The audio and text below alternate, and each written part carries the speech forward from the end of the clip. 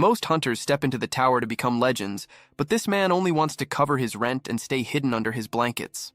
Then one morning, he wakes to find that his only sharks have not simply vanished. Their cut-off heads are neatly placed at his doorstep, wrapped like presents with pretty red ribbons, introducing the greatest coward ever seen. He has no talent, lives with crushing anxiety, and avoids danger as if it were a deadly plague.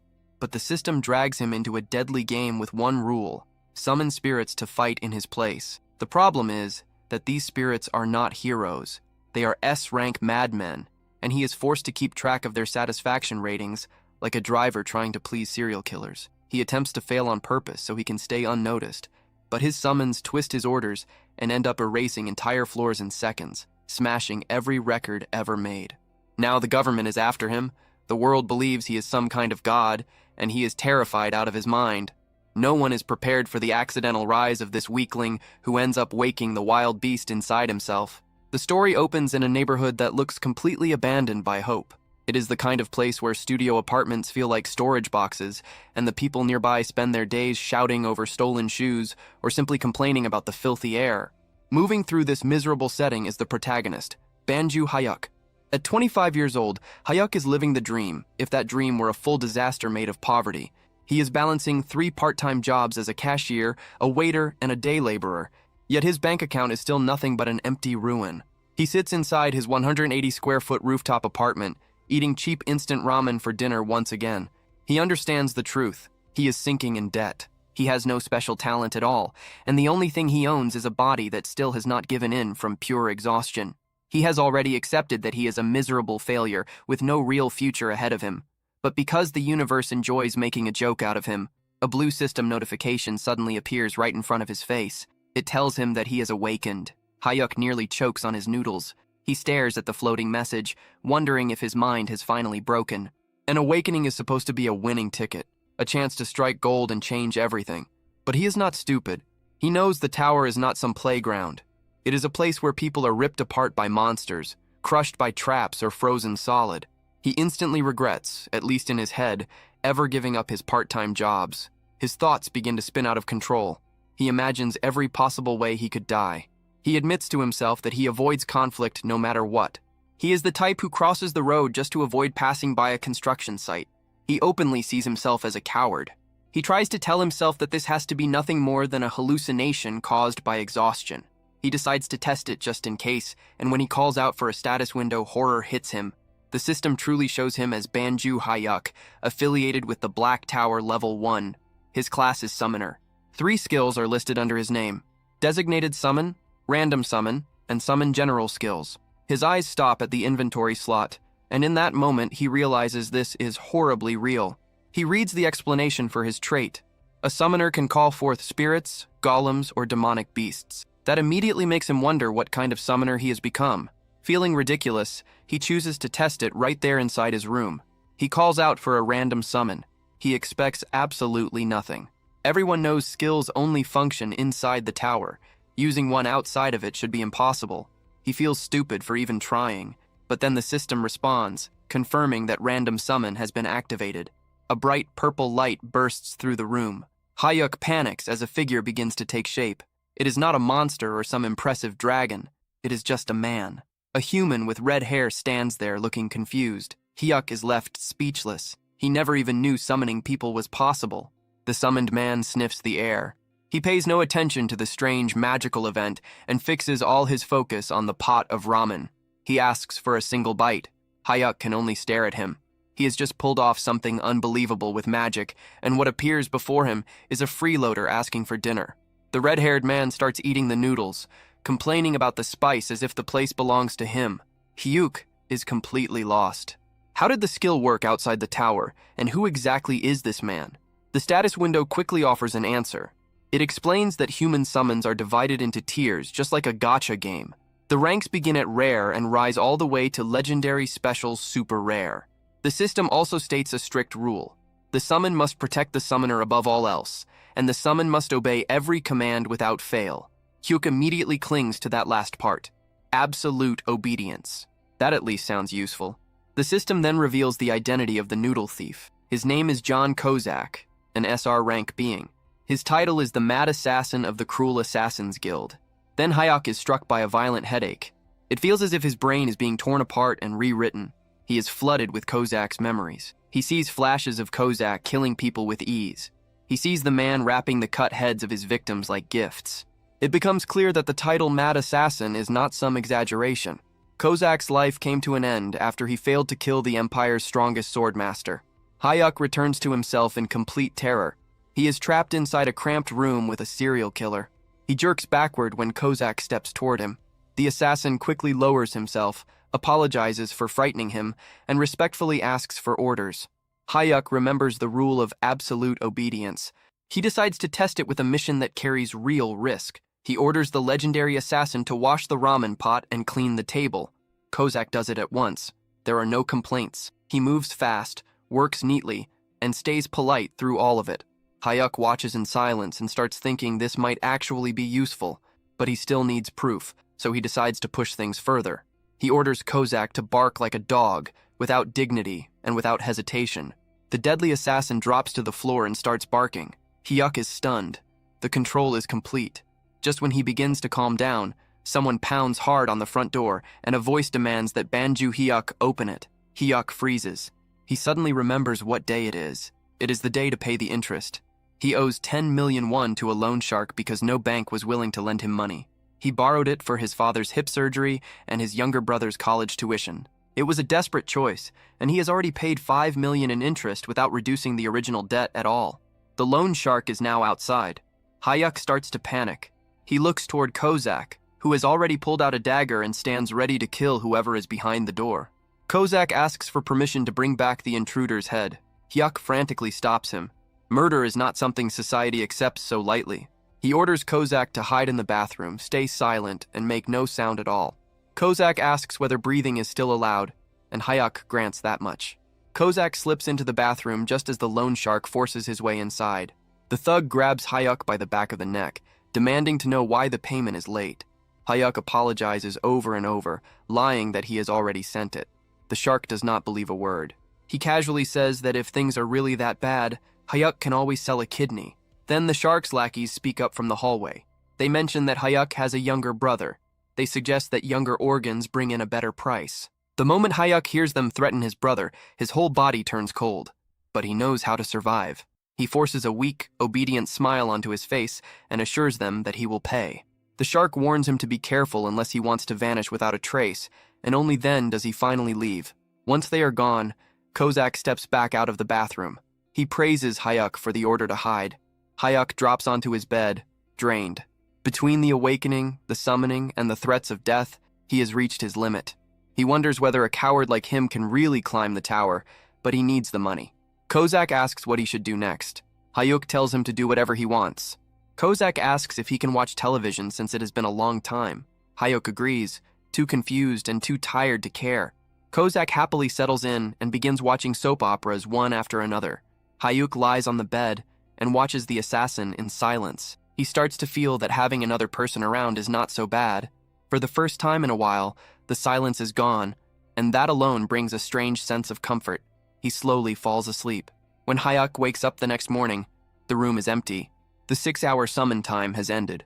A notification confirms that Kozak has been unsummoned. He rubs his eyes, thinking it might have all been some kind of fever dream, and decides to get ready for work. But then he hears the television. It is still on, showing the morning news. The reporter announces urgent breaking news. Earlier that morning, the office of a private lending company called Smile Cash was destroyed. 3 victims were found at the scene, all of them beheaded. Hayek goes completely still. Smile Cash is the company of his loan shark. The report continues, describing the scene in detail. The most disturbing part is that the victims' severed heads were decorated with red ribbons. Hayek's face turns pale. The image instantly connects in his mind. He realizes exactly what has happened. He shouts in panic, realizing there was nothing comforting about this situation at all.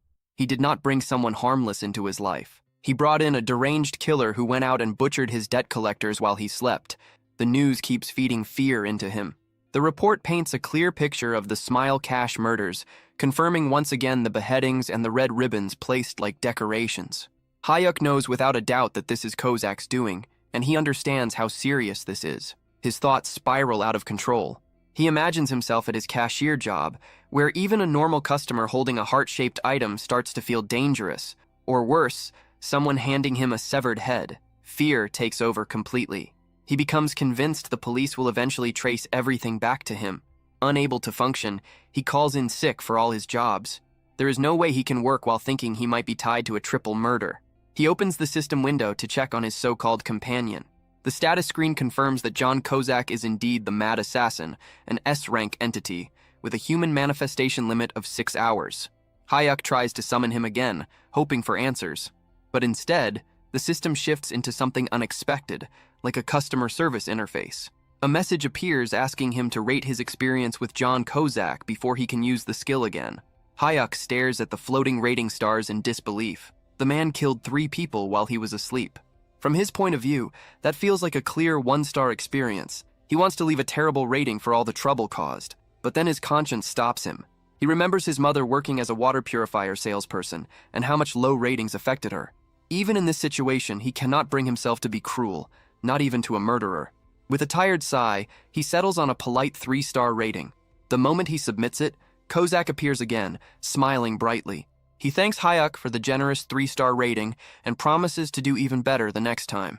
He looks far too innocent for someone who just carried out a massacre. Hyuk does not waste time and immediately asks if he was the one who killed the men who came to the house the day before. Kozak confirms it without hesitation, cheerfully explaining that he took care of them just before his summon time ended. A wave of sickness rises in Hyuk as he realizes he is standing face to face with a killer. Even so, he forces himself to ask how Kozak managed to find their office. The assassin explains that he placed a tracking mark on them when they broke into the room, because he recognized them as a danger. When Hyuk argues that he never ordered anyone to be killed, Kozak calmly repeats the 3 rules of summoning. The first rule is to protect the summoner's life above everything else. Even though Hyuk ordered him to stay hidden, Kozak judged that removing the threat to Hyuk's safety mattered more than staying silent. Hyuk calls that way of thinking insane, and Kozak politely accepts the insult as though he has been praised. He even admits that he hears the same thing often. That answer sends Hyuk's thoughts into a nightmare. He starts imagining himself brushing shoulders with a rude stranger in public, only for Kozak to treat a small insult like a real threat and leave more ribbon-wrapped heads in the street. Desperate to put some kind of limit on this madness, Hyuk demands a promise. Unless a knife is literally pressed against his throat, Kozak is not allowed to kill anyone over suspicion alone. Kozak salutes like a loyal soldier and agrees to use his best judgment, which is such a vague answer that it gives Hyuk no comfort at all. Trying to move away from the subject, Kozak asks whether Hyuk has thought about climbing the tower. Just hearing that makes Hyuk's legs shake.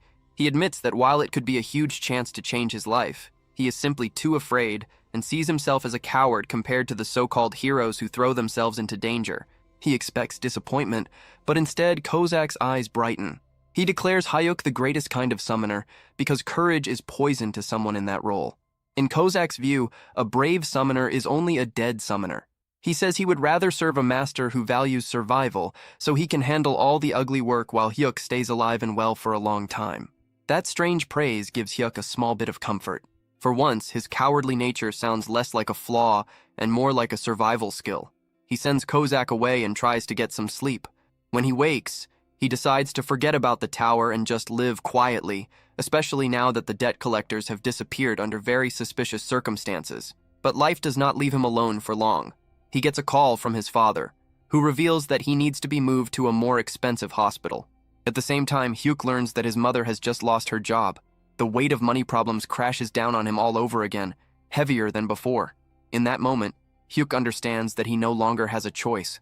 He prepares himself in a ridiculous outfit, covering his body in safety padding and putting on a helmet. He looks like someone about to ride a bicycle with training wheels. Even so, he decides to step into the tower, planning to check only the first floor and leave quickly. But there is one problem. He really does not want to enter with the red-haired psycho. He tries to use random summon again, hoping to get literally anyone else, maybe even a legendary rank.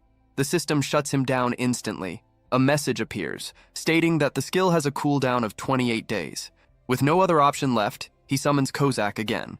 This time, Kozak thanks him for the 5-star rating, making it clear that Hyuk has already learned the importance of keeping a murderer satisfied. Kozak is pleased that Hyuk has decided to enter the tower, but he immediately criticizes the safety gear. He tells Hayuk to throw away the clumsy armor, claiming he will act as the perfect guide.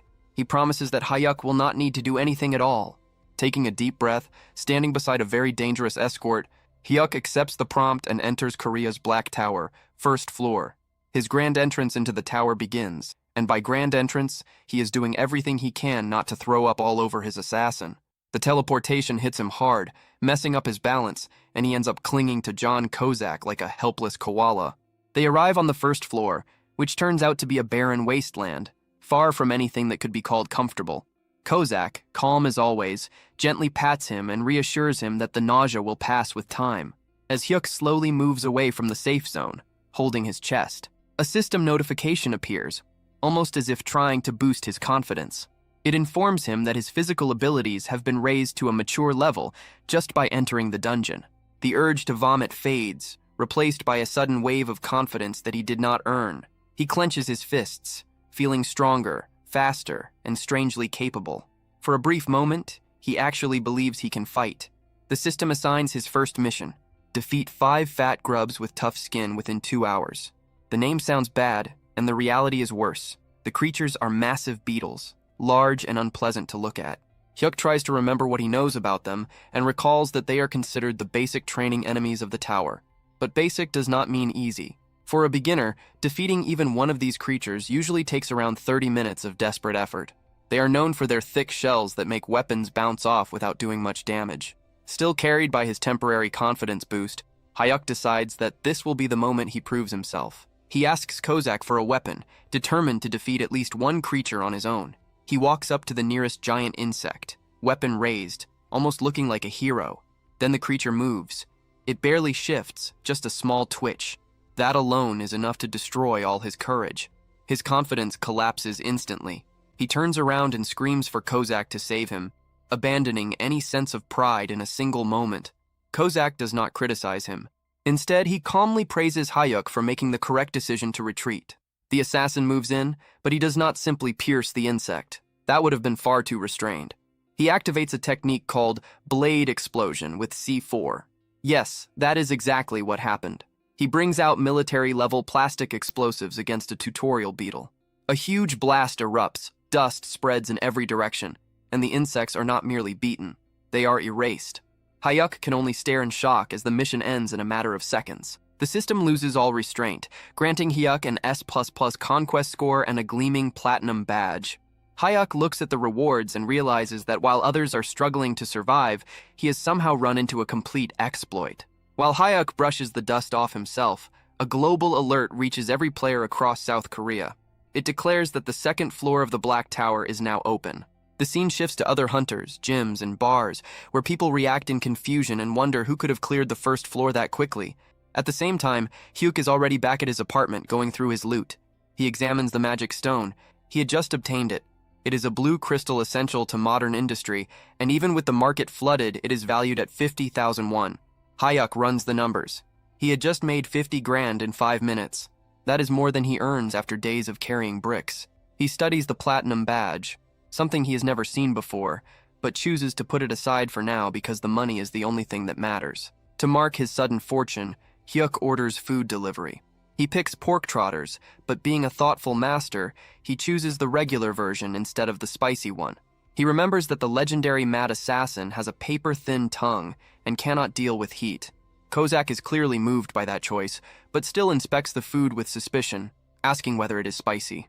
As they eat, Hyuk brings up something that had been bothering him.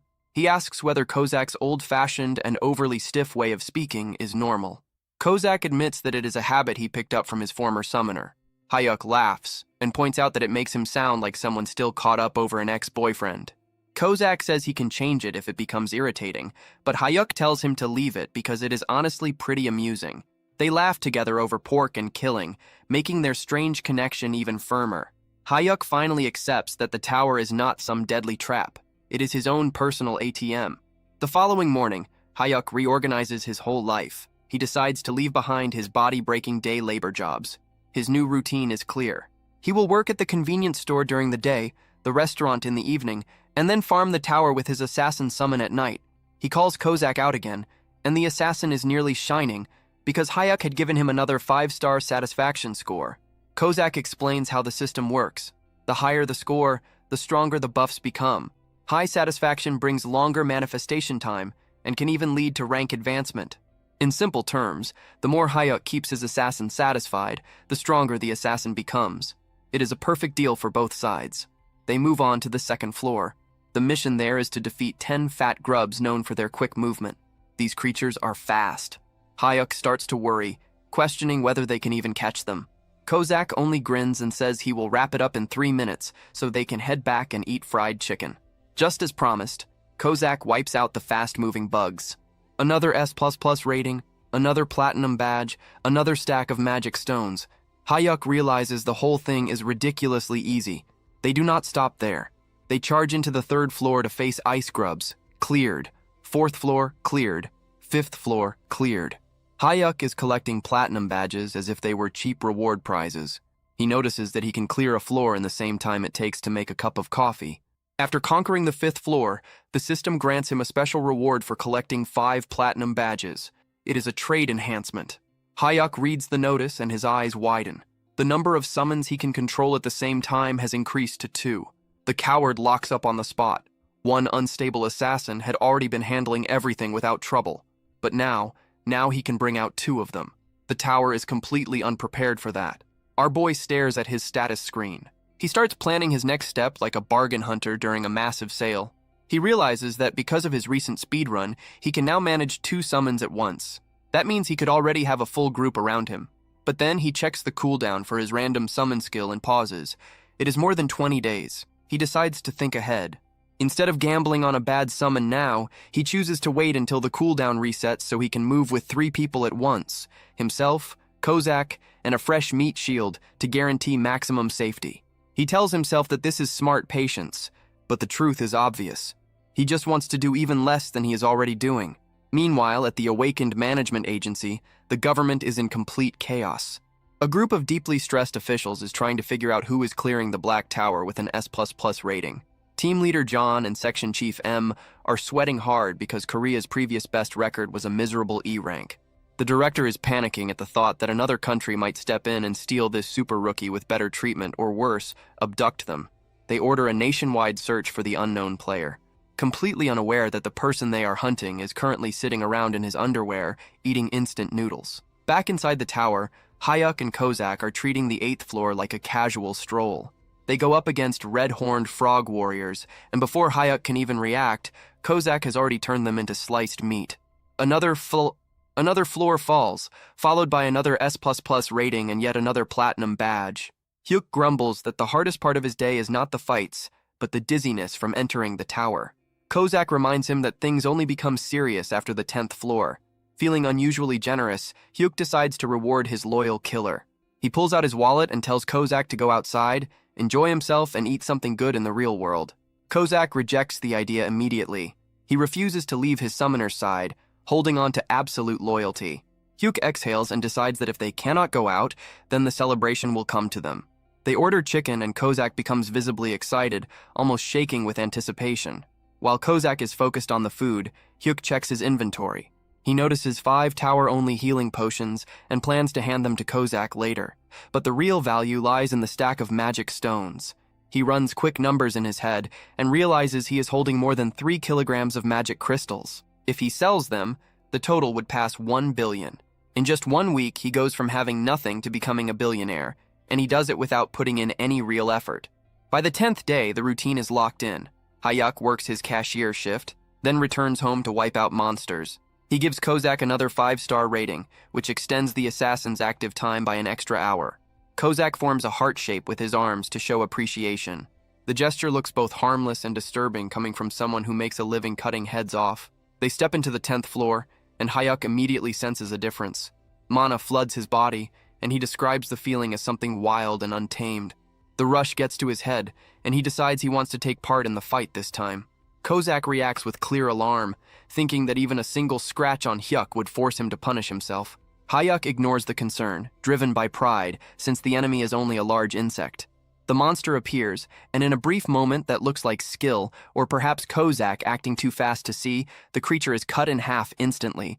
The system announces the 10th floor has been cleared and drops a large amount of rewards for Hayuk.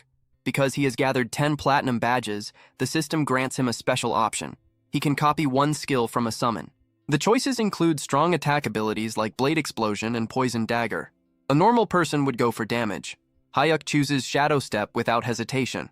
Kozak questions the decision, and Hyuk admits it is the best option for escaping. Kozak supports the choice, treating it as smart thinking since survival comes first. Hyuk then tries to use his new teleport skill inside his living room, jumping around like a restless animal, but nothing happens. He realizes too late that skills cannot be used outside the tower and ends up looking ridiculous, bouncing around his apartment like a fool. Once he is finally ready to turn his loot into cash, Hyuk contacts the Awakened Management Agency to sell his magic stones. To him, it is only a simple business deal, but to the agency, this is the clue they have been waiting for. Team Leader John and Section Chief M race to the address, hoping this is the person they have been searching for. They arrive at his small and modest apartment. Hyuk opens the door, uneasy because a very intense woman is glaring straight at him. Section Chief M does not bother with any courtesy. She steps directly into his space, fixes her eyes on him, and demands to know whether he is the S++ ranker. Section Chief Lindley Min crowds him so closely, it feels like she is trying to inspect every pore on his face, pressing him on whether he is the S++ ranker. Hyuk tries to stay calm and denies it all, but fear is eating him alive. He has no idea whether they possess some hidden awakening detection device that he knows nothing about. Thankfully, his acting is awful, but his natural, useless-looking presence is overwhelming. Lindley Min sees the frightened, miserable look on his face and quickly concludes that there is no chance this coward is some great hero. She steps back, and her superior, Team Leader John, apologizes for her behavior. Hyuk quietly lets out a breath, realizing that seeming incompetent is the perfect disguise. They head inside and sit at his tiny table for a short discussion. Team Leader John begins the confirmation process by asking for proof of his dungeon clears. Hyuk hands over the mana crystals he obtained from the 10th floor. The two agents exchange a glance. Clearing the 10th floor is no small thing, and it lines up with the pace of the mysterious top rookie they are trying to find. They casually ask whether he has heard the global announcements about the high-rank clear. Hyuk throws himself into the act and pretends to be stunned, praising the unknown player while sweat soaks through his shirt. Then Team Leader John explains the deal. Players are split into two categories, the elite group and the general group. The elite side receives a salary, government backing, and strong equipment. But in exchange, they are basically treated like state property and are forced to clear dangerous high-level floors. The general side is meant for freelancers who are free to live however they want. Hyuk does not need even a moment to think. He chooses the general route immediately. He tells them he is scared, not especially gifted, and only wants to farm safe floors for quick money. Section Chief Len Lee Min looks at him with open disgust. In her mind, plenty of people choose the safer path, but almost nobody admits so openly that they are this pathetic. She writes him off as a complete waste of time. Still, the team leader is careful. He asks Hyuk to enter the tower right there as one final step to confirm everything. Hyuk agrees, but he already understands what they are trying to do. They want to measure the time. If he clears the floor too fast, they will know he is the one. Hyuk decides to beat them by acting useless on purpose. He tells them to get comfortable because he plans to take a slow 2-hour walk inside. The moment he vanishes, the agents begin betting on how badly he will fail. Len Lee Min predicts that he will give up on the 11th floor since the mission involves centipedes, and someone as cowardly as him will obviously lose his nerve. Inside the tower, Hyuk gives instructions to his assassin. The mission is to kill 100 long-tail centipedes. Kozak, as eager as ever, offers to wipe them all out in 5 minutes. Hyuk immediately shuts that down. He orders Kozak to move slowly and keep things under control. He explains that they need a messy and unimpressive run to throw the government off track. Kozak gives a thumbs up, though he likely believes his master is carrying out some impossible master plan. They begin the stage, and Kozak follows orders, killing at a painfully slow pace. Then everything goes wrong. A giant centipede bursts out of the ground directly beneath Hyuk. Our brave hero locks up, with his legs refusing to move. Kozak sees his summoner in danger, and his absolute loyalty to safety takes over. He declares that he cannot follow the slow approach while Hyuk's life is under threat. In a single blur of movement, he wipes out every centipede nearby in an instant. Then comes the system message of disaster. 11th floor cleared. Rank S++++. Hyuk stares at the notice, realizing that his plan to appear average has failed in the worst possible way. Hyuk returns to his living room exactly 5 minutes after leaving. The agents are staring down at their phones, which have just received the global notice of the clear. They look at Hyuk. Hyuk looks back at them. The timing says everything. There is no way out of this one. The moment he understands that his cover is gone, Hyuk's attitude changes.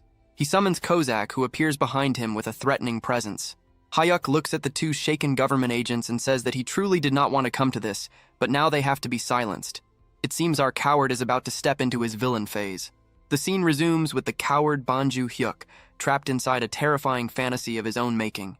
He watches in horror as his assassin, John Kozak, takes the earlier order to silence them far too seriously and kills the government agents right there in the living room. Hyuk is on the verge of screaming, but then reality returns. The agents are completely unharmed, still breathing, and very much alive. It had only been Hyuk's wild, paranoid imagination spiraling out of control. The only thing truly dying in that room is Hyuk's pride. Sweat pours off him, and Section Chief Lin Lehman asks whether he is all right, assuming he is going through some kind of panic episode. Team Leader John blames the sweating on a persecution complex, which is really just a cleaner way of calling him a complete nervous wreck. Hyuk quickly says he is fine, just to keep things moving. Team Leader John wastes no time and gets to the point. He knows Hyuk is the one who cleared the 11th floor at record speed because the timing was far too exact to be random. Hyuk tries to deny it, saying something absurd about excellence being contagious or some other nonsense just as ridiculous. But the strained laugh he forces out is so awkward that it convinces absolutely no one. Now that the act has fallen apart, the team leader pushes a contract across the table. But this is no ordinary deal. It is the highest elite contract. It comes with an annual salary of 12 billion won, provided housing, VVIP treatment, full security protection, and legal immunity. It is basically permission to live like royalty, and any sensible person would have signed it without hesitation. But Hyuk looks at it and refuses. The reason is simple. He hates attention. He still remembers the stress of a clothing shop owner asking what kind of style he liked, and how he nearly ran away because even that felt like too much social pressure. He is the worst kind of avoidant. He tells them he only wants a normal contract because the elite route means clearing dangerous upper floors, and he has no intention of carrying that kind of burden. He just wants a comfortable life, not a heroic one. Back at the awakened management agency, the director is completely lost. He cannot understand how some low-profile nobody with no ambition could be an S++ ranker. Lindley Min confirms that the timing leaves no room for doubt. The director decides that he does not care whether Hyuk is strange. Talent is still talent. He orders them to drag Hyuk into the elite team by any means, setting up even more trouble for later. Back in the safety of his apartment, Hyuk is furious. He scolds Kozak for moving too quickly earlier, which is exactly what exposed them. Kozak apologizes, but Hyuk decides he has to be strict. He yells that if Kozak ignores orders again, there will be nothing waiting for him. No television, no snacks, only misery. They head into the 12th floor to hunt ice weasels. Hyuk gives an extremely clear order to move slowly. He wants to fail the time limit or at least seem average, so the government will lose interest. Kozak agrees, but then he notices something awful. It is cold. He sees Hyuk shivering and immediately decides that a cold is a deadly illness that threatens his summoner's life. All reason disappears. To get Hyuk back to a warm room as fast as possible, Kozak destroys the weasels instantly. The result is another S++ rank and another platinum badge. Hyuk's plan to look unimpressive is collapsing in the worst way possible. Team leader John calls right away, suspicious of how fast the 12th floor was cleared. Hyuk hangs up and turns all his anger toward Kozak. He points at the television and tells the assassin that he is banned from watching his soap operas. He makes it clear that those who do not follow orders deserve nothing, but the cycle of pain keeps going on the 13th floor. They run into a corridor full of traps. Hyuk worries about all the possible things that could go wrong, but Kozak decides the traps are too dangerous and instantly destroys the whole mechanism to keep him safe. S++ rank achieved. On the 14th floor, they face giant eyeball machines. Kozak decides the sound attacks are too dangerous for Hyuk's fragile ears and wipes them out before they can even make noise. S++ rank achieved. Hyuk gives up. He realizes that whatever is going to happen will happen. Hyuk sits down and starts checking the numbers, then realizes that his failure to look average has one clear benefit. He has earned nearly 8 million won in just 14 days from cash rewards alone. But the true shock is the magic stones. He now has 5 kilograms of them. If he sells everything, he is basically making 1 million won a day. He realizes that a life with a monthly income of 30 million won is now within reach. The very next day, he quits his part-time job immediately. Hyuk summons Kozak and finds the assassin kneeling with his head lowered, grateful that Hyuk still gave him a 5-star rating even after all the disobedience. Hyuk decides to stop resisting what is clearly unavoidable. He tells Kozak that there is no reason to keep holding back since the management office already knows enough, so they may as well speedrun everything. They enter the 15th floor to kill 20 goblin workers. Hyuk is worried because goblins are smart and could run off to call for help. He tells Kozak to stay sharp. Kozak tells him to remain where he is and uses a skill called Step. He moves with such speed and silence that the goblins are killed before they even realize they are dead. Mission cleared. Another S++ rank. Another pile of rewards, including a tower-only healing potion and an owner emblem. Back in his room, Hyuk checks his inventory. He has now collected a total of 15 platinum badges. The system recognizes the milestone and offers him a new reward. He remembers what came before. At 5 badges, he got a second summon slot. At 10 badges, he gained the chance to copy a skill. He stares at the new message, wondering what kind of broken ability he is about to receive this time. Hopefully, it is something that lets him do even less. So the professional coward has now gathered 15 platinum badges, and the system decides it is time to hand him another reward. It gives him the energy shield kit. The name sounds impressive, but in reality, it is just a bracelet that absorbs damage like a magic sponge until it finally breaks. But here is the real point. The description does not say tower exclusive. Hyuk's eyes practically turn into money signs because if this item works in the real world, he is looking at a payout of 2 to 3 billion won. He immediately starts calculating, wondering whether he should sell it and retire or keep it and actually stay alive. He turns to his personal expert in murder and asks whether they can clear the 16th floor right away. Kozak, still acting like his loyal promoter, says the clear is certain, but he cannot guarantee an S rank if they rush it. That answer is enough for Hyuk. He decides that risking his life for a lower grade is not worth it, so he settles on selling the bracelet and living in comfort. Meanwhile, back at the awakened management agency, the atmosphere is heavy. It has been 15 days since the mysterious super rookie last cleared a floor, and the director is starting to lose control. He becomes convinced that the player either gave up or died, grieving the waste of such talent like fate itself had lost its mind. Team leader John tries to calm him down, checks the logs, and suddenly announces that the player is coming in to use the player shop. The director goes into immediate panic. He realizes their precious VIP is still walking around in beginner clothes and probably owns no proper gear. He orders the entire shop locked down. He wants the shelves filled with top-level items, but he also demands that everything be marked down by 90%. He figures that if they hand things over for free, Hyuk's suspicious nature will reject it. So a huge sale becomes the perfect trick to pull him in. Back at the apartment, Hyuk decides that he needs to confirm the item is real before selling it. He hands a dagger to Kozak and asks the assassin to stab him. It is treated like some normal, everyday request. Kozak looks at him as if he had just suggested something unforgivable. He starts trembling, unable to accept the thought of harming even a single strand of his master's hair. Hyuk rolls his eyes at the reaction. He lets out a tired breath, grabs the dagger himself, and moves to stab his own arm. But before the blade can touch him, Kozak's hand shoots forward and catches the weapon with his bare hand. Blood falls onto the floor as the assassin shakes, terrified that his master had almost been injured. Hyuk quickly heals him, realizing that testing protective gear with an overprotective madman was a terrible plan, and then Hyuk decides to test his shadow step instead. He teleports onto a goblin's back and feels like a ninja for a moment. The goblin shrieks and tries to bite him, but then the shield activates with perfect timing. It works exactly as intended. Hyuk, feeling untouchable for all of 2 seconds, kicks the goblin in the face while Kozak drops in to finish it off, but instead of approval, Kozak starts shouting. He demands to know whether Hyuk is hurt, scolding him as if courage itself were a health risk. Hyuk apologizes again and again, promising that he will return to doing absolutely nothing. With a bag full of mana stones worth millions, Hyuk finally contacts the agency. He expects an ordinary business exchange, but the government sends an actual limousine to pick him up. He arrives at the player shop and is welcomed by team leader John, who treats him like a top-level VIP.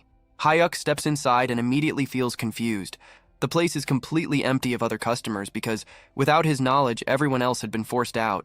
He checks the price tags and finds high-end gear being sold for almost nothing. He assumes the market must have collapsed or that he is simply an incredible bargain hunter, completely failing to notice that the government is covering the cost of his new outfit. He picks up a pair of leather boots that would normally cost a fortune, but are listed for the price of a cheap meal. He buys them along with several other items, convinced he is getting away with the greatest steal of his life. From his office, the director watches the whole thing and nearly cries with relief that their fragile powerhouse is finally wearing proper protection. The next day, Hyuk is feeling good. He has new boots, a working shield, and his confidence has recovered. He summons Kozak, who immediately salutes and gets ready for another round of goblin slaughter. But Hyuk stops him. He points upward and announces that today is not just about farming floors. They are going to grow the team. He already has the second summon slot, and he feels lucky. He activates the random summon skill, hoping for a tank or a healer. A massive magic circle spreads across the room, and it is truly massive. A figure begins to appear, but there is one immediate problem. The summon is enormous.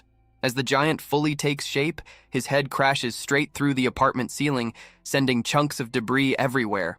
Hyuk stares at the hole in the roof, and his first concern is not the powerful ally he just summoned. It is the security deposit. The giant standing in the middle of the broken ceiling and falling plaster looks completely confused. While Hyuk is grieving over the damage to his apartment, and Kozak has already decided that violence is the only solution. The red-haired assassin takes one look at the newcomer and instantly sees him as a threat to his exclusive hold over Hyuk's attention. He yells at the giant to sit down, calls him a moving nuisance, and attacks without hesitation. Hyuk watches in horror, not because of the blood, but because he absolutely cannot afford more damage to the property. Kozak keeps slashing and raging, sounding like a jealous ex who just ruined a wedding, but the giant remains still, completely unaffected. He looks down at the assassin who is doing everything possible to kill him, and calmly says that it only tickles. One of Kozak's eyes twitches.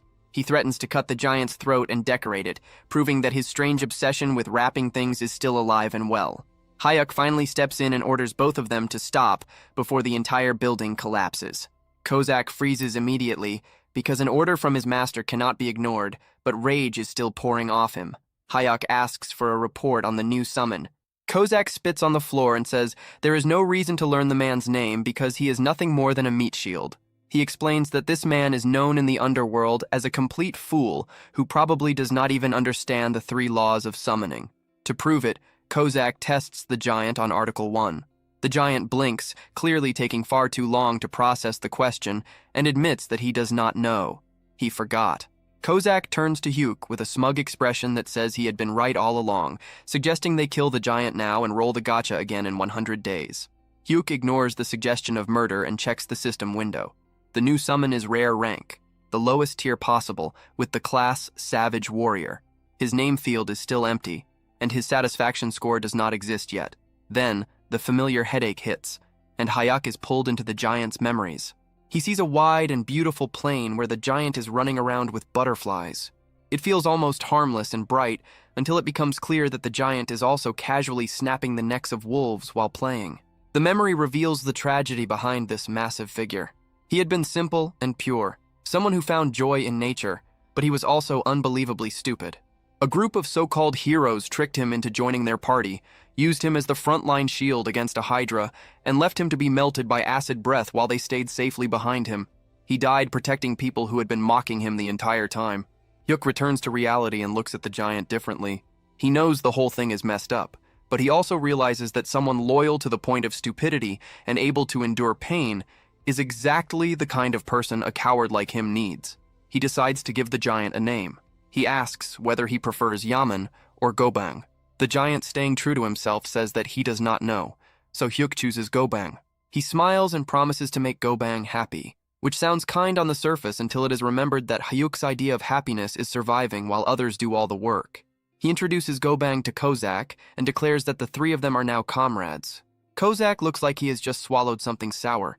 He politely accepts the word comrade while silently measuring how quickly he could take Gobang apart. With the group now complete, they head straight for the 16th floor. The mission is to eliminate 30 goblins. Kozak, still acting like the most dramatic person alive, insists on taking the front to shield Hyuk from poison darts. They move through the forest in formation, with Kozak in front, Hyuk safely in the center, and Gobang covering the back. Without warning, a goblin fires a poisoned dart. Kozak catches it in midair with effortless precision, then immediately turns to check on Hyuk with extreme concern. Hyuk points out that there are around 50 goblins hiding in the trees. Kozak prepares for a careful fight, but Hyuk has a different plan. He tells Gobang to move to the front and block them. Gobang does not think through the situation. He does not circle around. He simply jumps. The giant launches himself into the air and crashes down with the force of a small disaster. The shockwave alone throws Kozak off balance. Arrows pour down onto Gobang, but they simply bounce off his skin like worthless toys. He laughs and says it tickles, then starts crushing the goblins into a bloody mess. Hyuk watches from behind a rock with wide eyes. He realizes that even though Gobang is only ranked rare, his raw physical power easily reaches SSR level. The system clearly pushed his rank down only because his intelligence barely exists. After the slaughter, they celebrate back at the apartment with fried chicken. Gobang is thrilled. He stuffs an entire piece of chicken into his mouth, bones included, and chews it all down. He looks at Hyuk with pure happiness and comments only on the crunch. Kozak watches the whole thing with complete disgust. He asks whether the chicken is spicy, but most of all, he is deeply offended by Gobang's manners at the table. Hyuk tries to build some sense of teamwork, telling Kozak that Gobang is family now. Kozak immediately pushes back, questioning why he has to share that title with a bone-eating vacuum. The following day, they head to the 17th floor. Hyuk, feeling the effects of leveling up, starts getting a little too confident. He tightens his fist, feels mana rising through him, and wonders whether that wild force inside him is finally waking up. For a brief moment, he thinks that maybe he should join the fight this time. Kozak crushes that idea immediately. He tells Hyuk to stay in the back because confidence usually ends with death. They come across a full battalion of goblin warriors. These are not the weak, half-naked goblins from before.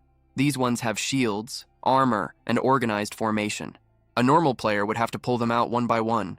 Hyuk looks at the army. He looks at his fist full of false confidence. Then he looks at his giant, unstoppable tank. He decides that strategy is for people who do not have something like Gobang. He orders the giant to wipe them all out. As Gobang charges forward, Hyuk starts wondering what kind of broken power he is going to receive next, because at this rate, he is going to conquer the tower without even getting tired. Gobang crashes into the goblin battalion like a runaway train. He bats them away like insects, and Hyuk watches from a safe distance, completely absorbed by the sight. He realizes that strategy and tactics are nice ideas for weak people, but when someone has a living tank, it is like bringing a bomb to a knife fight. Hyuk compares the goblins to people on bicycles trying to stop a war machine. It is not a battle. It is a massacre. Thanks to the giant fool's rampage, Hyuk clears the 17th floor with another S++ rank and collects yet another platinum badge. He is drowning in rewards, and his ego is beginning to grow even faster than his money. They move straight to the 18th floor. The mission is simple. Eliminate 30 goblin assassins. Hyuk shouts for them to move out with the confidence of a commander who never has to do any of the actual fighting. Gobang charges forward, ready to crush everything in sight. But there is one problem. The enemies are invisible. The giant swings his club through empty space, confused because there is nothing he can see to hit. He stands there looking like a dog barking at something it cannot understand, grumbling that the enemies are cowards for hiding. Kozak, who has been brooding in the background because he has not killed anything in 5 whole minutes, sees his chance.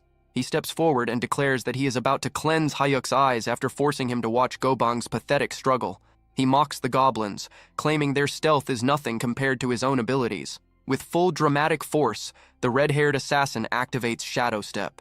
He vanishes into motion and tears through the invisible goblins with perfect precision.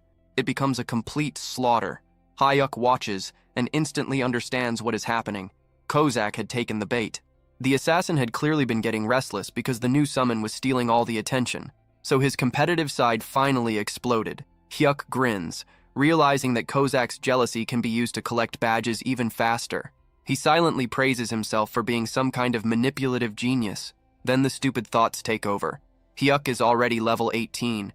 He can feel the mana running through his body. And suddenly, his inflated ego takes shape in his mind.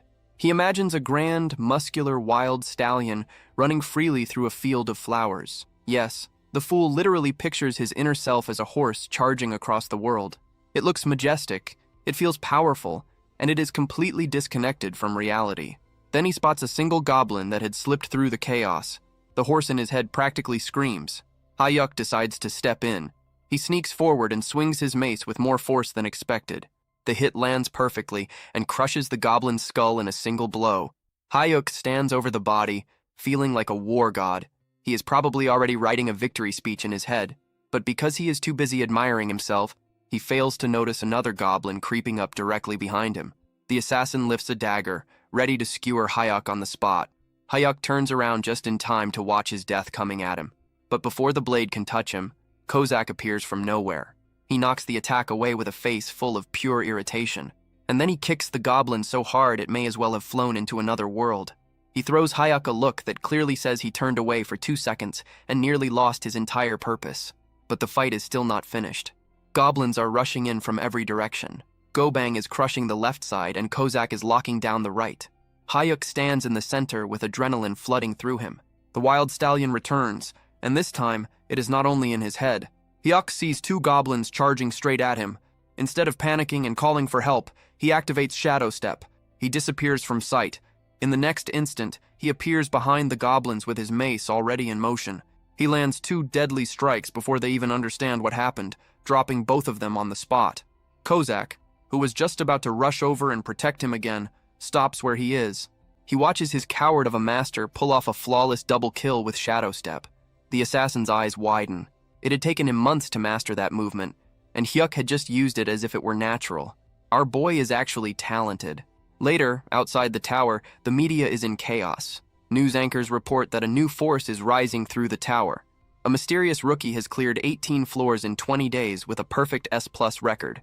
They call it unprecedented, something that is changing history itself. Everyone wants to know who this top-level player really is. Back inside the tower, Kozak hears about the reports, but he is not pleased. His face turns serious. He makes Hyuk sit down for an important talk. He tells Hyuk that his growth is happening far too fast. Hyuk takes it as praise, but Kozak shakes his head. He explains that Hyuk's Shadow Step had been perfect, so perfect that it was disturbing. Kozak looks like he is on the edge of breaking down. Then he lays out the problem. When a coward gains strength, confidence follows. And when confidence appears, that coward starts imagining he can become a hero. Heroes die. He begs his master to remember the promise that safety comes first. He does not want a warrior as a master. He wants a coward who stays alive. Hyuk nods and promises that he will never do anything reckless again. But Kozak grabs at his chest, muttering that something feels wrong. He looks at Hyuk and sees a walking disaster waiting to happen, fully convinced that this sudden rise in talent is going to kill them both. Back at the apartment, there is no peace at all. Kozak is yelling that he is going to boil Gobang alive in a pot, while the giant tank casually falls backward and crushes the refrigerator. Hyuk screams, not because of his summons, but because of his appliances. He shouts at them to stop destroying the house, but the damage is already done. The fridge door is bent, and even worse, a precious jar of kimchi has shattered across the floor. Needing to calm his mind, our boy decides to visit the only people who do not want to kill him or destroy his furniture: his parents. He arrives at the family home. His mother welcomes him warmly, but the mood inside is heavy. His father is lying in bed, barely able to move properly because of his injured hip. Hyuk asks about his condition, and his father tries to act strong, complaining that bones heal easily and that he simply enjoys lying down. It is an obvious lie, but Hyuk goes along with it and helps his father sit up for dinner. They gather around a pot of stew, and the strain of money problems hangs over the table. His mother tries to stay positive, saying she will find work again soon, but Hyuk can see the tiredness on her face. He decides to test their reaction. He casually asks what they would think if he had awakened as a player. The response is immediate. His father blows up. He asks whether that was supposed to be a joke, warning Hyuk that the tower is not some place for games. He says that he may be the kind of man who makes his wife deal with cockroaches, but he would still rather stay poor forever than watch his son die in a dungeon. Even Hyuk's younger brother, Mahak, who has just come in carrying tofu, calls it the funniest thing Hyuk has ever said. Hyuk quickly retreats from the topic, but his mother catches him off guard. She asks whether he is supposed to be working that day. Hyuk lies and says it is his day off, but his mother gives him that knowing look. She tells him that his face always shows when he is lying. Even so, she chooses to trust him, as long as he stays away from reckless risks. Hyuk feels a stab of guilt, but then he remembers something important. He asks why his mother lost her last job. She explains that she had gone to repair a water purifier for a rude customer. The customer then demanded that she also clean up their recycling and food waste. So what did she do? She realized the customer was going to leave a bad rating no matter what, so she dumped the food waste right back on them and let them deal with it.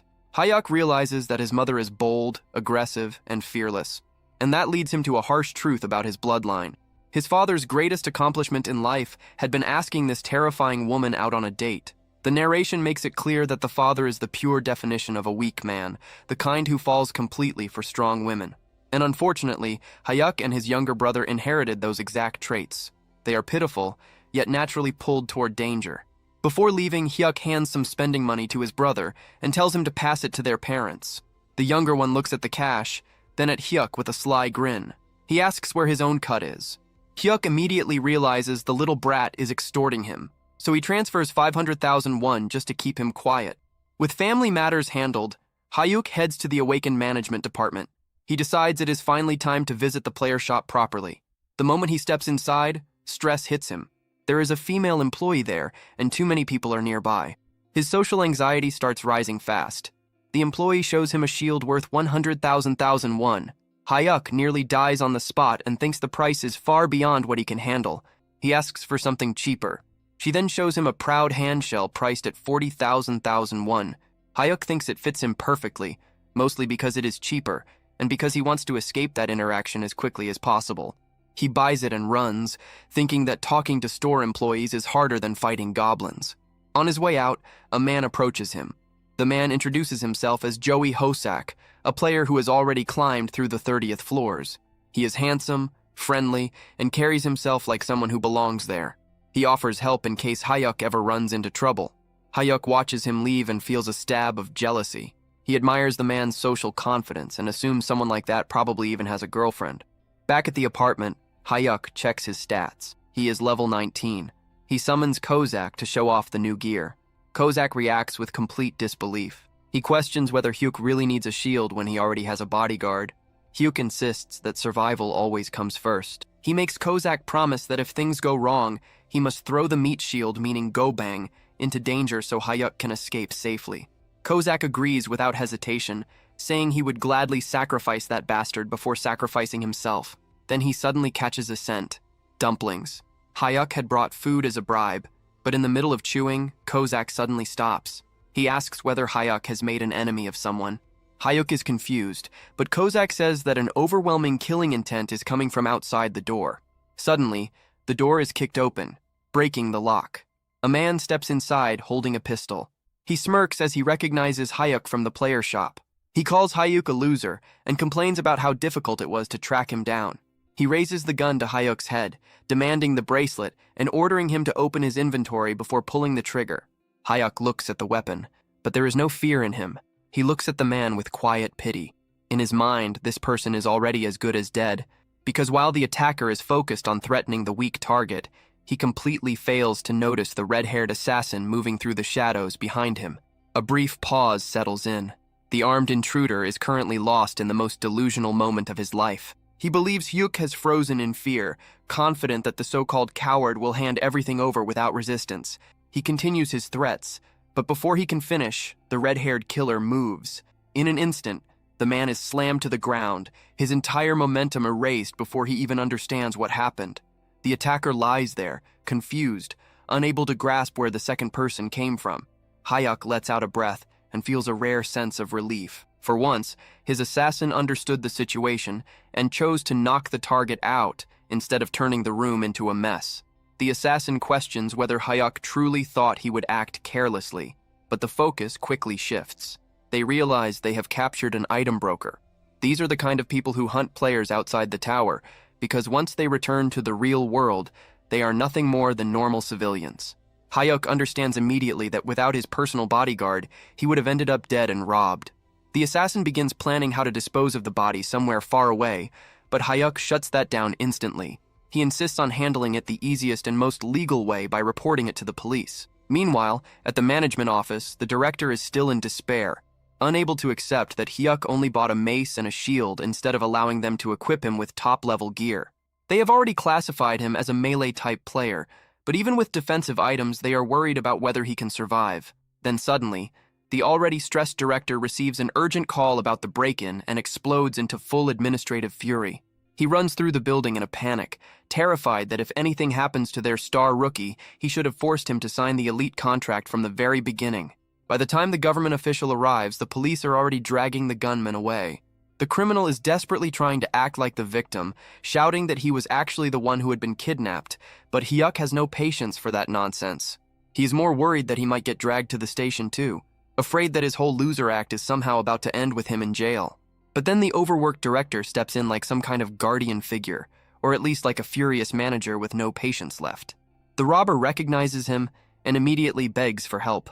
The director answers with a clean punch straight to the face. He cancels the man's player registration on the spot, refusing to hear a single excuse from a level 34 criminal.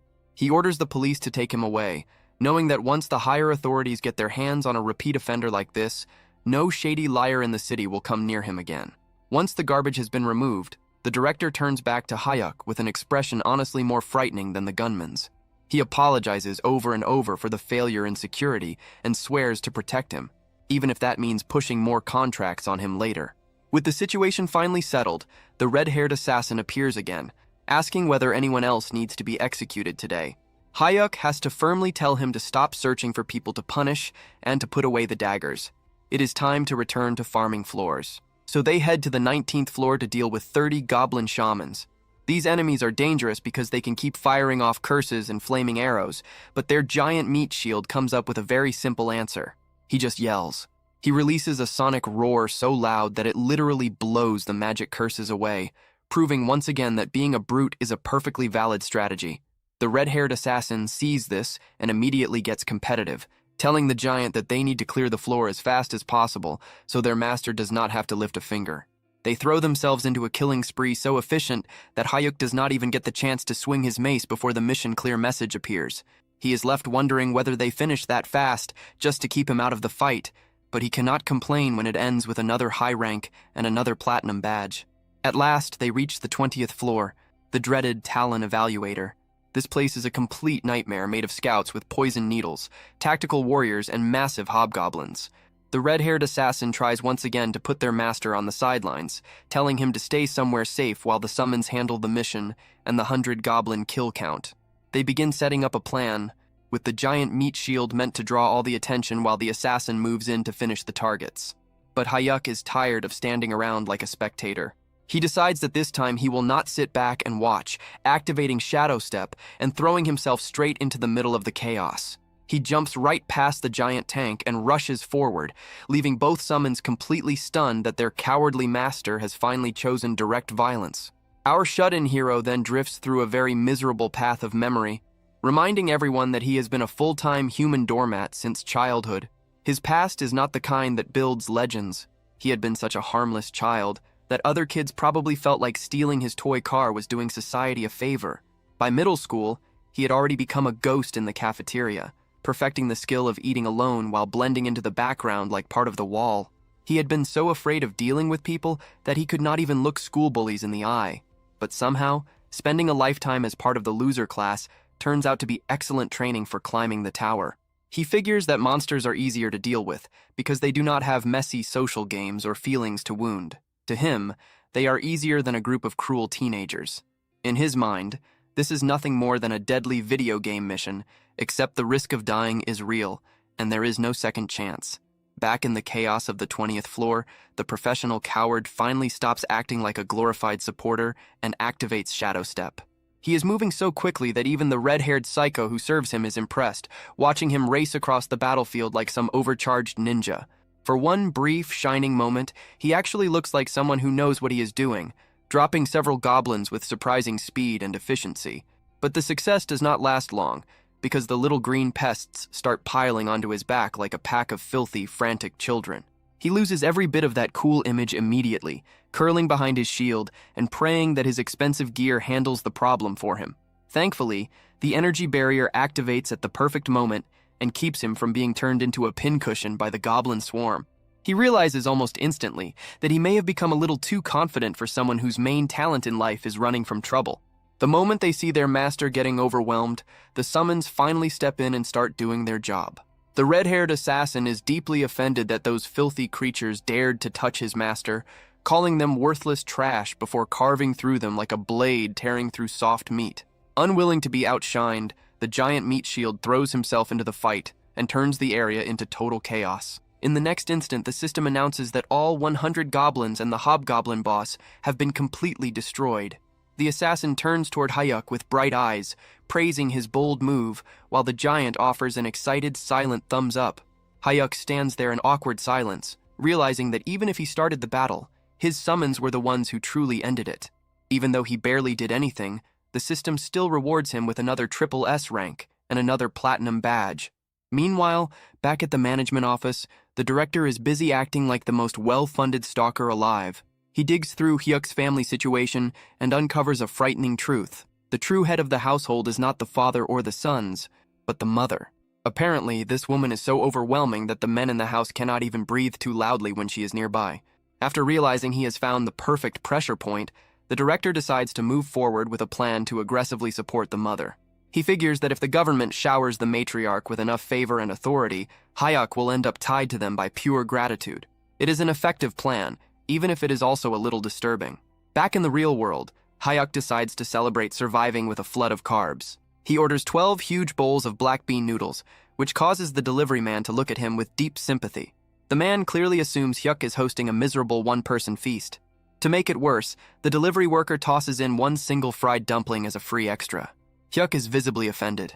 He just spent a ridiculous amount on noodles, and all he gets is one tiny dumpling and no coupons at all. He starts complaining in his head about how hard it has become to order with coupons these days, proving that even with millions in hand, he is still cheap to the core.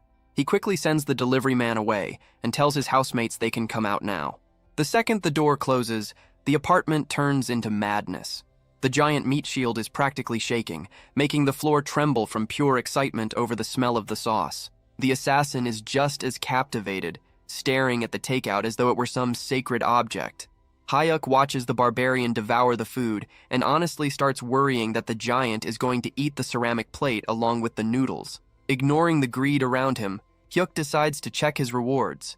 He opens his inventory and sees that he has now collected 20 platinum badges, which unlocks a special prize. A platinum random box appears, and Hyuk stares at it, wondering whether his luck is finally about to improve or whether the system is about to throw another strange surprise at him.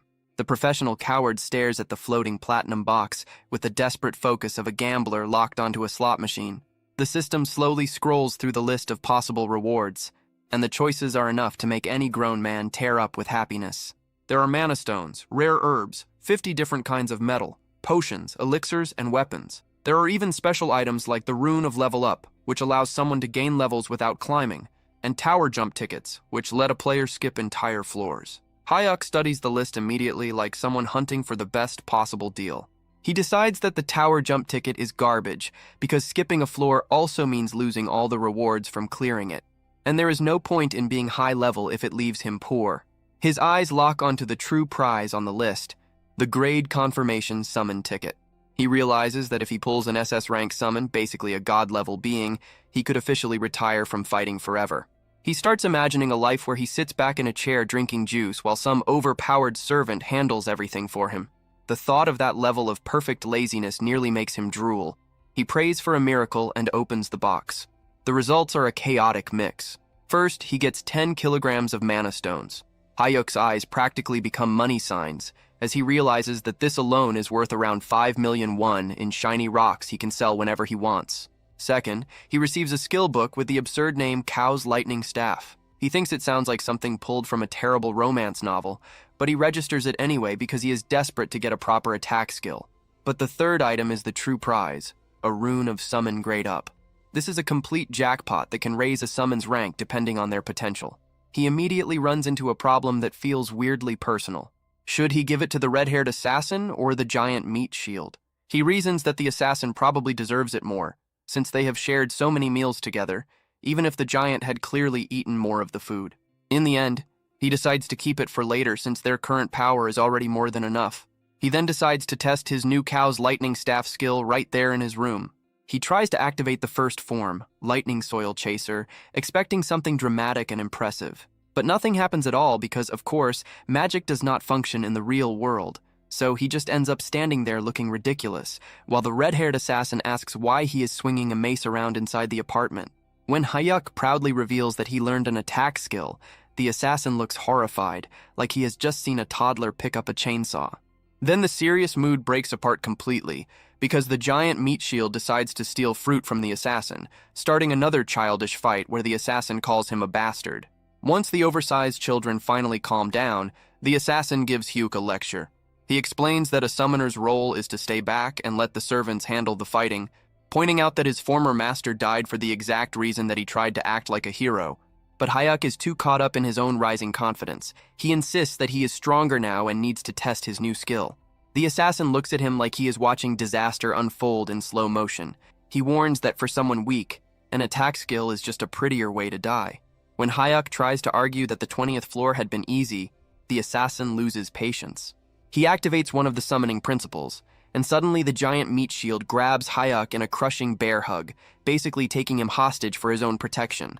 The assassin punches the giant for being too rough, but still agrees with the idea. Once they enter the tower, the giant will carry their master like luggage, while the assassin wipes out the floor. Hyuk realizes he has completely lost control of his own summons, so he brings out his final weapon, pitiful pleading. He begs them, throwing away what little pride he has left, just to let him kill a single monster carefully. The assassin lets out a tired sigh, defeated by how pathetic the scene has become, and agrees to let him kill one slow and isolated monster. But if things become dangerous, the deal ends immediately.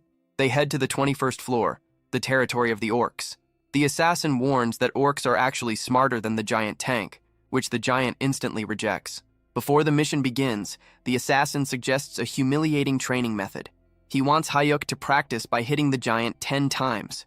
The giant happily agrees to be used as a target, promising that it will not hurt at all.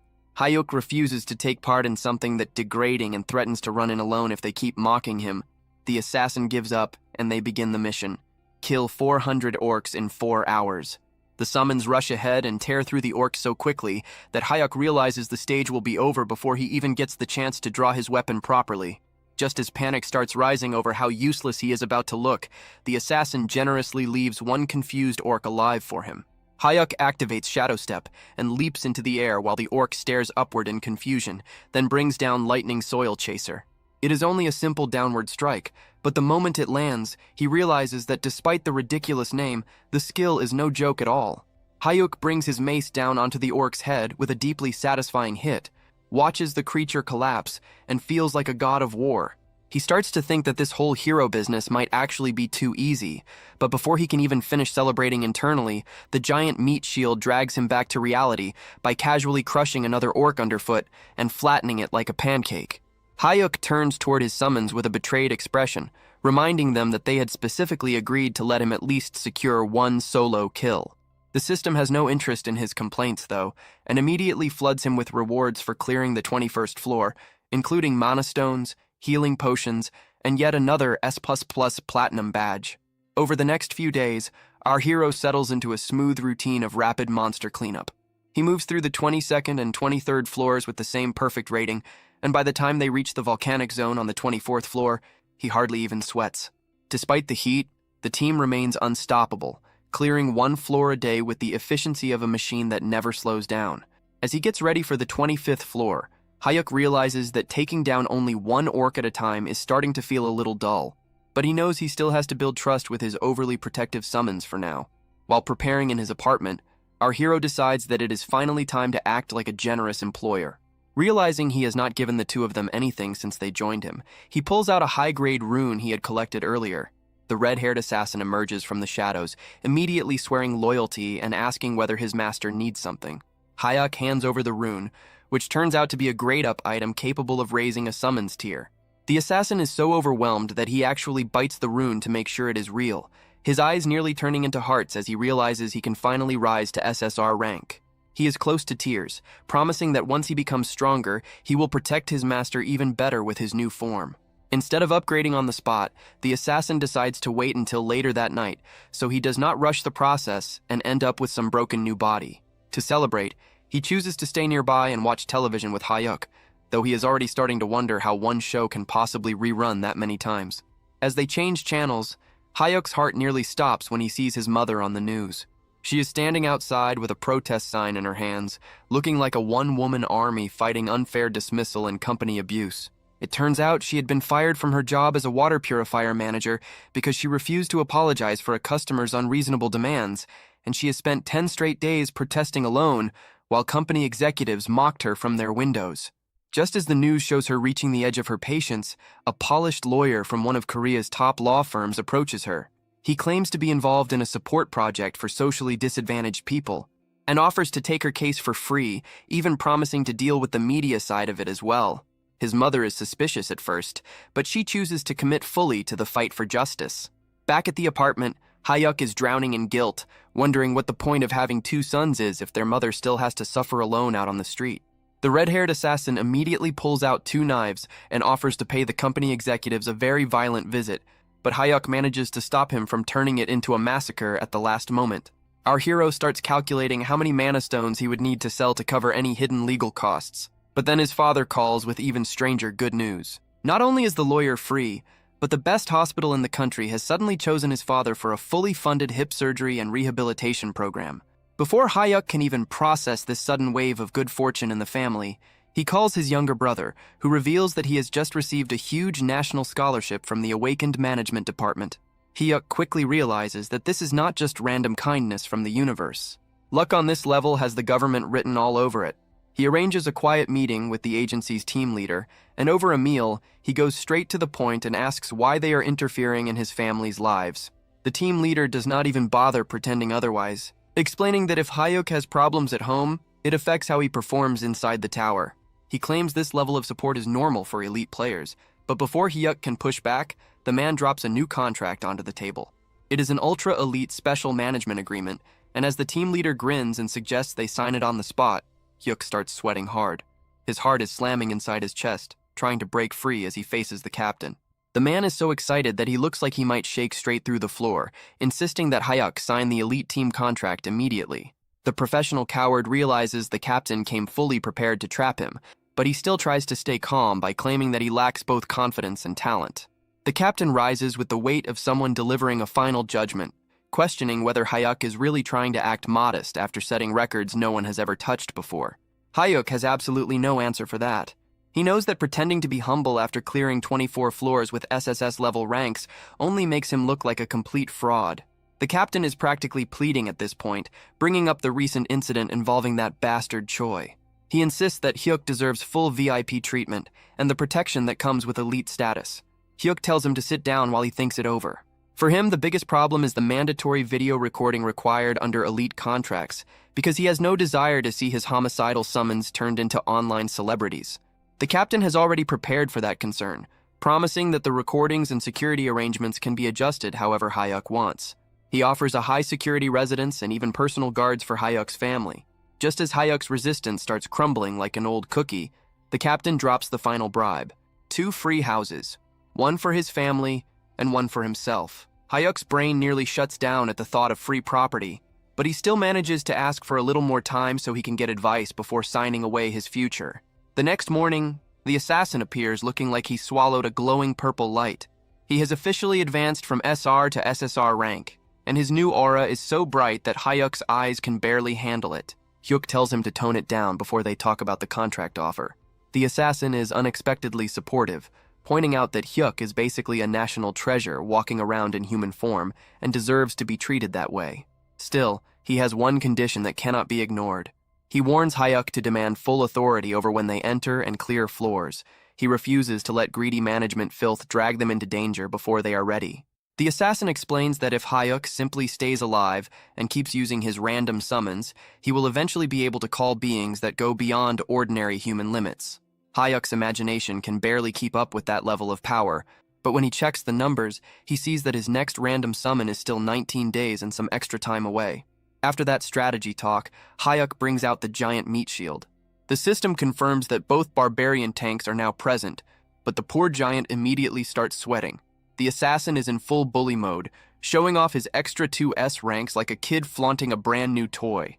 The difference between them has become so massive that the giant is actually stumbling over himself in fear, unable to even look directly at the glowing purple assassin. Hyuk feels a bit sorry for his giant tank and decides that the next upgrade will definitely go to him. They head into the 25th floor, where the mission is to wipe out 100 orcs in 10 hours. As the wave of green monsters rushes toward them, Hayek wonders whether he can secretly steal a few kills for himself. The assassin tells the giant meat shield to move first and draw the enemy's attention, and the barbarian launches himself into the air like a massive hairy cannonball. He crashes into the ground and sends orcs flying in every direction like scattered pins. Then the assassin decides to show off the speed of his new SSR rank. He moves so quickly that it feels as if a fighter jet has shattered the sound barrier right beside Hayek's ear. He unleashes a huge blade explosion that turns the nearby orcs into a brutal burst of fire and steel. When a few surviving orcs try to slip in behind the assassin, they realize too late that they have only struck a clone. The real assassin appears behind them with a decisive ambush skill, ending them in a single clean motion. The remaining orcs stare at him with faces that make it clear they would rather be anywhere else. The assassin only wonders why they look so miserable when the real fun has barely begun, then draws his poison daggers for another round. Hayek realizes that if he does not act quickly, his own summons are going to leave him with nothing to gain. Even though the assassin wants him to stay safe and do nothing but survive, Hyuk grips his mace and decides he needs to become strong enough that his team will finally stop treating him like dead weight. He decides he cannot stay a burden forever. He rushes an orc, cleanly evades its attack, and drives a hard kick into its back. Drawing on his rising confidence, he unleashes the first form of his primordial thunderstaff. The strike smashes into the orc's head and leaves the monster dead with purple energy bursting from the blow. As more enemies rush in, Hayek uses Shadow Step to move through the chaos, dodging and attacking with surprising skill. Then the system suddenly delivers incredible news. He has unlocked the second form, Scatter Falling Thunder. Overjoyed, he tests it immediately. The staff releases a blast of lightning that splits into 5 branches, wiping out a whole group of orcs in a bright area attack. The assassin watches the display with eyes so wide they look ready to fall out. He rushes over with tears in his eyes, shouting that unlocking a new skill is no excuse to ignore their strict 1 kill per floor safety agreement. Hayek instantly starts sweating and stammers out an apology. But then the professional coward experiences a rare flash of defiance. He wonders why he is always acting afraid around his own summons. Straightening up, he boldly declares that while he may be weak in the real world, inside the tower, he is an absolute alpha. The assassin nearly breaks down, begging him to put safety first. But Hayek brushes it aside. Drunk on his own confidence, he declares that he wants the orc chieftain to appear right now so he can crush its skull himself. Then he turns around and finds the orc chieftain already standing right behind him, looking like a furious wall of muscle. Our boy's whole alpha act vanishes in an instant. He drops his weapon, cries out for his bodyguard, and is immediately pulled out of danger by a very pleased, grinning assassin. Realizing he should have kept his mouth shut from the start, he points a shaking finger at the giant monster and orders his team to erase it. The summons are more than happy to obey. The giant meat shield rushes in from the front, while the assassin slips behind the distracted beast with his dirty ambush skill, bringing the boss fight to an end within seconds. System windows instantly fill Hayek's vision. The 25th floor is cleared with an S++ rank, earning him another platinum badge. Because he has now piled up 25 of them, the system offers him a major reward. He is given the choice between trait enhancement, skill copy, a random item, or summon grade enhancement. He immediately chooses trait enhancement, knowing only an idiot would pick anything else. His status window updates and raises his simultaneous summon limit to 3, not counting himself. That means they are now a proper 4-man squad, and his next random summon cooldown is exactly 18 days away.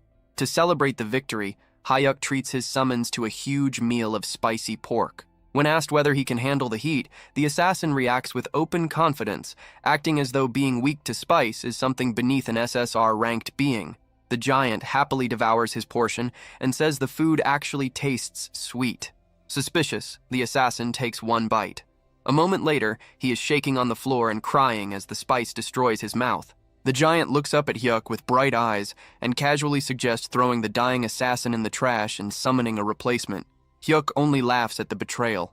Feeling unusually confident, Hyuk decides it is finally time to tell his family the truth. He arrives home carrying expensive premium beef, and that alone causes immediate panic. His brother grabs him and demands to know where he got the money, while his mother starts asking whether he kept the receipt so the meat can be returned.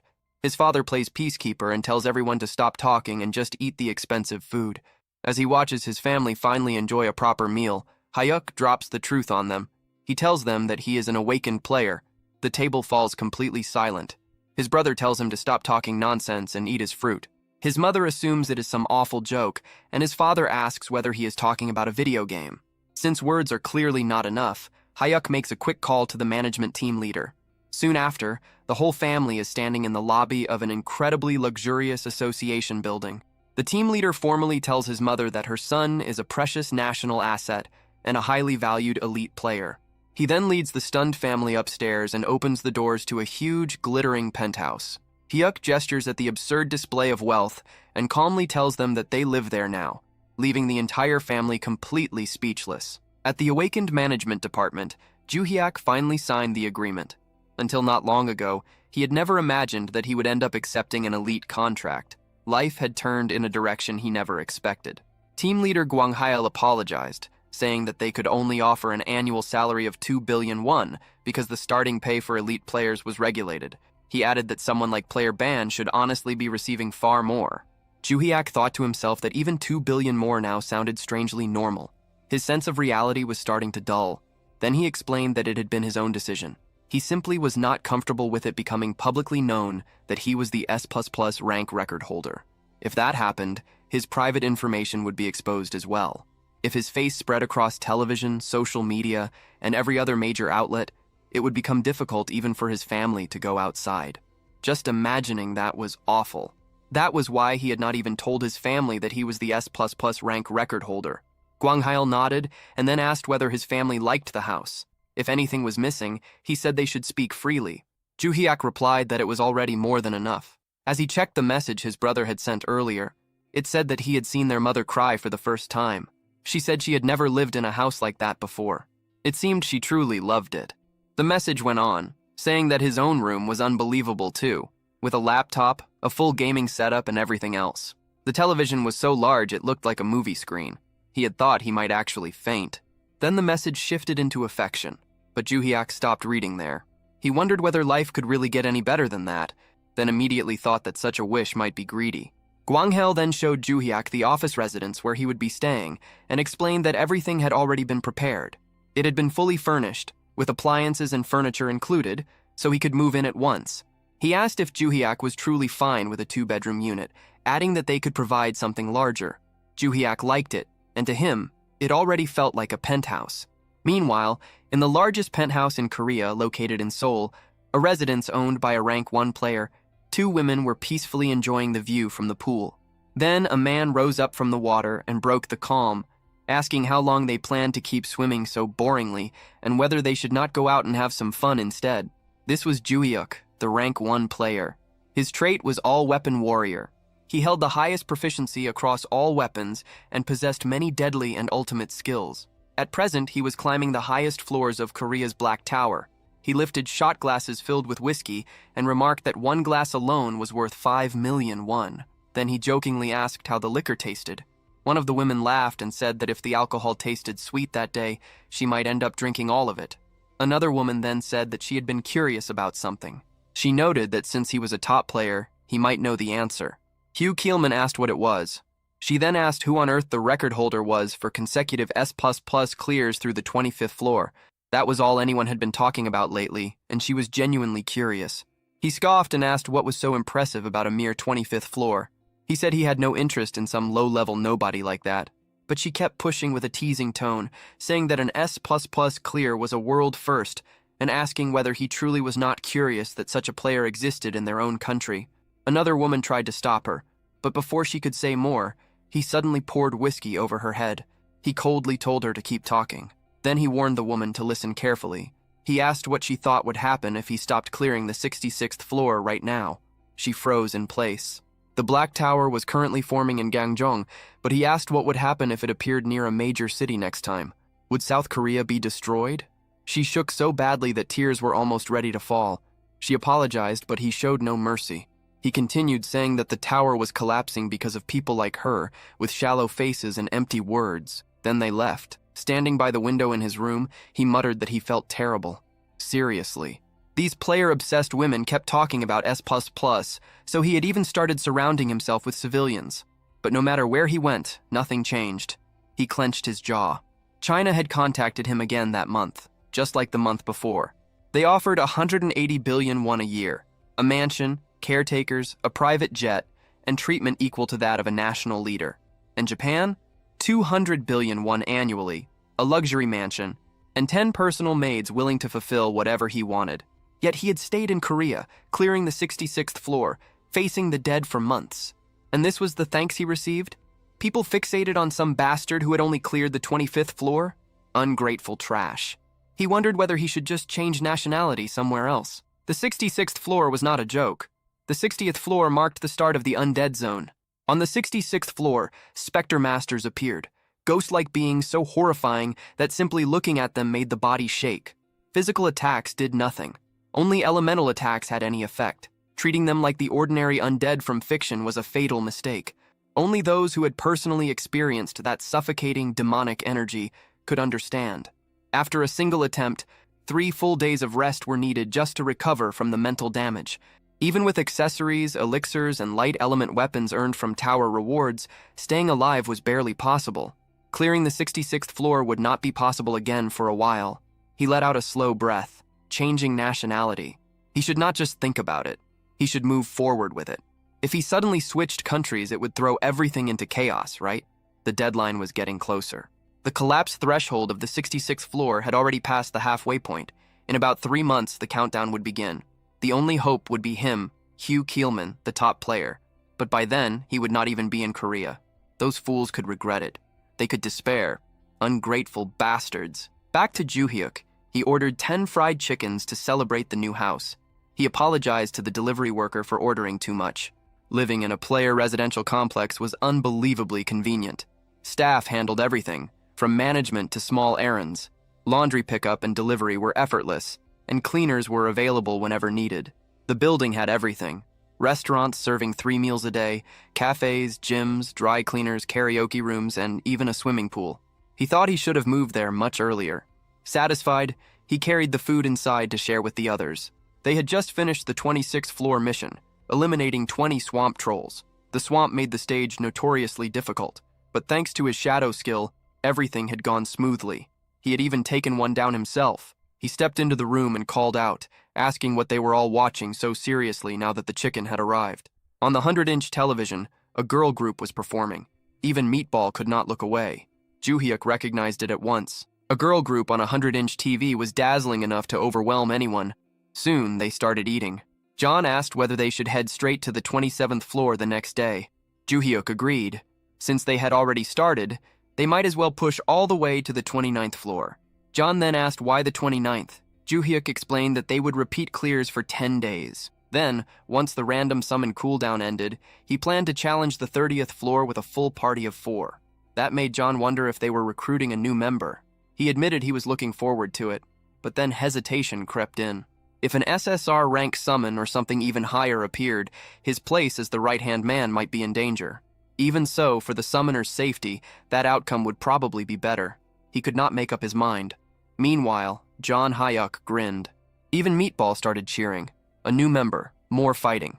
Team leader Gwang-il then returned. He brought the item that had been requested for player Juhyuk, Volcano Orc leather armor. It held heat from flame aura and blocked cold and freezing air. Juhyuk thanked him. Gwang-il answered that it was nothing. Supporting elite players was part of their job. Juhyuk said he would use it well and return it later. Gwang-il wished him luck on the 27th floor. Then they entered Black Tower, Korea, floor 27.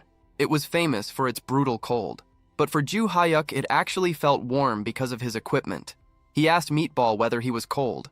The giant answered that a warrior did not feel cold. Meanwhile, John was visibly freezing. He was nearly frozen halfway through standing there. Ju Hyuk asked whether he should lend him his hood. John replied that he was fine.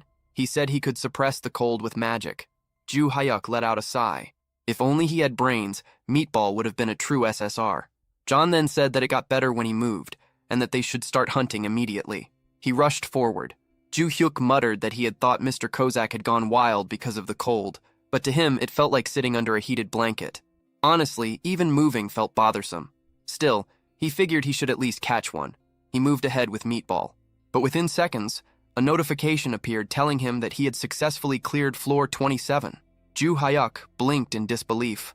Already? John answered in a shivering voice that he had cleared it for his summoner. In truth, He had mostly done it for himself. Then another notification appeared. An item had dropped. It was the tower-exclusive Roland Kingdom Paladin Captain's Holy Sword. It was a two-handed sword, but it was badly worn down. When Ju Hyuk picked it up, it felt extremely heavy. He could not tell what made it better than his current mace. He decided he would store it for now and throw it away later. Tower-exclusive Roland Kingdom Paladin Captain's Holy Sword. Its effects were increased attack power, sacred fire, spirit stability, and higher critical rate when fighting undead. Its limitation was that those effects applied only to undead enemies.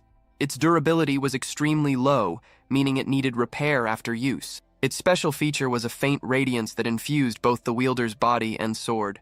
Ju Hyuk asked Meatball whether he wanted to try the sword, but the giant muttered that a warrior used his fists. Then Ju Hyuk turned to John and asked whether he needed it. John answered casually that the gear he used was wyvern leather armor and dwarven daggers. He only dealt in top-tier equipment. Both of them were stubborn in their own way. Ju Hyuk thought to himself that selling it really might be the only option. He wondered whether he should go back to the player shop. The sword was so old that he had no idea whether it would even sell. Still, before getting rid of it, he decided he should test it once. John told him to go ahead and wished him luck. Ju Hyuk swung the sword twice, and after just those 2 swings, all his stamina was gone. John nodded and praised him, saying it was impressive, exactly as expected of Summoner Ban. But Ju Hyuk answered that he could not even lift it properly, so the praise made no sense. This man truly had no idea when to stop. Even so, John added that he had done well. After all, physical ability was limited outside the tower. Ju Hyuk then asked whether there was really no way to remove that limit. John paused for a moment before saying that it was possible. If the boundary between the real world and the tower disappeared, that restriction would be lifted. The many towers across Earth would collapse, and reality itself would become the same as the tower. And when that happened, players would be able to use their full power. He looked at him with a serious expression and said that such a thing would be a sign of coming disaster. At the Japanese embassy in Korea, located in Gwanghwamun, a call came in. The message said that the rabbit wanted to leave its old nest and move to a new one. The rabbit referred to none other than the rank 1 player, Hugh Keelman. That was good news. Very good news indeed, the counselor replied. However, he added that the caller would have to bring him over personally. The wolves were watching the rabbit. He told them not to worry, saying calmly that he would handle it. Counselor Tomo of the Japanese embassy gave a faint smile. A storm was about to strike. 2 days later, at Black Tower in Gwanghwamun, Republic of Korea, floor 65 had been cleared. Progress stood at floor 66 with the deadline showing 92 days, 13 hours, 34 minutes, and 52 seconds. Jung-Hook felt uneasy as he remembered what John had said about it being an omen of doom. Still, the higher floors were meant to be handled by top players like Hugh Keelman, right? Worrying would not change anything. He only needed to keep climbing at his own pace. So he decided that since they had cleared the 28th floor yesterday, today they would take on the 29th. The 28th floor had been troublesome, with giant trolls attacking from the tops of enormous trees. It would have been difficult for John alone, but thanks to Meatball, they had managed it. Thinking back, Jung-Hook wondered how they had even dealt with those trees. If Meatball had only a little more intelligence, he would have been a true SSR. They had dropped from the trees like chestnuts. John had shouted a warning, and his finishing strike had been clean. But the 29th floor was different. It was infamous for its filthy plague trolls, creatures that wandered around dripping yellow pus and foul discharge. Some players had even gotten sick during their attempts. Jung-Hook decided they needed to prepare carefully, then summoned John and Meatball. John immediately announced his presence with pride, saying he was at his summoner's service. Meatball quietly said that he was there as well. Jung-Hook muttered for Meatball to please stop calling himself Meatball. Then they entered the 29th floor. Jung-Hook asked whether the two of them were really fine without masks. Meatball confidently answered that warriors did not get sick. John replied that he was SSR and that wearing a mask only made it harder to breathe and move, so he would simply accept the risk. Surprisingly, because the two of them completely ignored the disease threat, their hunting speed was even faster than it had been on the 28th floor. They cleared it quickly. Afterward, John asked whether they would be having dinner together again that day. Jung-Hook hesitated. Then he apologized. John blinked, clearly not understanding why he was apologizing. Jung-Hook unsummoned both of them and mentally cursed himself as a traitor and a terrible employer. He thought they could spit on him if they wanted. But then his thoughts turned to the new house. If plague got inside it, that would be a disaster. He looked at Meatball. The giant was huge and would spread contamination everywhere. How were they supposed to go back together like that? The next day, at the gym inside the awakened management department, a woman was doing squats with a barbell. After finishing her set, she dropped the weight. She was Nam Gun, Korea's rank 2 player, a trained swordswoman currently climbing the 62nd floor. She frowned. The dark zombies on the 62nd floor released an aura that corrupted players during battle. She could not see a way past it. She clenched her fists and wondered if this was her limit. Even if that was the case, as an elite player, she believed she had to keep moving forward until her body gave out. She drank a protein supplement. At moments like this, mindset mattered. She prepared herself for another set.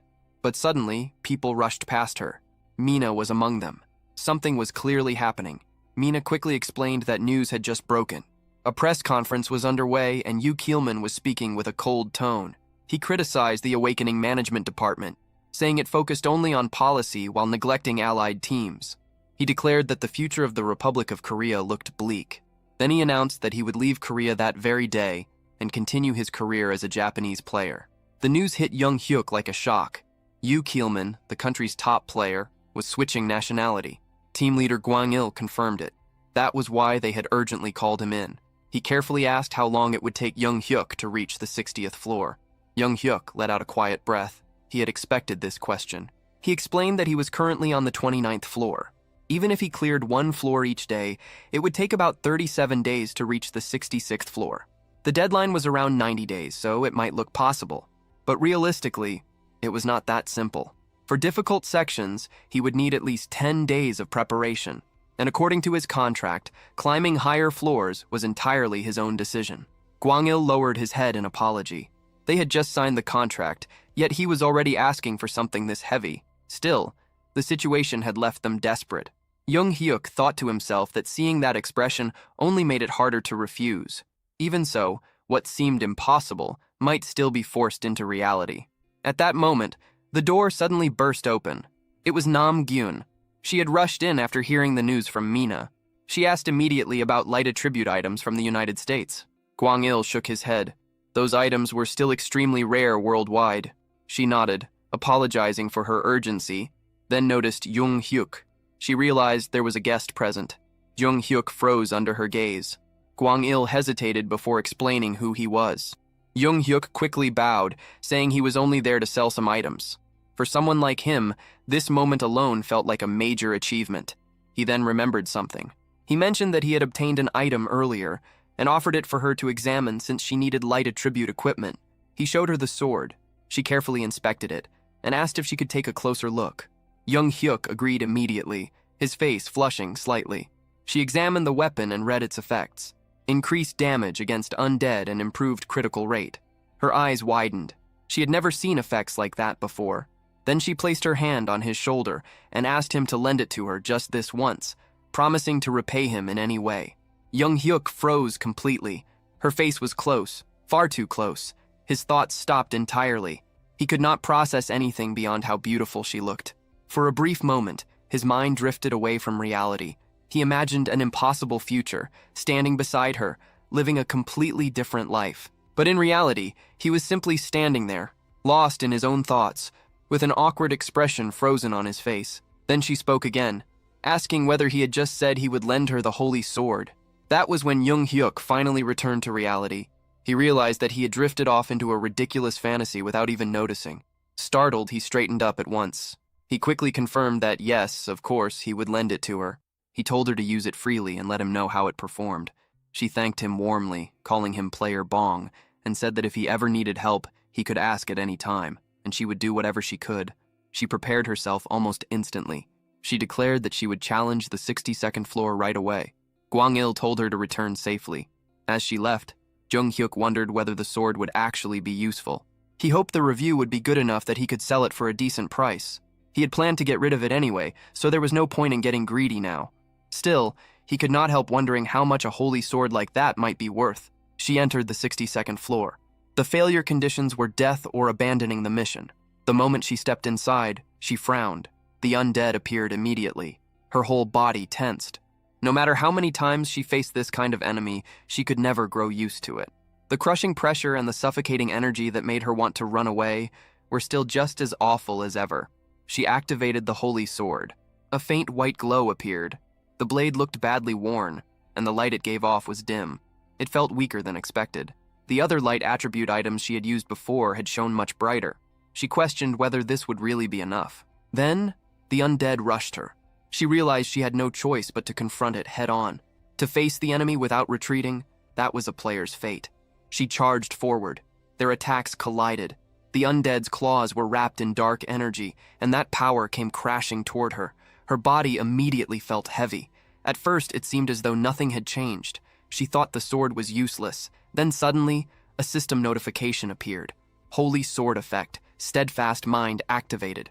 A hidden effect had triggered. The dark aura that had entered her body was reflected and completely nullified. She froze for a moment in disbelief. Then she swung again. This time, one strike landed as critical damage against the dark zombie. Her eyes widened as she realized that the dark aura was being erased. If that continued, then the fight had already turned. She pressed the attack. Slash after slash followed. Within seconds, the dark zombie fell. It felt absurdly easy, and from there, she began tearing through the floor without stopping. Meanwhile, team leader Guanyal checked the time. It had been 2 hours since she entered the 62nd floor. Whenever player Namgun failed, she usually returned by then. He wondered how it would go this time. Then she appeared. Juhyuk's eyes sharpened. She was back. Guanyal welcomed her back and praised her effort.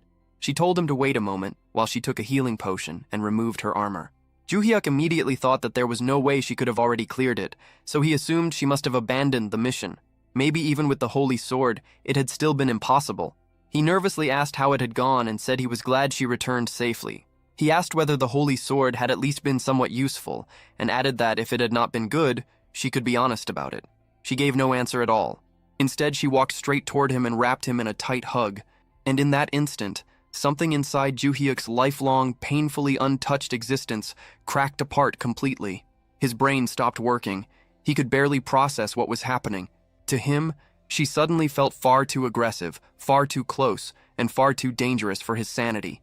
And just like that, his mind slipped straight back into full delusion mode. Now his mind had already gone even further, imagining the two of them attending their child's elementary school orientation together. She thanked him with complete sincerity, saying that without the holy sword he had lent her, she would have definitely failed. Meanwhile, Juhyuk was still trapped in his own thoughts, mentally watching their imaginary children grow up. Then she turned toward team leader Guanyal. She reported that the 62nd floor clear had been a success. With more testing, she could confirm it fully, but if things continued going well, she believed that even the 66th floor might become possible with that sword. Team leader Guanyal burst with joy. If that was true, then everything had changed. In his mind, he realized that if this sword had ended up in Yu Keelman's hands instead, it would have been a disaster. That man would have kept all of its value to himself. Then Guanyal glanced at Juhyuk and thought that the more he learned about him, the more interesting he became. Gyun suddenly stepped back, apologizing because she had gotten carried away. That was when Juhyuk finally came back to his senses. It felt as if he had lived an entire lifetime inside that delusion. She explained that she had used the sword well, but the blade had been damaged in several places. Juhyuk thought that it had already been in rough condition from the start. At this rate, it would probably wear down completely after only a few more uses. Guanyal added that this was not a problem.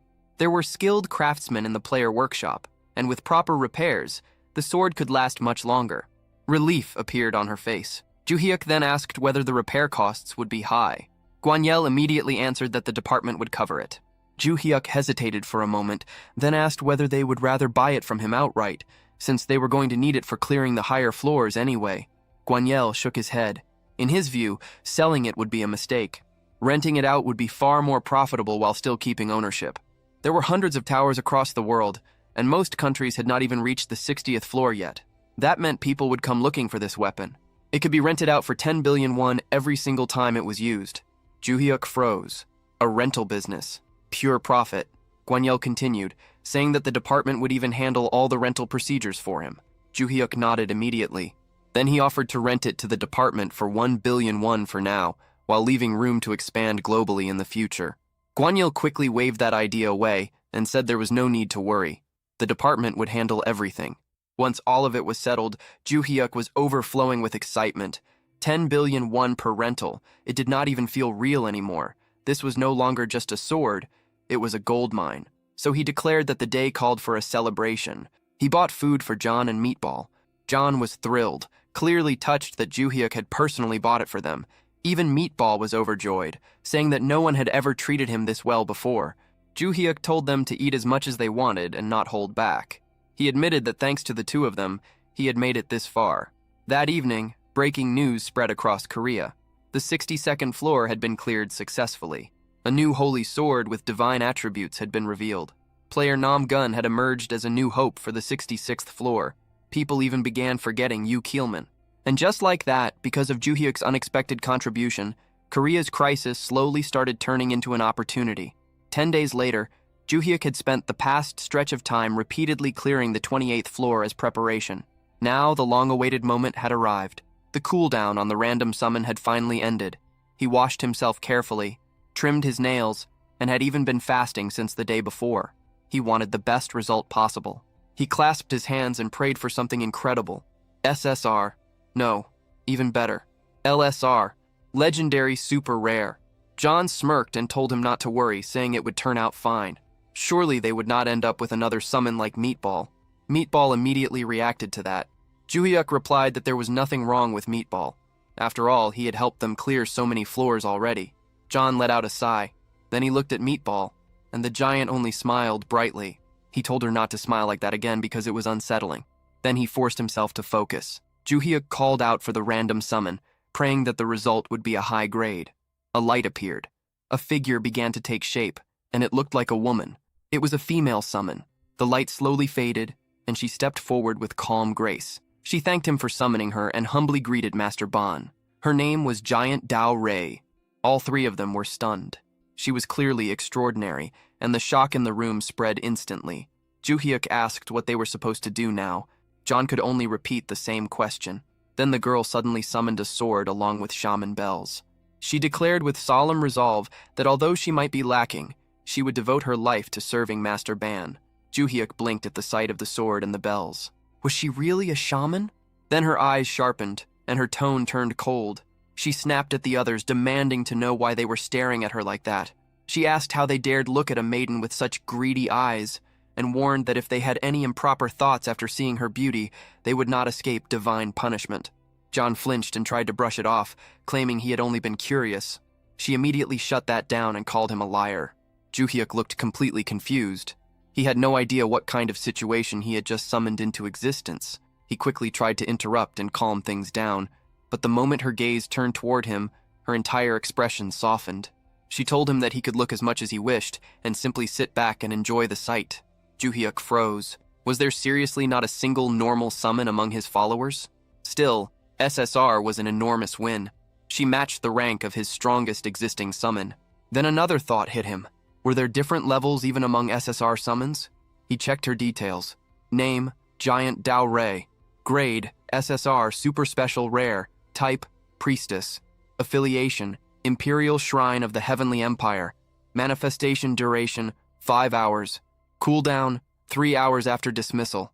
She was described as a strict, solemn, and commanding high priestess, the kind of person who killed the mood the moment she entered the room. Then suddenly, Juhyuk was dragged into her memories. He saw a vast empire. She had once been the princess of a great nation. From childhood, she showed deep interest in shamanism and eventually rose to become the empire's high priestess. After her father died, her younger brother took the throne, but he was soon murdered by their uncle, who stole the crown for himself. Consumed by fury, she swore revenge. She carried out a forbidden ritual, a death curse. Her uncle prepared for it, even sacrificing others to redirect the curse away from himself. But she was no ordinary shaman. She had been taught directly by the gods of the empire. Once her ritual was complete, nothing could endure her power. Her revenge succeeded. But using such a curse for personal vengeance was a violation of the natural order. The backlash consumed her, and she died young. Juhyuk returned to himself and immediately understood more. That explained her nature, her severity, and the force in her personality. It all fit. He then asked her a careful question. She answered that she was honored and told him not to hesitate. He asked who had founded the Chang Empire. She answered without the slightest delay. It had been the great King Jianon, the ruler who defeated the wicked Wang and Kim clans and expanded their territory all the way to Goryeo. He had been a great ruler who changed the nation's name from Baekje to Chang. Ju Hyuk asked if that meant the giant founder of later Baekje was the one she was referring to. She slowly nodded and confirmed it. Then Ju Hyuk fell into thought. A parallel world. In her world, later Baekje had unified the three kingdoms instead of Goryeo. Kozak had once mentioned that his previous world also resembled modern Earth. Ju Hyuk kept thinking. The history before the three kingdoms matched what he knew. It seemed that history had split off exactly around that era. It was fascinating. No wonder she carried herself that way. She had literally been a princess. Then suddenly, another thought hit him. He had been fasting since the day before for the summon. Now that everyone was gathered, maybe they should eat some ramen. John agreed immediately and asked for a mild one. Then Ju Hyuk turned to Jian and asked about her choice.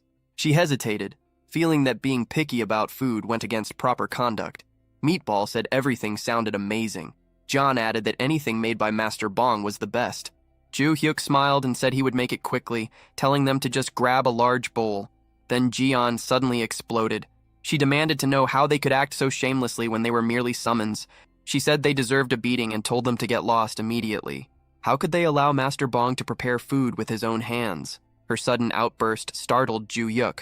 John protested, saying that they were the same rank, so he could not understand why she kept talking down to them. But Jian stepped forward with overwhelming authority. She said she had tried to stay reasonable, but now it seemed she would have to curse them just to make them understand. John immediately backed away. A curse was not something he wanted anywhere near him. In the very next moment, they were all in the kitchen. John declared that he would make the ramen. Even Meatball ended up struggling with the pot. Ju Hyuk let out a sigh. A crazed assassin and a savage warrior. Apparently, even these death-defying lunatics still had things they feared. After the meal, Ju Hyuk asked if they should head to the tower. Jian declared that this maiden would serve him with complete loyalty and that he only needed to give the order. Then they entered the 30th floor. Ju Hyuk thought that Jian joining them might actually be a good thing. Kozak was completely intimidated by her now, so maybe that would force him to behave. John warned him not to act carelessly. Jian snapped right back and called him a brat, telling him to mind his manners. John answered that loyalty meant safety first.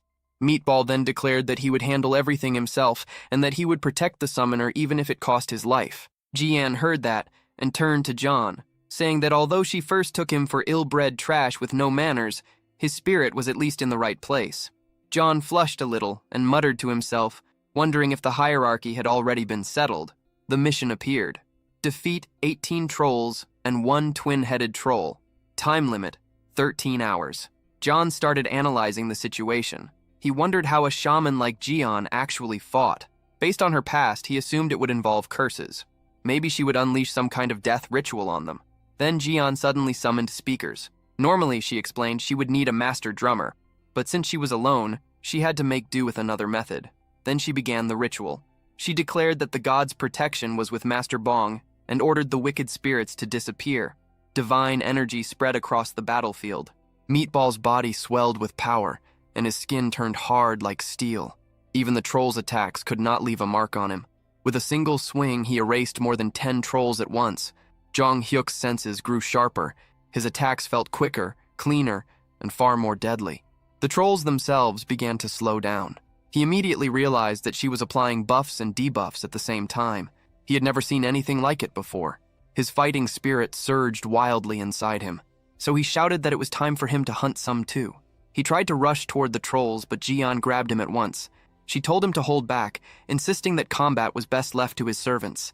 He only needed to sit comfortably and watch. Jong Hyuk felt frustrated. He only wanted to take down one.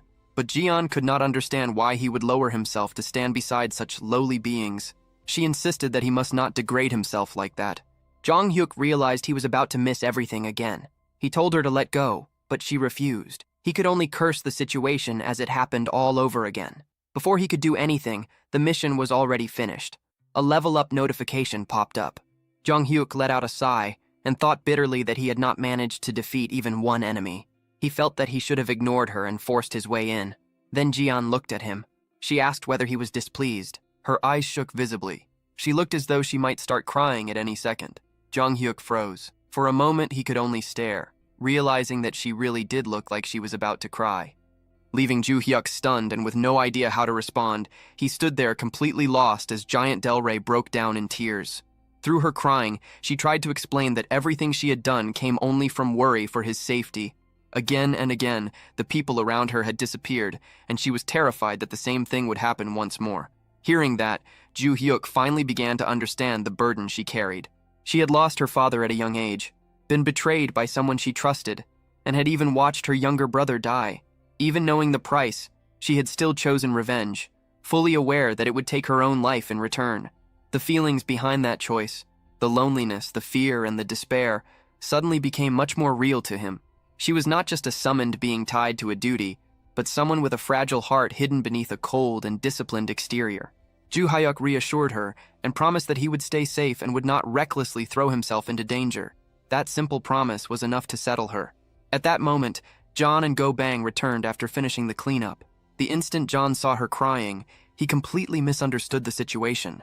Assuming it had something to do with him, his reaction only made things worse. Covered in monster blood, he immediately drew her anger again and was quickly chased off under the threat of another chant, leaving him no choice but to retreat without resistance. Later, back at home, Ju Hyuk counted the rewards they had gained from their progress. After collecting 30 badges, he unlocked a hidden reward, a cooldown reset ticket for his summoning skill. The idea of calling another companion right away crossed his mind, but when he looked at his current group, he decided not to do it. Their strength was already more than enough, and it seemed smarter to save that chance for a moment when it was truly needed. Meanwhile, Ga-hyun continued climbing and successfully cleared the 63rd floor.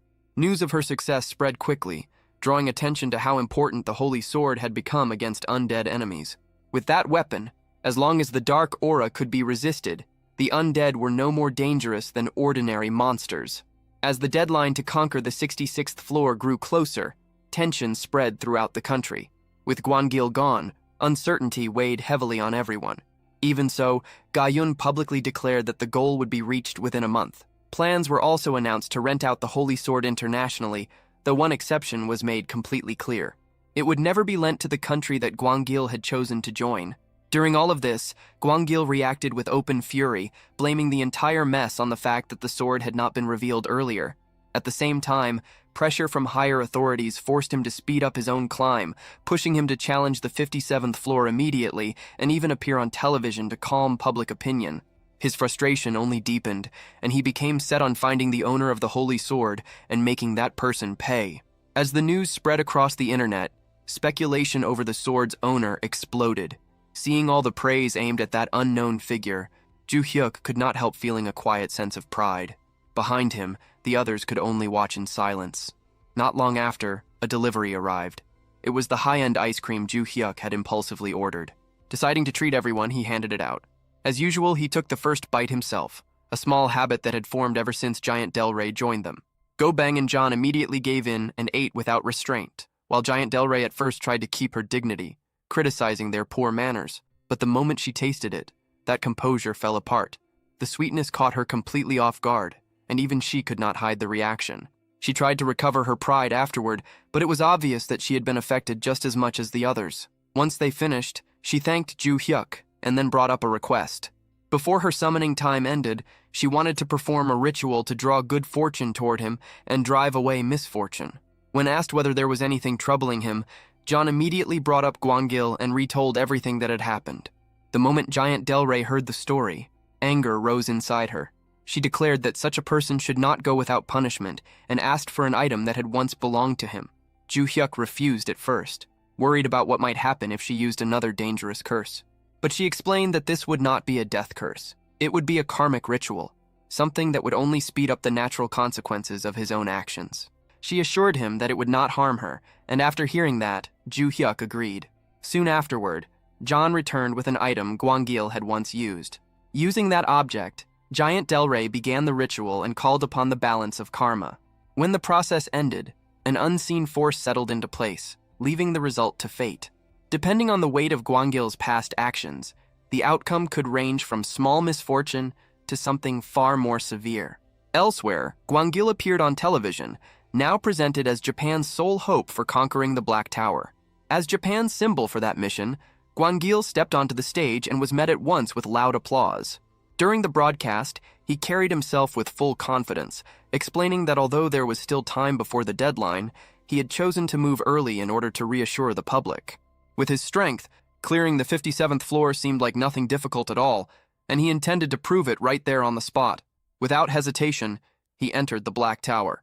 The mission was to hunt 15 flame wyverns within 14 hours, creatures that dominated the sky and preyed on ogres. He had cleared this floor many times before, so he knew its patterns well. Even so, as the fight began, a strange sense of unease started creeping over him. He began by targeting enemies that were isolated, the usual method for avoiding being surrounded. As an all-weapon user, he could adjust to any distance, so he opened the battle with long-range attacks. But something immediately felt wrong. The first arrow he released deflected in an unexpected direction, striking a different wyvern and drawing extra attention, though dealing with two at once was still within his ability. Even so, the battle did not unfold the way it should have. After bringing them down, he noticed something unusual. Not a single one of his attacks had triggered critical damage. He brushed it aside and moved forward. Then things got even worse. A sudden sneeze ruined his aim, sending an arrow straight into a cluster of wyverns. At once, 3 of them focused on him and launched a coordinated assault. Even stranger, all 3 released dragon breath at the same time, something rarely seen because of the burden it placed on them. Forced into a desperate corner, Guangil brought out his strongest skills and barely survived the clash. After a brutal fight, he killed 2 of them, leaving 1 weakened wyvern behind. Thinking he had regained control of the situation, he moved in to finish it. That confidence vanished almost immediately. As he stepped back, he accidentally crushed a wyvern egg hidden on the ground, something that should never have been there in the first place. The cry of the hatchling rang across the battlefield and drew the attention of the nearby wyverns. The moment he understood the danger, Guangil realized that staying any longer would get him killed. With no other choice left, he retreated and abandoned the challenge. Outside the tower, the timing could not have been worse. He reappeared right in the middle of a live stage performance. The audience was shocked, but he ignored everything around him and immediately drank a healing potion. Even with the crowd erupting around him, he showed no reaction and walked away in silence.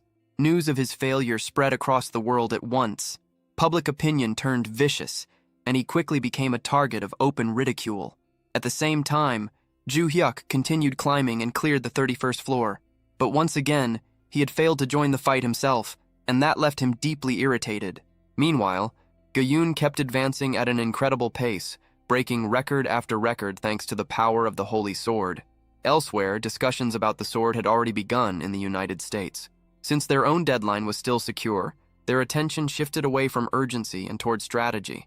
They decided to delay negotiations and use Japan's growing desperation to squeeze out the highest possible profit, planning to wait until the pressure reached its peak before acting. Then news spread that Chow Min had failed the same floor twice in a row. As a result, he had completely vanished from public life, unable to even step outside his own home. All across Japan, public opinion had turned against him, and a clip of his humiliating collapse spread everywhere, making his situation even worse. Bong Ju-hyuk thought about it and felt that Chow Min was simply facing the result of his own choices. There was some curiosity over whether that curse would last forever, but it was understood that it would not. Once the balance of his actions was restored, the curse would naturally fade away.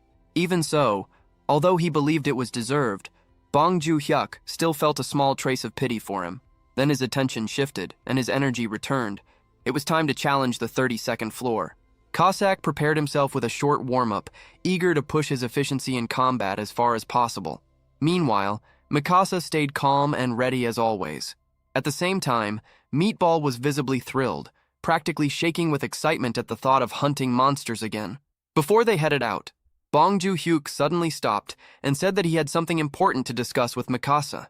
To shape the mood, he revealed a stack of premium ice cream boxes. The moment Mikasa saw them, she nearly lost control of herself, her excitement rising at once. Bong Ju-hyuk recognized the brand immediately and knew it was one of the highest-tier ice creams available. Meatball reacted just as strongly, his eagerness becoming almost ridiculous to watch. Bong Ju-hyuk found Cossack's knowledge of the brand a little strange, but he let it pass and told both Cossack and Meatball to leave the room so he could speak with Mikasa alone. The two reacted dramatically, begging not to be left out, their emotions swinging all over the place. In the end, Bong Ju-hyuk had to promise them meat if they left, and that instantly changed their attitude. Without any further resistance, they walked out. With the room finally quiet, Mikasa reached toward the ice cream, overcome with delight. She looked at Bong Ju-hyuk with clear admiration. obviously pleased by what he had brought her. But he shifted the conversation and questioned whether it really made sense for someone like him to contribute so little in battle. Determined to change that, he declared that from that point on, he would personally hunt several monsters himself. Mikasa tried to negotiate, aiming to limit his involvement for the sake of his safety. After going back and forth for a while, they reached a compromise. Bong Joo-hyuk would kill 3 monsters per floor. With no better option left, Mikasa accepted the condition. Soon after, they entered the 32nd floor. The mission there was to eliminate Stage 2 Minotaurs. Bong Joo-hyuk explained that Minotaurs appeared from the 31st to the 35th floors, with their stage rising on each level. The environment on those floors suited them perfectly, allowing their bodies to grow larger and larger. While Meatball stood at about 3 meters, the king of those creatures could reach 6 meters in height. Even the Stage 2 Minotaurs standing before them now were around 4 meters tall. Their sheer size alone was enough to shake anyone. Seeing such a huge enemy from up close, Bong Joo-hyuk felt doubt creeping in. After pushing Mikasa to let him fight, backing down now would be humiliating. Just as hesitation started to settle in, Mikasa activated her support magic from behind. Her spell strengthened Bong Joo-hyuk and his summons at the same time, while also slowing the enemies. Encouraged by that silent support, he looked around. Meatball was already holding his ground and had brought down several Minotaurs. Cossack stood nearby, ready to step in at any moment if things went wrong. Realizing he was not alone, Bong Joo-hyuk gathered himself and moved toward his target. The Minotaur attacked first, trying to crush him with force, but Bong Joo-hyuk pushed ahead, using Shadow Step to slip around it. At the right moment, he activated the 3rd form of his primordial Thunder Staff, Falling Thunder Flash, and drove the attack straight into the creature's head, bringing it down in one clean strike. He thought about how repeated floor clears had allowed him to unlock that new form. Its speed and power were on a completely different level, though the cooldown was longer. Despite the fear he had felt at the start, he managed to keep his promise and defeat 3 monsters himself, while Cossack and Meatball cleaned up the rest. Once again, the floor ended with an S++ rank, earning him another platinum badge. The following day, attention turned to Anya, who had just returned from a higher floor. When asked about her progress, she described the 65th floor as extremely difficult. At first, it sounded as though she had struggled badly, but it soon became clear that she had still cleared it in only 6 hours. Everything was moving according to plan, and after a short rest, she intended to challenge the 66th floor. Elsewhere, officials gathered for a meeting to discuss the situation. Even though Chow Man's failures in Japan did not directly affect Korea, unease still remained. After a long discussion, one conclusion was reached. The 66th floor had to be cleared at any cost. Doing so would buy them another 6 months. There was confidence that Bong Joo-hyuk could reach the 60th floor within that time, allowing him and Anya to join forces on the upper floors. Still, one concern remained. People began to worry about whether Bong Joo-hyuk's holy sword would last that long, considering how badly its condition had already started to decline. Even with that concern, trust in his ability remained strong. People compared him to other top players and kept reaching the same conclusion. Bong Joo-hyuk was exceptional, possibly even beyond them. His streak of consecutive S++ clears had already broken all previous standards. Then, at that very moment, another update came out and pushed that record even further. He had now reached 33 consecutive S++ clears. That only strengthened the belief that he would become one of the nation's most important players. Later, Bong Joo-hyuk examined a perception-blocking talisman. Its effect allowed his summons to appear as harmless creatures in the eyes of others. To normal people, they would still seem ordinary, and even powerful figures from the past had once used tools like this. When he tested it, he realized it worked perfectly, even on Meatball despite his huge size. No one showed fear. Then a notification appeared, informing him that 1 billion won had been deposited into his account as a rental fee for the sword. Realizing that Anya had kept making progress with it, he figured that even more money would follow soon. The thought of that kind of wealth pulled him into a brief fantasy about living in complete luxury. Later, he went outside with his summons and watched how ordinary people reacted to them. One passerby even found Meatball cute, seeing him as a harmless little creature because of the talisman's effect. That confirmed the item worked flawlessly. Satisfied, Bong Joo-hyuk decided to treat his companions to an expensive meal. Even though the restaurant prices were outrageous, he told them to eat as much as they wanted. They showed no concern for the cost and enjoyed everything without restraint. The next day, reality hit him hard.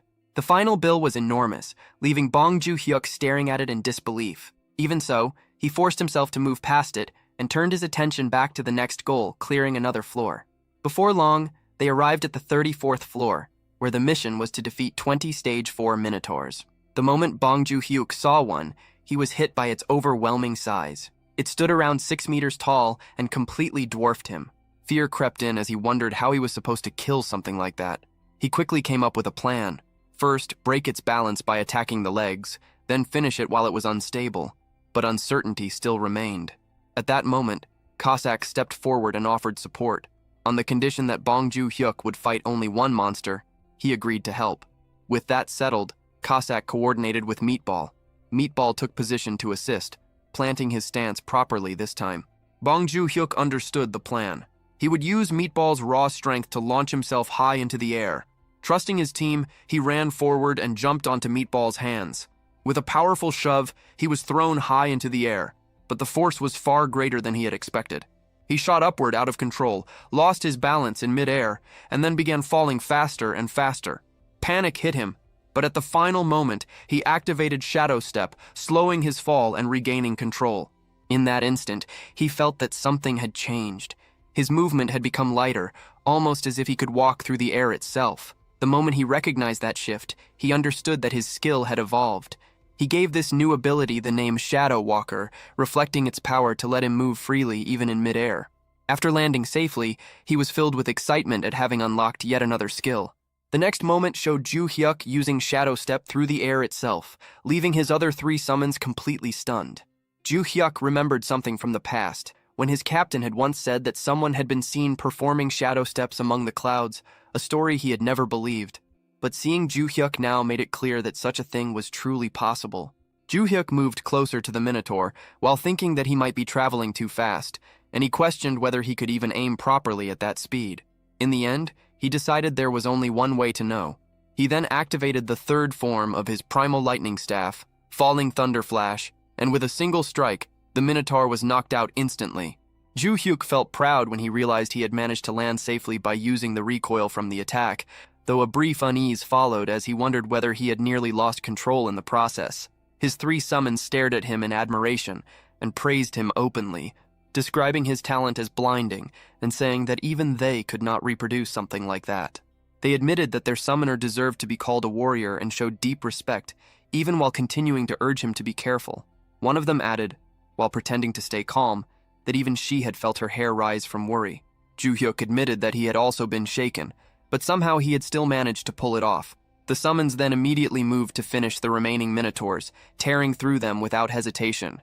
A system window informed Joo-hyuk that he had successfully cleared the mission on the 34th floor, gained a level, received 3.4 kilograms of mana stones, and obtained a summon grade-up rune. Joo-hyuk was stunned when he realized that a summon grade-up rune had dropped as an ordinary reward rather than a special bonus, and it felt to him like hitting the jackpot. Another system message confirmed an S++ clear rank for the 34th floor of the Black Tower in Korea, granted him a platinum badge, unlocked the 35th floor, and then removed him from the tower. After returning home, Joo-hyuk praised all of his summons for how well they had performed. Then, in a private moment, he quietly asked Cossack whether an SSR summon could be raised to LSSR by using the grade rune. Cossack denied it without hesitation, explaining that the rune could only raise a summon as far as SSR. Not long after, Meatball was called over for dinner by Dal Rey. Cossack immediately started complaining to Dal Rey, angrily grumbling about how expensive it was to keep Joo-hyuk's team fed, and Dal Rey also scolded Meatball for eating too much. Meatball became visibly upset and promised that he would eat less from now on. Joo-hyuk ended up feeling sorry for him and handed Meatball a grade-up rune to help him rise in rank. Meatball thanked him through tears and threw himself into a tight hug, accidentally pressing his chest hair into Joo-hyuk's face, which filled him with disgust. The scene then shifted to the Chinese Special Information Department, where Xiu Jun, the deputy director, called in a section officer and demanded to know why there was still no news about clearing the 59th floor. The officer reported that among the forcibly naturalized assets, more than half had gone missing inside the tower, causing major setbacks, and that many were said to have taken their own lives within it. Shujun received a list of elite South Korean players and ordered the officer to select proper targets from recently contracted rookies, making it clear that famous names were to be avoided and that everything had to be carried out without leaving evidence, so the country could never deny responsibility. The officer saluted and left. After that, Shujun reflected coldly that unlike Japan's public attempts at forced naturalization, which had only ended in humiliation, they would simply abduct players if that became necessary. A short time later, 2 days passed. Ju-hyuk and his summons had mostly been living on ramen, as Cossack was trying to save money. Ju-hyuk remained focused on other concerns when a system window appeared, showing a catalog update that listed the dull barbarian meat shield as unable to be summoned. Ju-hyuk immediately became worried, but Cossack explained that ranking up involved strengthening the soul and was dangerous, with the risk of permanent deletion if the process failed. The word deletion struck Ju-hyuk hard. Dal Rey scolded Cossack for frightening him and quickly reassured Ju-hyuk that if Meatball had truly been deleted, his name would have disappeared completely. She explained that his inability to be summoned probably pointed to another cause, possibly the rare case of a 2-rank leap. Cossack agreed and suggested that Meatball's soul was unusually pure, making him better suited for a successful upgrade. Ju-hyuk, however, rejected Cossack's misunderstanding in his own mind and kept worrying about what a sudden rank jump might mean. Trying to change the mood, Ju-hyuk suggested that they go to a cafe after eating ramen. Then another concern hit him. What if Meatball returned even bigger than before, and what if the new house no longer had enough space? The scene shifted to a cafe, where 2 men were talking about the coming raid on the 66th floor, assuming it would be cleared easily because of the Holy Sword. One of them openly expressed admiration for a hero named Nam Gi-un. The other immediately rebuked him for speaking of her without proper respect. Ju-hyuk, moving through the area like any ordinary passerby, stepped in and, without anyone noticing, ended up embracing Nam Gi-un by accident. The cafe drinks and desserts soon arrived, and everyone enjoyed them together.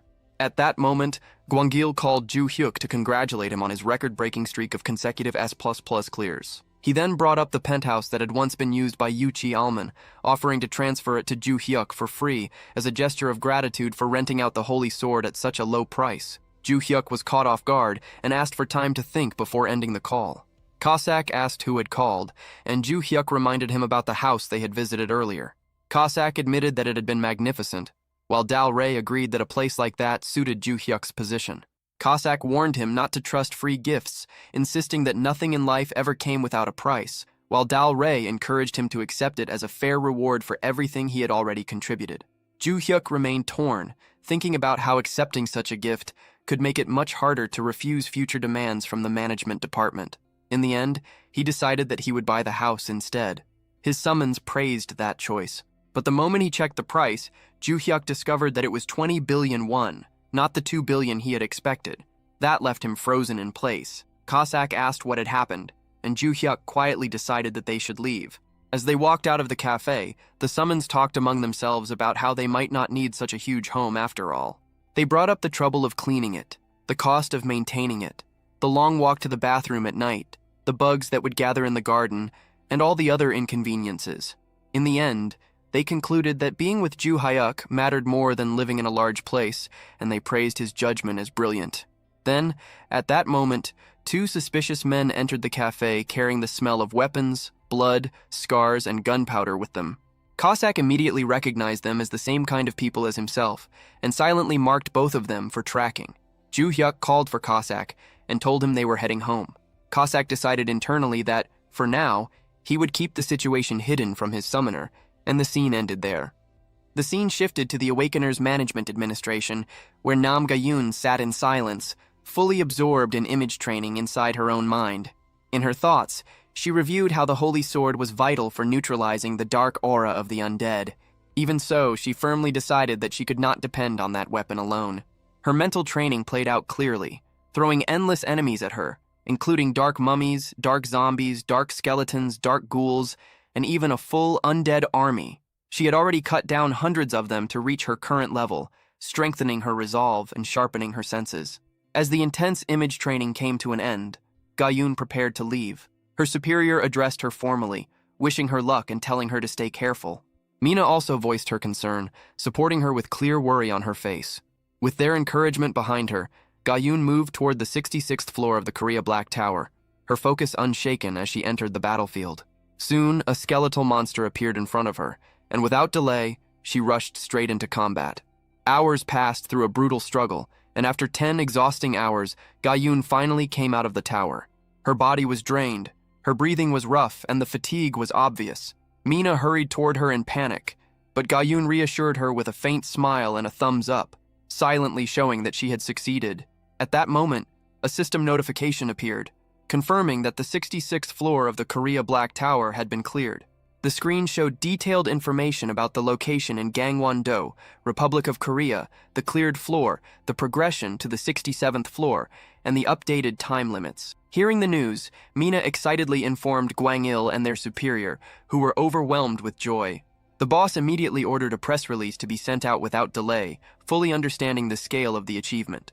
The news spread quickly through the media, announcing that South Korea had successfully cleared the 66th floor of the Black Tower. Special broadcasts followed, and the public reacted with huge relief and admiration. Many said they had been holding their breath for 6 months and could finally sleep without fear.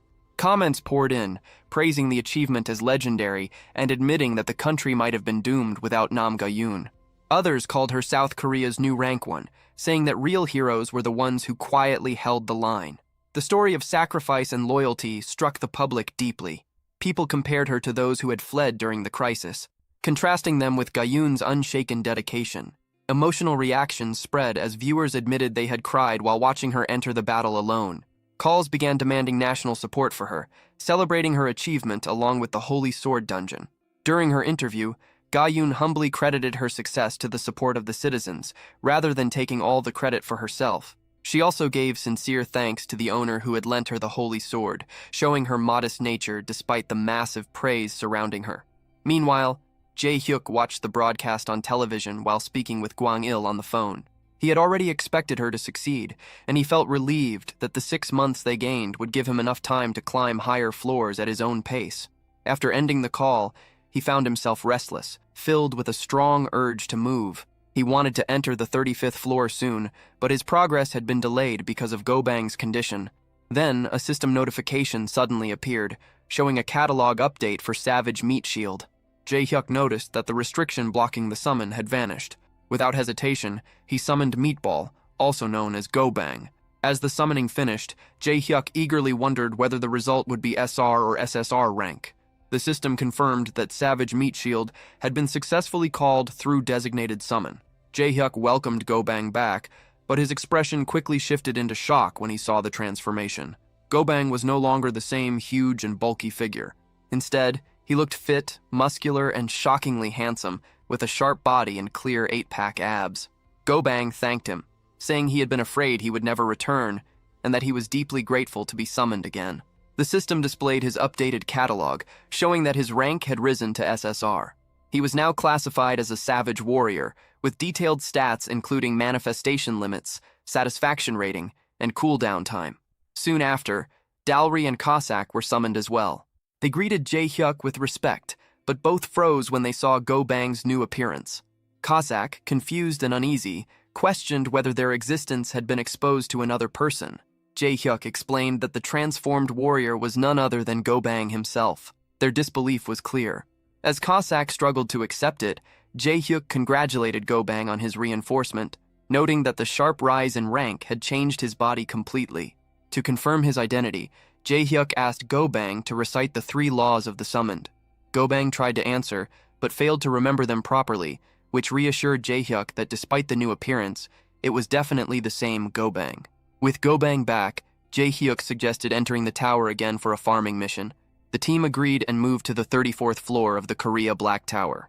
When they arrived, they faced massive demons. Go-bang stepped forward, saying he would take the lead.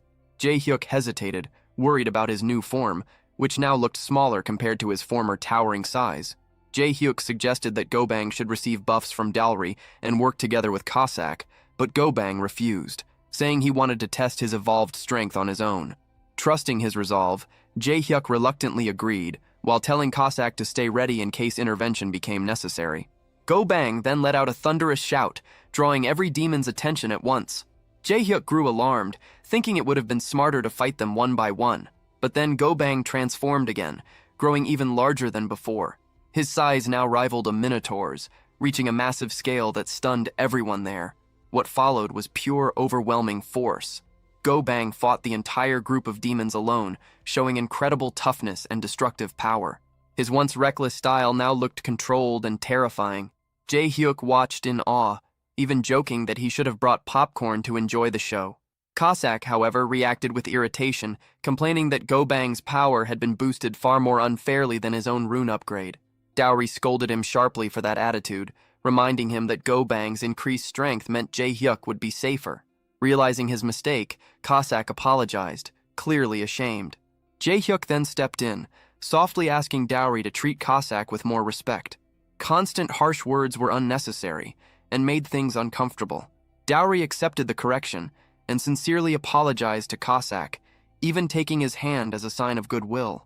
The reconciliation relieved Jae-hyuk, who wanted the group to stay united. Meanwhile, Gobang kept fighting fiercely. At one point, he was struck from behind, making Jae-hyuk panic for a moment. But Gobang answered with even greater force, completely overpowering the demons. His performance went far beyond anything he could do as an R rank, proving just how much he had grown. Soon after, a system message confirmed that the 34th floor mission had been cleared successfully. Gobang returned to his refined human form and calmly stated that the 34th floor had been far too easy for him. There was no arrogance in his tone, only quiet certainty backed by overwhelming strength. The energy still hanging in the air made it clear that he had not even gone all out. Even the system's presence felt strangely subdued, as if recognizing his dominance. Gobang expressed a desire to challenge stronger floors and keep fighting without end. Jae-hyuk, impressed and excited, declared that S++ clears would no longer be a problem. With renewed confidence and determination, he decided to climb quickly toward higher floors, moving forward together with... The next scene showed Dowry, Jae-hyuk, and Meatball sitting together while eating. Jae-hyuk looked at Meatball and smiled, thinking that with his increased firepower and a more compact SSR form, things felt satisfying in many ways. However, despite the change in appearance, Meatball still ate like a wild animal, throwing food everywhere. Seeing that, Jae-hyuk's smile faded, replaced by disappointment, realizing that nothing about Meatball's behavior had improved. Frustration burst out, and he snapped at him to stop making a mess. Meanwhile, Cossack sat quietly, his thoughts far away as he stared coldly out the window. Jae-hyuk noticed and asked why he was not eating. Cossack forced a small smile and brushed it off, saying he simply had things on his mind. Dowry pointed out that his jealousy was too obvious in front of the young master. Cossack, looking shaken and close to tears, denied it strongly. He explained that thanks to Meatball, Summoner Bong was much safer now, and that he was genuinely glad about it. Jae-hyuk reminded himself not to lower his guard just because Meatball had gotten smaller, noting that his appetite seemed even worse than before. He offered some food he had saved. Cossack became emotional, eating while crying and expressing how moved he felt. Jae-hyuk then asked if there was anything else he needed. Cossack hesitated before admitting that his manifestation time was about to end and asked to be summoned again around midnight. He explained the designated summon cooldown, that once his time expired, 3 hours had to pass before he could return. Jae-hyuk asked why, and Cossack shyly revealed the reason. There was a football match scheduled overseas that night, and he wanted to watch it live. Jae-hyuk looked surprised, wondering if Cossack had always liked football. Cossack eagerly confirmed it, clearly excited. Jae-hyuk agreed to summon him again later, and Cossack smiled with genuine happiness. Jae-hyuk then mentioned that he planned to visit the Awakening Management Department since he had gathered a large amount of mana stones. Cossack grew uneasy and asked if he was going alone, requesting to go with him. Meatball insisted that the outside was dangerous, saying the warrior should protect the summoner. Dowry also stepped in, suggesting that it was safer if they accompanied him. All of them acted like he was a child, refusing to let him go by himself. Jae-hyuk grew annoyed and snapped, reminding them that they could not even enter if they were not registered as players. The scene then shifted to the Awakening Management Department. Jae-hyuk arrived in a car sent by Gwang. Gwang welcomed him warmly, thanking him for taking the time to come. Jae-hyuk smiled and said that since a car was always sent for him, it was never a hassle.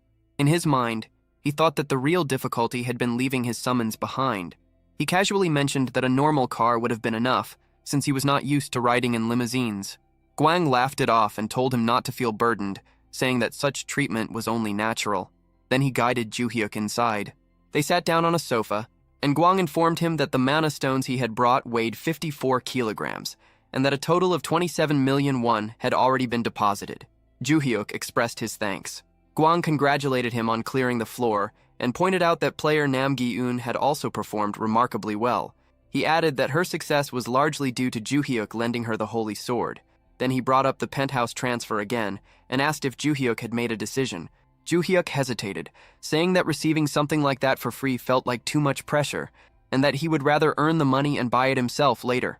Gwang insisted that the offer would remain open, stating that the penthouse would be kept vacant for him, making it clear that he was determined to give him the property. Juhyuk felt a quiet sense of guilt, thinking about how far they were going for him. Gwang then shifted to a more serious topic. Juhyuk asked what it was, and Gwang explained that it concerned player Gerald Watson, who was scheduled to visit Korea in a few days. Juhyuk recognized the name immediately. Gwang explained that Gerald Watson was a world-famous player, a magic swordsman, and currently the highest-level player in the world. Juhyuk wondered why this was being brought up. Gwang revealed that the purpose of the visit was to rent the holy sword, with a proposed fee of $10 million per use. Juhyuk was shocked, internally questioning whether he had heard that correctly. Gwang confirmed that it was indeed $10 million, roughly 13 billion won. Juhyuk froze, his expression stiff with disbelief. Gwang watched his reaction and remarked that even that amount might not be enough, considering that the sword could essentially prevent a national crisis. He added that he intended to stall the negotiation team, since settling for only $10 million felt too low. Juhyuk grew tense, sweat forming as he struggled to process everything. He thought about what could happen if pride caused the deal to collapse, and the idea of losing such an opportunity made him uneasy. He quickly cut in, insisting that $10 million was already more than enough, and urged them to accept the offer and move forward with the deal. Later, Juhyuk returned home and became emotional while thinking about the 13 billion won. Tears of happiness ran down his face as he realized that his 2 billion won salary could now be treated like pocket money. He thought about his parents and felt that he had finally made it. Feeling hungry, he considered ordering fried chicken, jokbal, beef yuko, or tuna sashimi, even thinking about ordering everything at once. But he stopped himself and chose to eat ramen instead. As he ate, tears continued to fall, not from sadness, but from relief and happiness. He thought about saving tuna sashimi to enjoy later with his summons, realizing that he was already satisfied just eating ramen for now. As night came, Juhyuk summoned Cossack again. He mentioned that he was exhausted from moving around all day and would not be able to stay awake to see him off when his time ended. He told Cossack to enjoy the football match as much as he wanted. Cossack began watching the game while Juhyuk fell asleep. After Juhyuk drifted off, Cossack quietly stepped outside. He reflected that the tracking mark he had placed had no physical form, and that it could not be detected or removed by anyone on Earth. He traced the marks he had placed on the two suspicious figures the day before. Throughout the entire day, he kept sensing those fragments of magic lingering, watching the office without pause. The thought of someone spying on the place where the summoner lived stirred anger in him. He narrowed down their location without hesitation. The scene shifted to a place operating under the name Imperial Traditional Massage. Inside, several individuals reviewed gathered data. They spoke through lists of targets, going over details one by one. A woman named Kim Minji, 32, recently contracted to an elite team, estimated to have reached at least the 30th floor. More names followed, including Jang Dongsu. Then they reached Bongju Hauk, 25, noted as having signed his contract just over 2 months ago, with an estimated position somewhere in the high 20s of the tower. Their conclusion came quickly. No immediate problems. The man leading them, Deng Guanlin, captain of the Northeast Special Forces Brigade of the Chinese People's Liberation Army, made the situation clear. This was a one-time operation. They would seize as many targets as possible within a single hour. Before anything could proceed, one of the men lost his head in an instant. The body collapsed, the severed head hitting the floor with a dull sound. Panic spread fast. The remaining members rushed outside, weapons raised, trying to locate the attacker. Inside, Deng continued organizing player photographs, maintaining focus. Then he noticed someone sitting calmly nearby. The intruder examined a photo with quiet interest, remarking on the appearance of his summoner as if nothing around him mattered. Shock hit Deng immediately. The presence made no sense. He reacted without delay, launching a dagger straight at the intruder. The weapon shattered midair, crushed effortlessly by bare hands. In the next moment, pain exploded through Deng's body as his hand was pierced clean through. The intruder remained composed, stating with cold indifference that he was only observing his summoner's image and had no intention of being interrupted. Dung's scream drew the others back inside. Gunfire erupted instantly. Bullets filled the space, but none of it mattered. The attacker stood untouched, completely unmoved. There was no urgency in him, no tension, only certainty. He made it clear that resistance was pointless. Every one of them would die there. The final thought he left hanging in the air carried weight. They had crossed a line they should never have approached. Cossack was targeted by several men who kept shooting at him. He wasn't hurt. Quickly, he jumped and used his sword to take them down. The men were surprised. They told others to catch him, but Cossack cut off their hands and showed they couldn't grab anything now. Anyone trying to attack him was easily knocked down. Dung watched in disbelief, realizing Cossack could handle top-tier Black Ops agents like toys. He felt scared, not believing what he saw. He wondered if Cossack was a Korean spy or a soldier from the head, but concluded it was something else entirely. Dung remembered such amazing fighting skills only appeared in tower-clear videos. The person before him had that same strong aura of power. Even if Cossack was just a player, how could he use his powers outside the tower? After killing the last agent, Cossack went to Dung. He checked if Dung spoke Korean and asked for an apology. Dung apologized, but it didn't help. Cossack cut off his head anyway, showing no mercy. He made sure Dung knew who he had offended. Then, Cossack tied a red bow on Dung's head and put it on a table before leaving. As he walked away, he panicked, thinking Summoner Bong would hate this outcome. Still, he couldn't change his style. Recalling the warning not to kill, knowing he might be kicked out if caught, he removed the red bow from Dung's head. The next day, Ju Hyuk called them together. He casually mentioned the night before and said Cossack enjoyed watching football. Cossack admitted it was true. Ju Hyuk then noted that he had stocked food in the fridge for Cossack, but he hadn't eaten any. Cossack explained he was too focused on the match.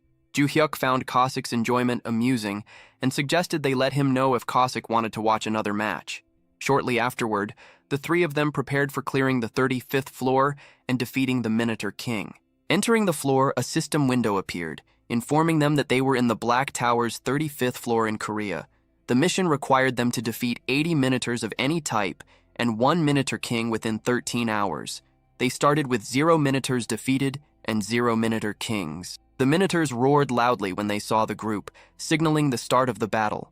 Ju Hyuk noticed a large number of them swarming around. Princess Dao moved forward first, activating her buff and getting ready to attack. Meatball increased his size and prepared to charge in. Cossack shot forward at incredible speed. He thought about how Meatball had stolen the spotlight on the 34th floor and decided this time he would show everyone what a real SSR rank looked like. With overwhelming speed, Cossack began cutting down Minotaurs one by one. Ju Hyuk watched in confusion, unsure why Cossack was suddenly so aggressive. Meanwhile, Meatball continued crushing Minotaurs and confidently told Cossack to fight safely behind him. Cossack quickly replied, refusing any support and saying he could handle everything himself. Seeing both Cossack and Meatball working together, Ju Hyuk realized their progress was accelerating rapidly. He decided to take down a few enemies himself to prove his worth.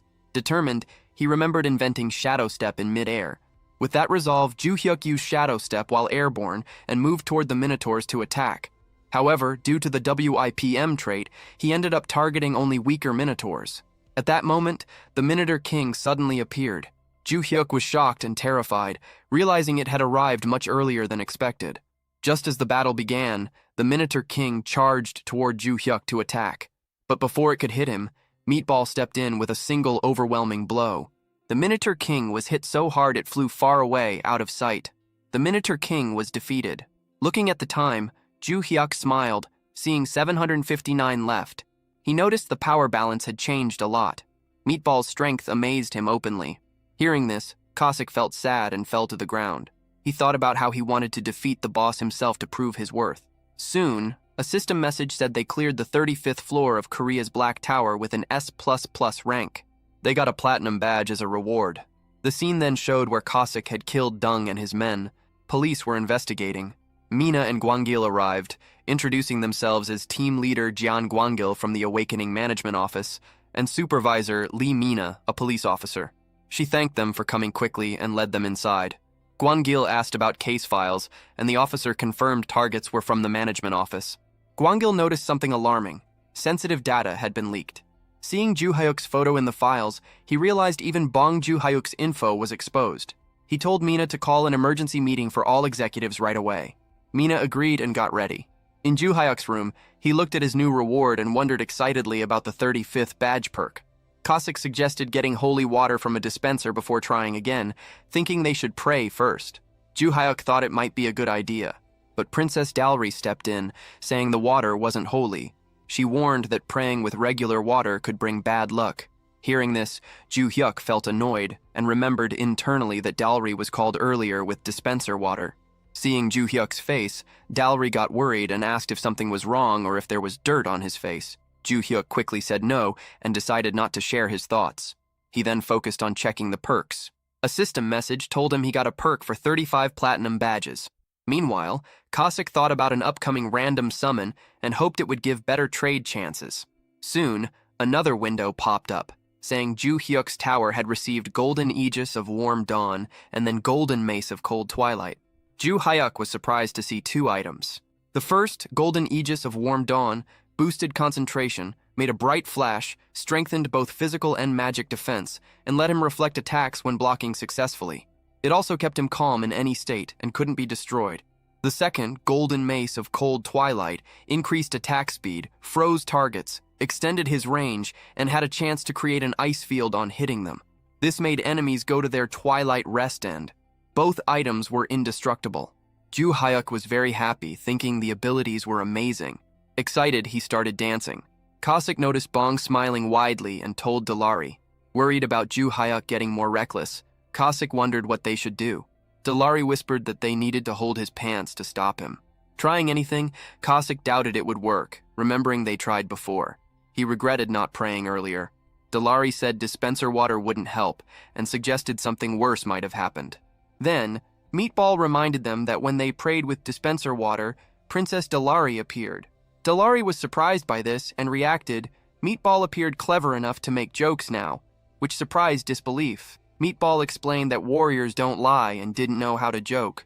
Cossack agreed, saying it was true and tried to recover. Dalary awkwardly laughed and thought it wasn't a normal dispenser. She believed it had to be a divine one, capable of turning water into holy water and summoning her.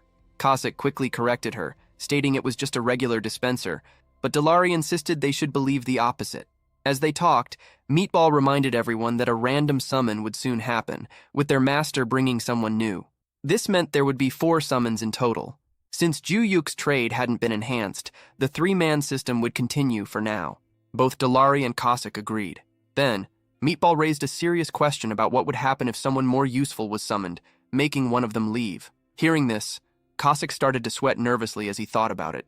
He noted that Meatball could take hits and deal damage, while Dalary offered top-tier support. Feeling unsure about his assassin role, Cossack realized the likely candidate to go would be him if such a situation arose.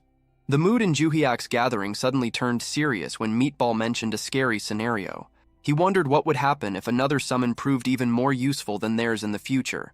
In that case, one of them might have to leave. Dalry coldly said anyone who felt unnecessary should go voluntarily. She believed a truly valuable servant would naturally take their place. Meatball quickly agreed with Dalry's tough stance, seeing it as the right way for their group. Cossack overheard and grew frustrated. He lowered his head, sadly realizing that both Dalry and Meatball acted as if they were secure from replacement. Though annoyed, he couldn't deny reality. Desperately seeking a solution, Cossack suddenly had an idea, nervously chuckling. Perhaps reaching the 40th floor could bring a trait enhancement, allowing them to clear floors quickly before another summon appeared randomly. Excited by this thought, he suggested they hurry up. Dalry immediately rejected his suggestion angrily. She reminded him that climbing dangerous upper floors was the young master's decision. Then she questioned if Cossack would feel comfortable if Ju Hyuk risked himself for a servant like him.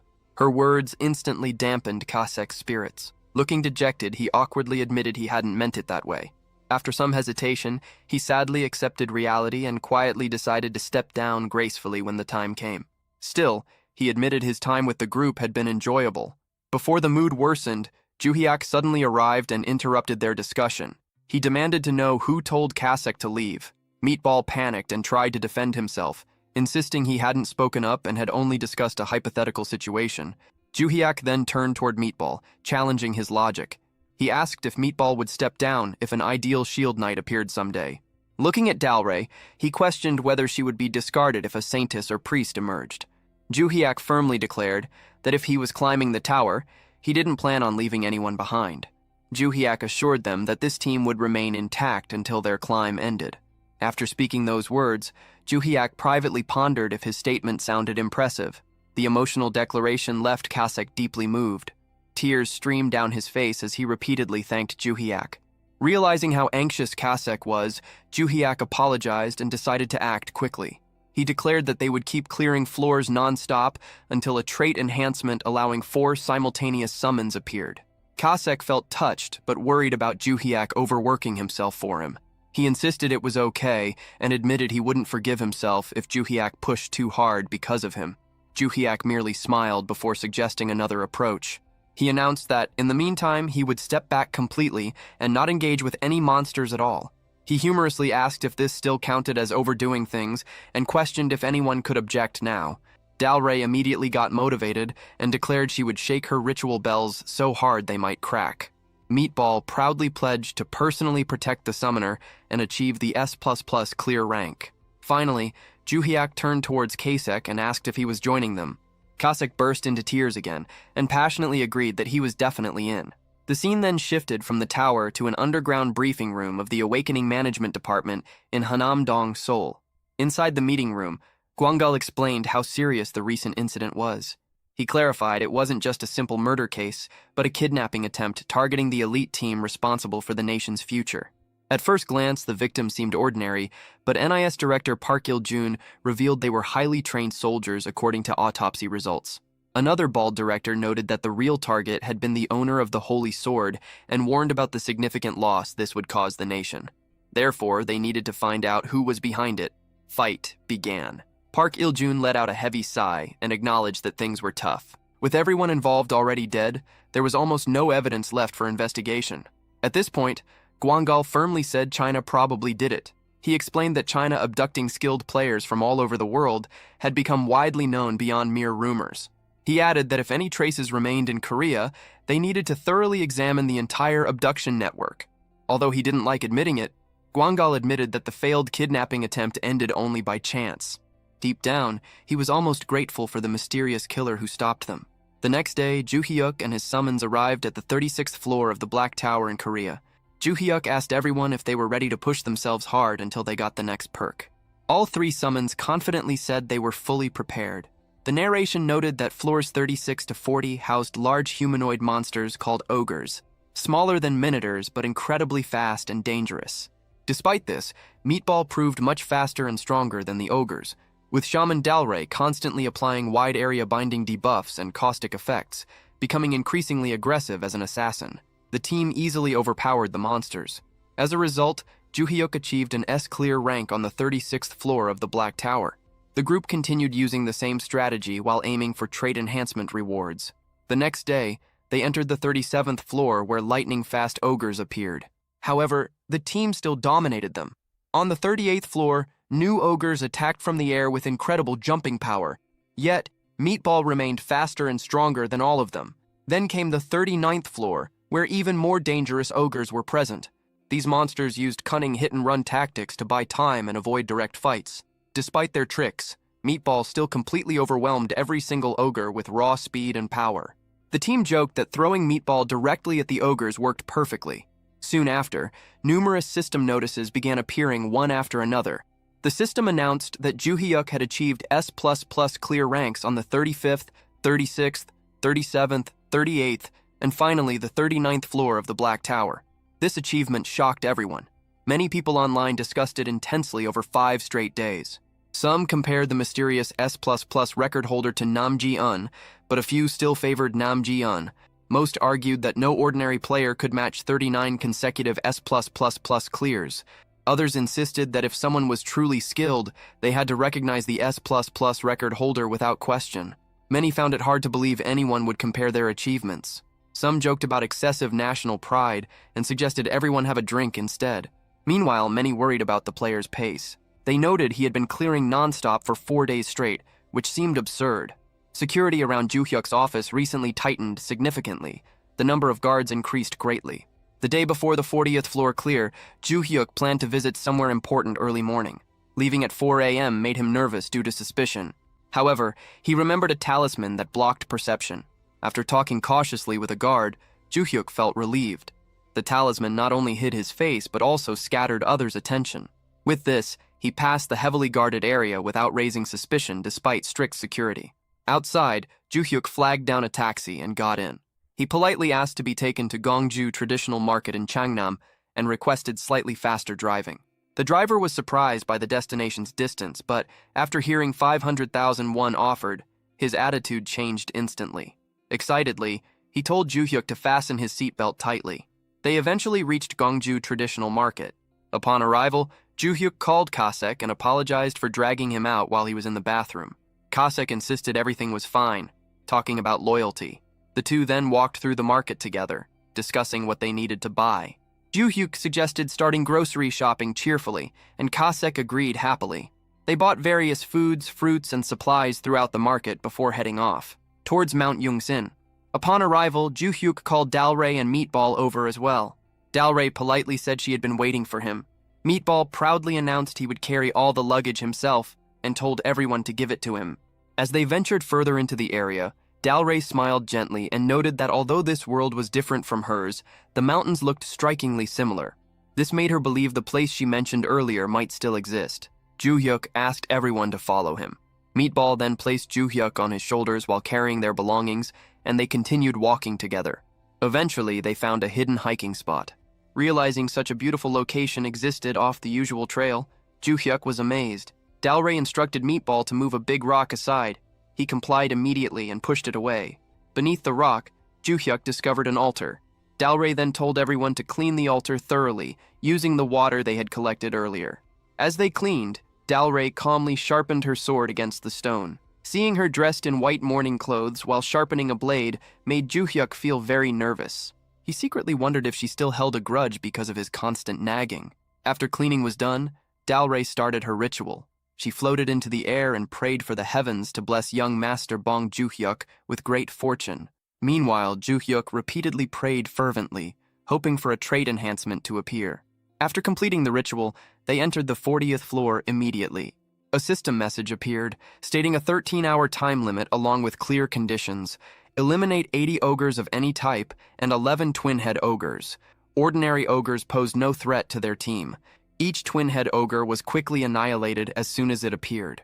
Shortly after, another notification announced that Ju-hyuk had achieved an S-clear rank on the 40th floor of the Black Tower. The system rewarded him with a platinum badge for obtaining an S++ clear. Another message explained perks would be awarded after collecting 40 platinum badges. Ju-hyuk wondered if his long-awaited trait enhancement might finally arrive. Upon receiving this perk, Kasek returned home feeling so elated that he shouted with joy. Ju-hyuk and Dalray quickly asked him to be quiet. Feeling embarrassed, Kasek grew upset and apologized. Ju-hyuk then examined his inventory to check the new reward. Inside, he found a unique ticket labeled as a roulette token. The system explained that tearing this one-time use ticket would activate a random selection process. However, if not used within an hour, the chance would vanish forever. Ju-hyuk stared at the roulette system in disbelief. It contained numerous sections with various tickets, skills, potions, stones, items, and herbs. Eventually, he spotted the trait enhancement reward on the wheel. Yet, this section was incredibly small, barely visible like a needle's eye. Seeing such slim odds, Kasek panicked and asked if they were doomed. Ju-hyuk admitted that spinning the roulette remained their only option. Confused, Kasek nervously inquired if it meant using an actual spinning wheel. Ju-hyuk confirmed this and explained that while the trait enhancement section existed, its probability was extremely low. He then awkwardly suggested if anyone wanted to tear the ticket for him instead. The moment he said this, everyone suddenly became busy and avoided eye contact. Ju-hyuk immediately complained about their sudden inactivity. To calm himself, he told everyone to trust the ritual they had performed earlier and warned them not to blame him if nothing came of it. Everyone agreed that blaming him was unnecessary. Finally, Ju-hyuk tightly held onto the roulette ticket, desperately praying for his desired outcome, the simultaneous for-summoned trait enhancement. Ju-hyuk impatiently stared at the endlessly spinning roulette, almost reaching out to touch it in frustration. After what felt like an eternity, the wheel finally halted on trait enhance, prompting him to cheer with joy as his summoned creatures rejoiced alongside him. A system message appeared, confirming the enhancement of his awakened trait and noting that he could now maintain 4 simultaneous summons. Ju-hyuk declared that a summon cooldown lasting a week had been activated, advising everyone to take it easy for now, and casually mentioned having chicken might be good. The mention of chicken instantly sparked excitement among all his summoned creatures. Meanwhile, at Incheon International Airport, Gerald Watson rushed out of an arriving plane with great enthusiasm. Director Antonio was puzzled by Gerald's sudden dash, but learned that he had been eagerly waiting to take revenge on the Dark Specters. Antonio reminded him they had already defeated them before, but Gerald brought up Nam Gayan from Korea, who completed the challenge in just 10 hours. Gerald insisted he needed to match this time for true revenge. Antonio silently worried about Gerald's reckless nature as he reluctantly followed. At the Awakened Management Department, John Gwang-il warmly welcomed Gerald and Director Antonio before introducing himself. Gerald quickly got down to business by asking about the Holy Sword, making Gwang-il chuckle at his eagerness. Soon, Gwang-il led him to the floor where the Holy Sword was stored. Gerald paid a hefty rental fee and stared directly at the legendary weapon. Gwang-il warned him to follow the contract's terms, but Gerald confidently grabbed the sword and declared that he would not lose. Immediately afterward, the system announced the start of the Black Tower's 66th floor mission: defeat 10 Dark Specters within 15 hours. Gerald entered the floor and began continuously slaughtering monsters, thinking the 20 million rental fee was well worth it. 5 days later, Ju-hyuk had locked himself in his room with a warning sign outside, instructing everyone not to disturb him. He reflected on advice from Guion Dalre, the greatest shaman of Cheon Empire, while his synchronization rate steadily increased to 95%. Ju-hyuk patiently waited for a random summon and even informed team leader Guion and his family that he would be away for some time. Money for food, he chose to live on simple instant noodles, thinking he had conquered his love for eating.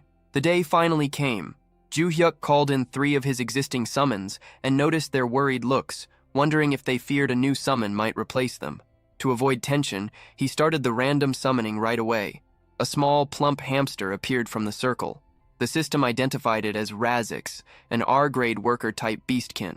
Razix could stay for 10 hours, had no satisfaction rating yet, and needed a cooldown of 3 hours after being unsummoned.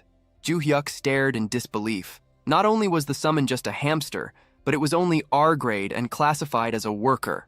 Deep down, he felt this was a failure. Meanwhile, his other summons instantly adored Razix's cuteness, trembling nervously. Razix tearfully asked if he should return home. Feeling guilty, Ju-hyuk gently said he would summon him again later and unsummoned him for now.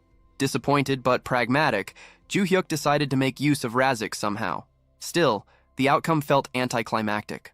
Another system notification appeared, revealing a skill cooldown reset ticket. Galray encouraged Ju-hyuk to see it as luck, while Kasak explained they needed someone to help summoner Bong climb the tower. Meatball confidently assured him things would work out this time. Encouraged by their support, Ju-hyuk thanked them sincerely before attempting another random summon. This time felt different. Ju-hyuk sensed something special was coming. Soon, a Taoist immortal appeared from the circle. The system introduced him with an intimidating description: the greatest enemy of Morim, the most sinister figure in Jonggu, and responsible for countless deaths. His name was Gwangma, the Mad Demon. He was LSSR Rarity, legendary super rare, a human-type Miram warrior who could stay for 3 hours before needing a cooldown of 3 hours. Ju-hyuk felt uneasy from this horrifying description. Surprisingly, however, Gwangma politely greeted him.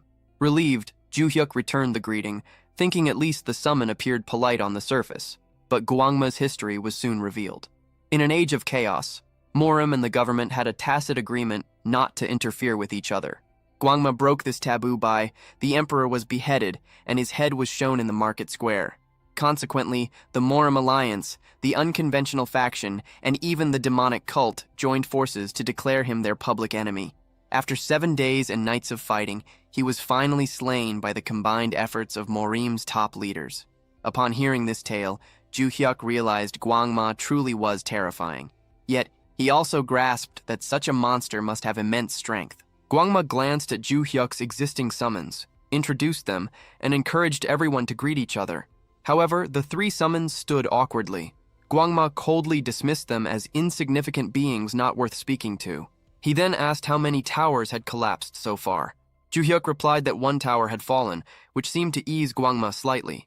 When Ju-hyuk explained humanity's conquest only reached the 67th floor, Gwangma disclosed a grim truth. Once humanity surpassed the 71st floor, collapsing towers would start appearing globally. He warned that these collapsed towers pierced into the earth like giant nails and permanently corrupted it. Fortunately, things were not dire yet since just one tower had fallen. Gwangma then explained the cruel aspect of the tower system. Individuals could only enter towers within their own countries due to nationality restrictions, making the system extremely cunning. He assured Ju-hyuk that his country would remain safe because Gwangma was now present, stating Ju-hyuk no longer needed weaker summons. However, he pointed out that saving just one nation meant nothing if humanity perished. With a sinister grin, Gwangma declared he would help Ju-hyuk conquer the world itself. He vowed to spill blood if necessary and promised Ju-hyuk would eventually be the sole emperor ruling over all humans. Horrified, Ju-hyuk wondered if Gwangma had lost his mind. Quickly, he ordered him not to do anything reckless, but Gwangma calmly refused, insisting such actions were essential for saving both Ju-hyuk and the world. Following his third belief principle, Gwangma announced he would return after eliminating all politicians in the country and placing Ju-hyuk at the top of power. The moment he tried to leave, Ju-hyuk's 3 summons immediately pointed their weapons at him, ordering him to stop. Gwangma responded with a terrifying glare, questioning how insignificant beings dared show such intent. As he approached, Ju-hyuk noticed the situation was getting dangerously out of hand. To prevent things from worsening, he quickly dismissed Gwangma. 3 hours later, the mood shifted dramatically. Ju-hyuk and the other summoned beings gathered around Rosix, joyfully holding up the small hamster and doting on him. Meanwhile, Rosix was still in shock over the sudden affection showered upon it.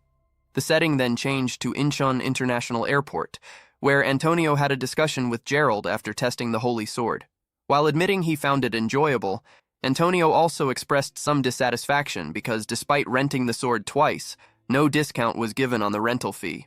Gerald could only chuckle awkwardly at Antonio's attempts to negotiate.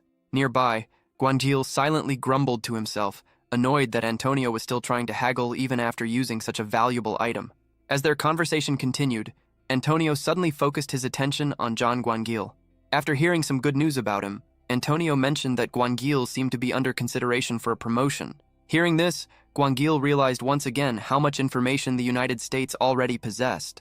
Antonio confidently stated that at their next meeting, Gwangil would likely already be serving as deputy commissioner. Gwangil responded with a polite laugh and acted humbled by the compliment. Soon after, the two men shook hands before Antonio casually brought up another topic.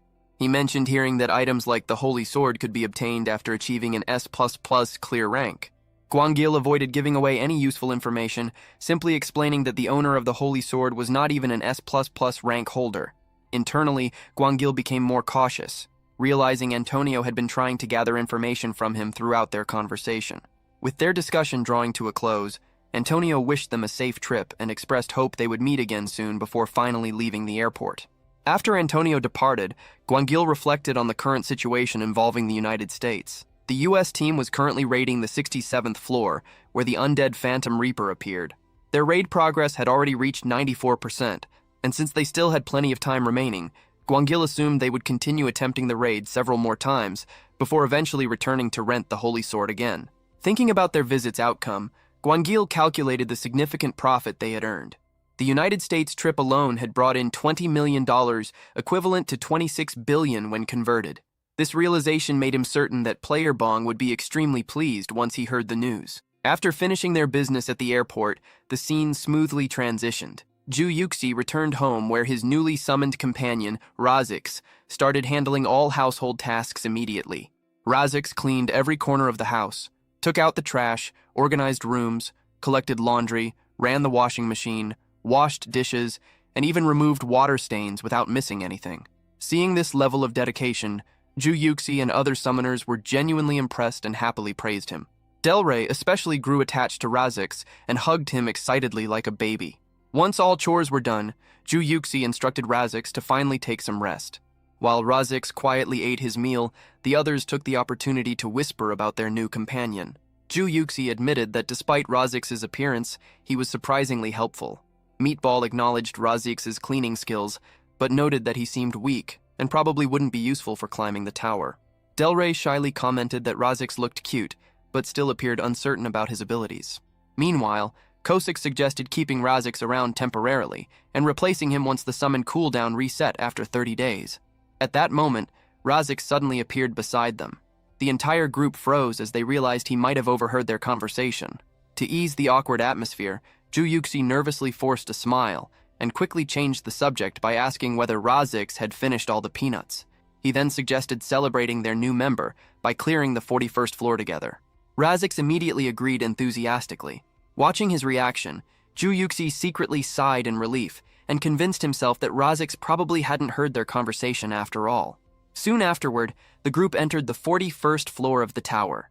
The mission for the 41st floor was to defeat 15 ironclad basilisks starting from this level. Giant land beasts began appearing inside the tower. One such monster was an ironclad basilisk, a massive reptilian creature resembling a terrifying mix between a crocodile and a lizard.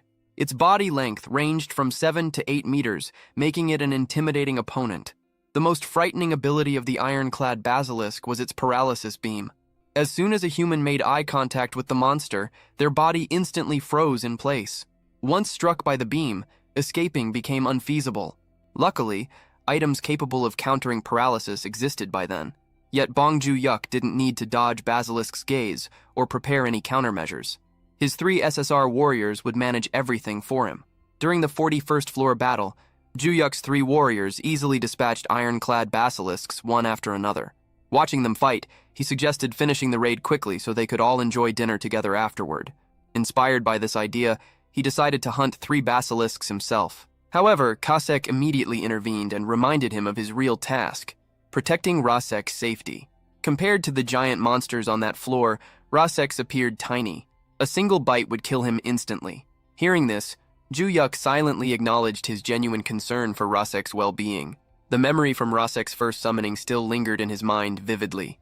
In his past life, Rasek was considered a top-tier worker among labyrinth adventurers, capable of cooking, laundry, building structures, gathering herbs, mining, tanning, and even repairing weapons. He was an all-rounder who could handle almost any task perfectly. Having such a beastkin alongside an adventurer practically halved the difficulty of exploring the labyrinth. Despite his usefulness, Rasek had ultimately been treated as nothing more than a worker. While carrying out dangerous gathering missions away from adventurers' attention, he had eventually fallen prey to Apophis, a giant snake boss in the underground labyrinth. He was merely a frail hamster servant, abandoned to a cruel fate. Nonetheless, Ju-yuk began wondering if it would be safer for summons to protect Rasek instead of him watching over him personally. Realizing his 3 summons were fully occupied with battling monsters, he prepared to take care of Rasek himself. But as soon as he turned around, Rasek had vanished. Startled, Ju-yuk quickly searched for him.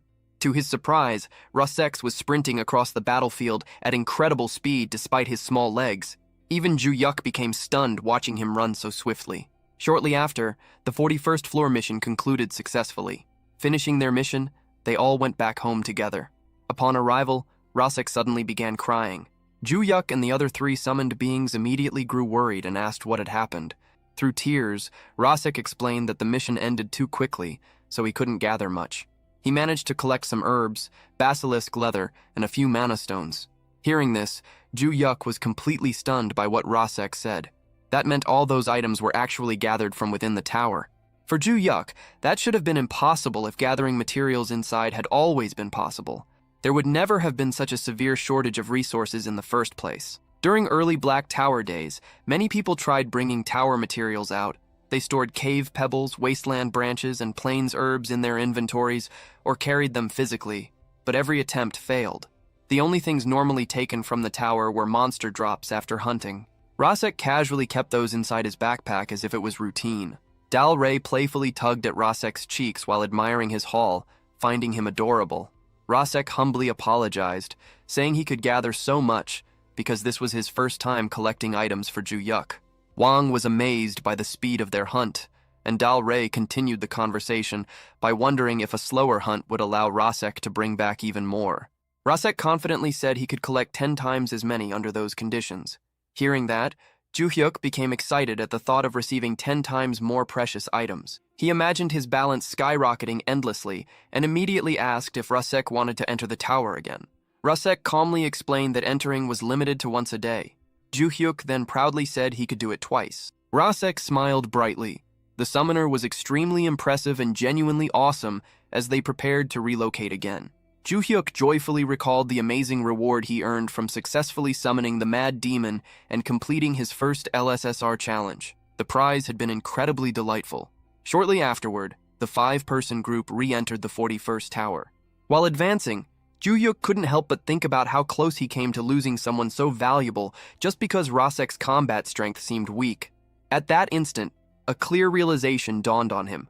Rasek's gathering ability was powerful enough to surpass an LSSR.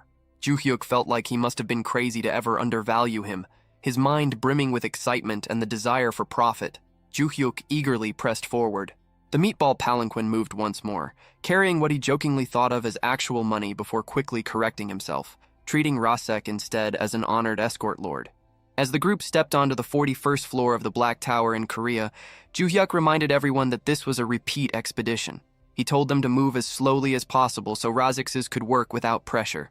John Kosak immediately agreed, already planning to stretch the hunt out for as long as he could. Meatball stated that he would take care of the basilisks at a slow pace, while Guyan Dal Rey promised to remain at Razex's side during the entire trip. While they talked, Kosak became so excited that he nearly referred to Razex's as a money-printing machine before quickly fixing his words. Once the discussion ended, the party continued further into the floor. Not long afterward, iron-armored basilisks emerged and let out thunderous roars. The instant one of the monsters appeared, Meatball enlarged his body once more. He seized the basilisk and swung it around with overwhelming force, smashing it repeatedly until it lost consciousness completely. Feeling pleased with his performance, he proudly acted as if he had already finished off the monster. Instead of being impressed, Razex's burst into tears. Kosak and Dal Rey immediately blamed Meatball for making him cry. Meatball was left puzzled, unable to understand what he had done wrong when all he had done was catch the basilisk. Razex's explained that killing the monster was not the issue. The real problem was the way Meatball had handled it. By violently smashing the creature around, he had completely ruined its hide, making it worthless and forcing it to be discarded. Ju-hyuk quickly checked the result and realized that the basilisk's hide had indeed been destroyed by Meatball's relentless beating. Trying to find another method, Ju-hyuk pulled out the tower-exclusive golden mace of Cold Twilight. The weapon increased attack speed during battle, froze enemies on contact, extended attack range, and occasionally created an icy field whenever it landed a successful strike. It also carried the ability to guide enemies toward the rest of Twilight and was completely indestructible. Ju-hyuk felt that the time had finally come to use the weapon at least once. He volunteered to hunt the next basilisk himself and preserve its hide intact. However, Razex's immediately pointed out a flaw in that idea. A hit from the mace would freeze the hide, causing it to crack and break apart. He also insisted that a summoner had no need to take part in the actual hunting. Ju-hyuk could only let out a sigh. Once again, his summons were finding their own unusual ways to stop him from hunting.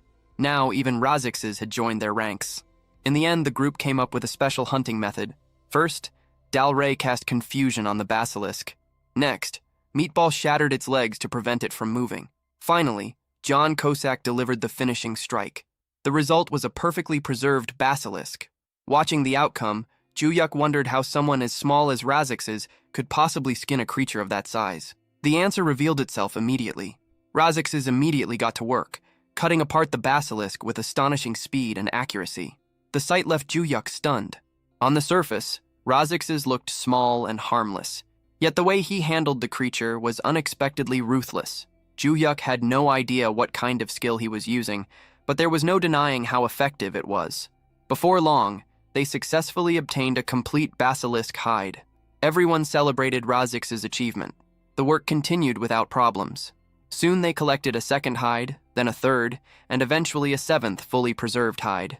After securing the 7th hide, Razex's declared that he could not continue because his backpack had reached its carrying limit. The revelation surprised Ju-hyuk. He had not expected the backpack to have a storage restriction as well.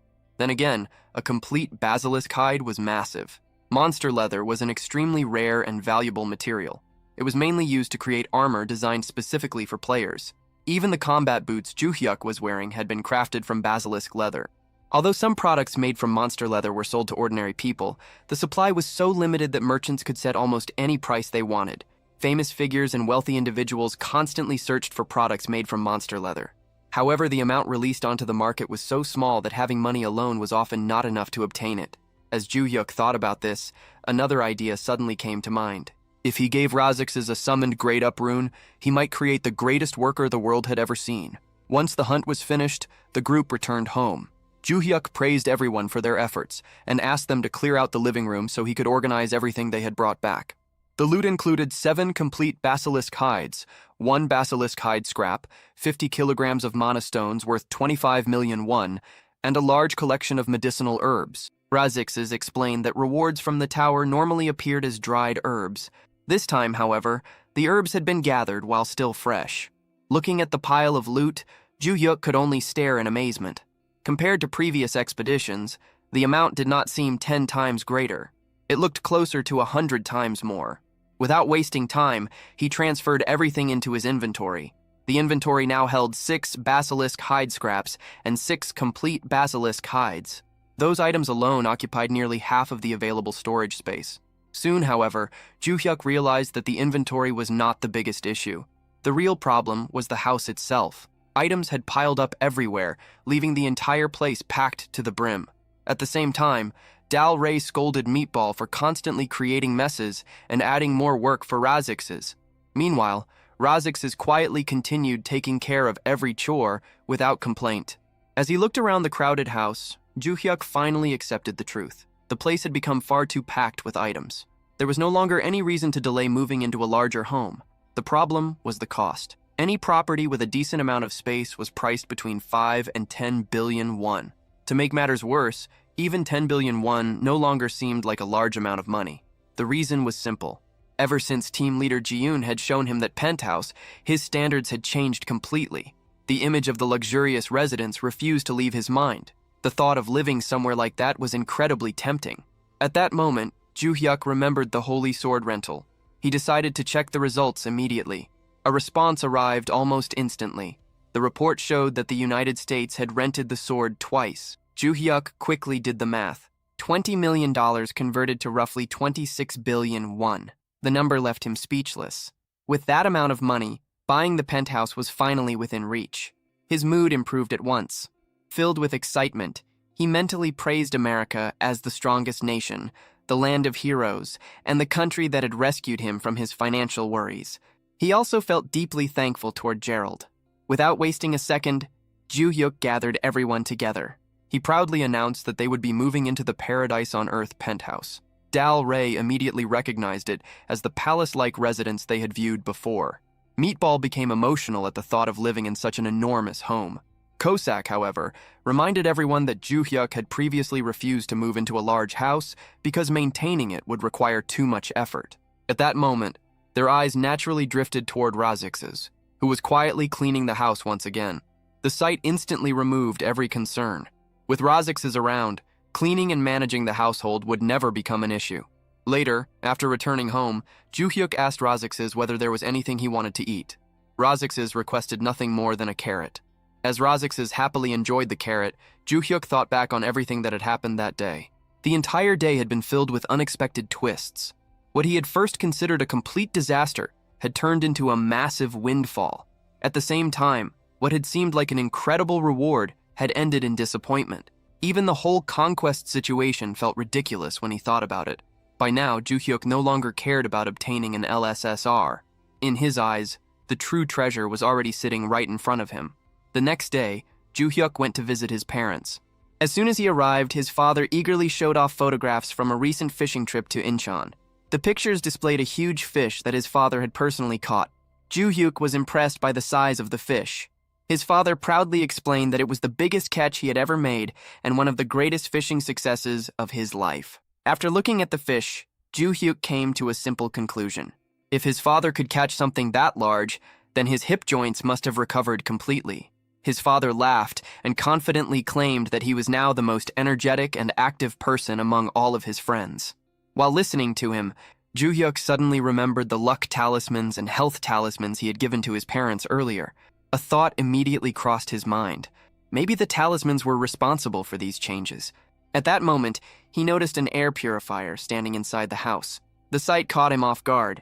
He mentioned that he had been planning to buy one for them himself, and noted that the model appeared to be quite expensive. Nearby, his mother was relaxing comfortably in a massage chair. She explained that she had not purchased the air purifier. Instead, she had won it through a raffle held by a newly opened mart in the area. She then revealed something even more surprising. The massage chair had also been won through a separate raffle. Even she could hardly believe that she had managed to win 2 raffles in a row. The unbelievable streak of luck still left her amazed. The moment Ju-hyuk heard that, he became convinced that the talismans were behind it. In fact, the effect seemed almost too strong. Silently, he praised Princess Guyondal-rae for creating something so powerful. A short while later, Ju-hyuk's younger brother entered the room and noticed his presence. Ju-hyuk explained that he had just arrived and casually asked whether anything fortunate had happened to him recently. His younger brother looked confused by the sudden question. After taking a moment to think, he recalled that every shot he fired in the FPS game he had been playing lately somehow landed exactly where he wanted. Because of that, he had been overwhelming other players with ease. His rank had also risen rapidly. Ju-hyuk clarified that he was asking about unexpected luck rather than gaming results. His younger brother thought for a moment longer before remembering another incident. While trying to buy coffee from a vending machine at the library, he had realized he did not have enough coins. Just as he was about to give up and leave, a 501 coin suddenly caught his attention near a trash can. He had considered the discovery extremely lucky and recalled the event with excitement and laughter. Ju-hyuk reacted with a slightly annoyed look. Compared to everything else he had heard, that story felt extremely minor. Still, he admitted to himself that finding money when it was needed must have been a pleasant experience. After listening to everyone's stories, Ju-hyuk felt reassured. Every member of his family seemed to be doing well. Not long afterward, he got ready to leave. His mother wondered why he was leaving so quickly and encouraged him to stay for a meal. The table was nearly ready, with only a few preparations remaining. Ju-hyuk declined. He explained that he had another appointment waiting for him and promised that he would visit again soon. By coincidence, his younger brother was about to head to the convenience store and suggested leaving at the same time. The 2 brothers walked out of the house together. Once outside, his younger brother asked if he had called a taxi. Ju-hyuk casually explained that it was not a taxi. A few moments later, a limousine arrived. Gwangil personally stepped out of the vehicle to pick him up. The sight left his younger brother completely speechless. After a brief farewell, Ju-hyuk entered the limousine. His younger brother watched as the vehicle slowly disappeared down the road. At that moment, he realized that top-ranked players apparently had personal drivers. Even now, seeing things like that still felt strange to him. Meanwhile, inside the limousine, Ju-hyuk thanked Gwangil for taking the time to pick him up despite his busy schedule. Gwangil explained that he had already been passing through the area and remembered that Ju-hyuk had mentioned visiting his parents the day before. Privately, Gwangil admitted that the recent incident had left him worried. However, seeing Ju-hyuk healthy, calm, and relaxed eased those concerns. As they continued talking, Gwangil remembered Ju-hyuk mentioning that he needed a large amount of space. Ju-hyuk confirmed that he had several unusually large materials he wanted to show him. Because of that, Gwangil decided to take him directly to the management department's special materials warehouse. After arriving at the warehouse, Ju-hyuk warned Gwangil that what he was about to see might be surprising. He then asked whether he should start bringing the materials out. Gwangil simply smiled. Over the course of his career, he had seen countless rare and valuable materials. Because of that experience, he felt certain that nothing could truly shock him anymore. The moment that thought crossed his mind, Ju-hyuk summoned the hide of a dead ironclad basilisk. The enormous hide appeared instantly before them. The sight completely shattered Gwangil's confidence. Overcome with shock, he collapsed onto the ground and cried out in terror. Ju-hyuk gave an awkward apology. After all, he had warned Gwangil beforehand that the sight might be surprising. Even so, Gwangil was still struggling to understand what he was looking at. After staring at the enormous material for a moment, he finally recognized it as the hide of an ironclad basilisk. Ju-hyuk was pleased that he had identified it so quickly. He proudly explained that it was a complete ironclad basilisk hide, removed so perfectly that it looked as though the monster had simply shed its skin. Then, as if it were nothing unusual, he mentioned that he would bring out the remaining hides as well. Gwangil instantly became motionless. One particular word caught his attention: the rest. His eyes immediately shifted back toward Ju-hyuk. Without any concern, Ju-hyuk revealed that he possessed 6 additional hides, exactly like the one in front of them. The announcement completely destroyed what little composure Gwangil had managed to recover. He could only stare blankly at the growing pile of priceless materials. The scene was so unbelievable that it felt detached from reality. As he looked at the mountain of treasures spread before him, a single thought filled his mind. Bong Joo-hyuk had already become someone far beyond his understanding. Gwangil closely inspected the items laid out in front of him and quickly noticed that most of the herbs were nothing like anything he had ever encountered before. They were not the standard dried herbs normally handed out as tower rewards, but fresh, raw plants still full of life. What surprised him even more was the complete monster hide, still looking like it had just been peeled off recently. He estimated that just that single piece of leather alone was worth more than the monthly budget of the Awakened Management Department. Unable to hold back his curiosity, Gwangil questioned whether all these materials really came from a single tower clear, and also wondered how Joo-hyuk managed to bring everything out of the tower in the first place. Joo-hyuk casually asked how much money the entire batch could bring in, while briefly worrying that he might seem too focused on profit. Gwangil apologized and asked for more time, saying the situation was too complex to judge on the spot. Joo-hyuk accepted it, assuming it simply wasn't easy to calculate value that quickly. Gwangil explained that the department could normally price materials very fast, but items at this level were completely outside their experience.